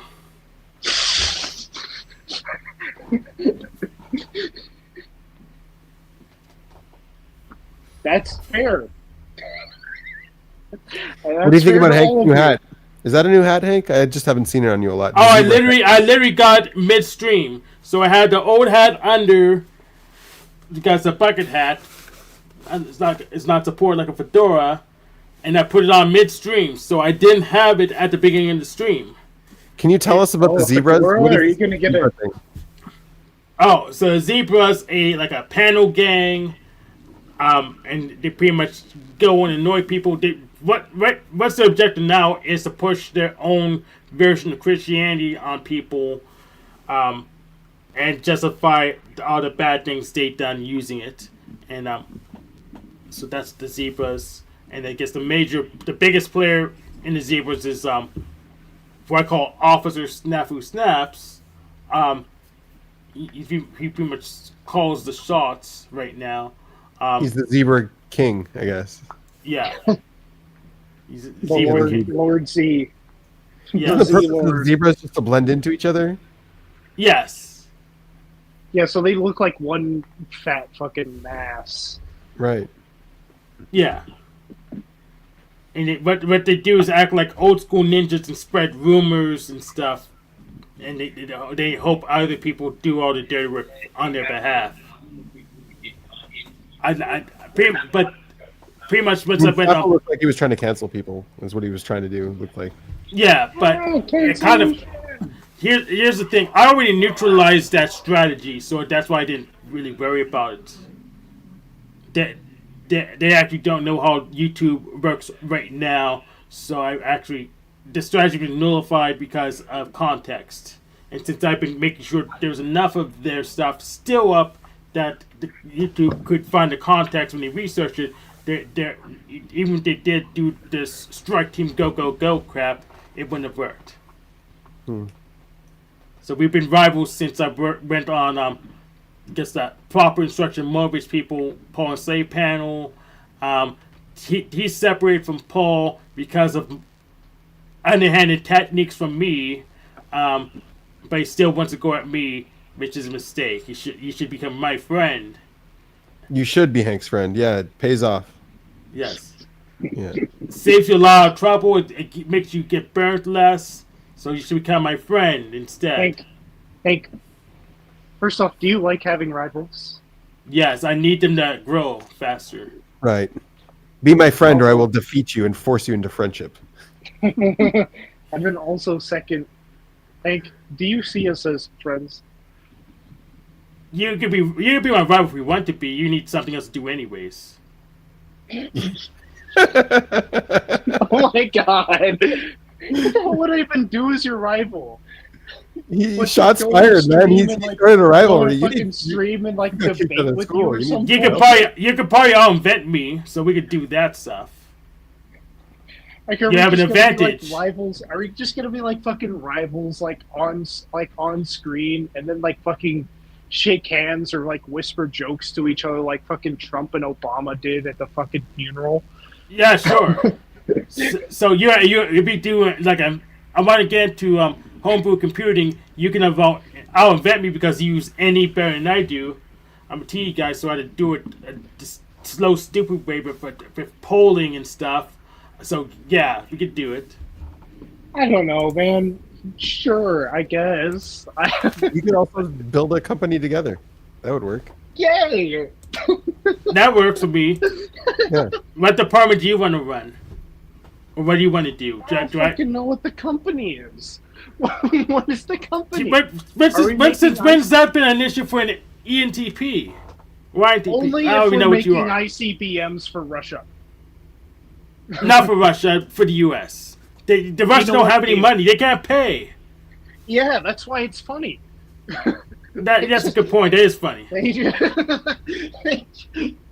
But I want to get paid, though. They just get so for the U.S. They just like get a bunch of fucking deadly missiles from like a college reject.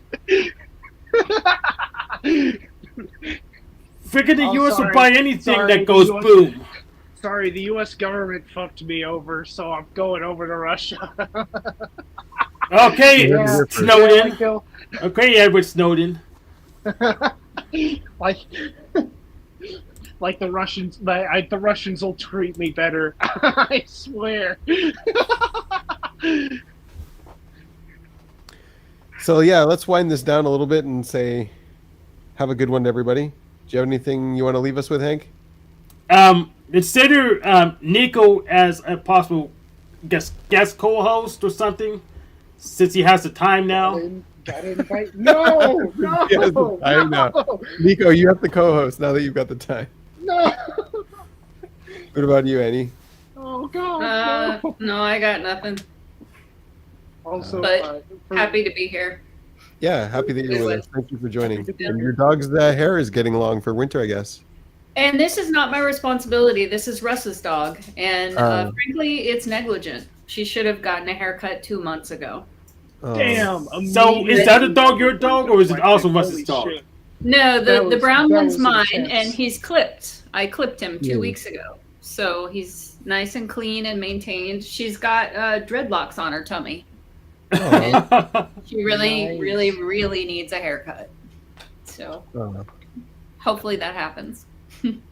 But But I'm not gonna do it. I told him from the beginning. Like, we get a poodle, I'm not doing it. I've been shaving poodles for 20 years. It's a pain in the ass. understood. Do you make a lot of money shaving poodles? Well, I'm not like super proficient at it. With the next one, we'll probably get a baby when Cedar's gone because he's really old, and I'm committed to paying for grooming. But you have to train him on grooming. So like Poppy, already being 5, we take her to the groomer. She's not going to have manners, and the groomer might say, "I don't want to deal with this because this dog, it hasn't been trained." So with poodle puppies, like one thing you can do that I will do with the next one, you could even get like an electric toothbrush and pretend groom their feet to get them used to the vibrations, and it just makes them more. Wait, is that Russ? Wait, is that him? Yeah, that's him. Wait, tell him off. Go. So. Oh. You need to trim your dog. Anyway, Nico, do you have anything to leave us with? I am not selling ICBMs to Russia. That's a joke. For legal Yes, he's selling it to Israel, and that's okay because we're allies right now. U.S. and Israel are allies, so we could do it. Yeah. Israel doesn't really use ICBMs. Yeah, and that's the joke. No, they gotta shoot the fucking ICBMs just around the world to hit Gaza just as a flex. Exactly. Like, you just launch ICBMs at Iran that just like travel that just like circumvent the globe. Yeah, no, they're not precise enough. There's no point. Yeah, they're not precise enough Don't until worry. You Nico guys- fixes it. Yeah, yeah. That's my role, I swear. Oh my gosh. Okay. Well, I hope you guys have a good week. Yeah, have a good week. Doing this. I hope you guys. I hope you guys can all come back onto the stream with some good positive news that happened this week. You too, man. Especially you. Oh, Hey, I'd like thanks. where you're at next week. Hey, right back at you, Ben. All right. Okay, have a good one, guys. Okay, bye. All right, bye.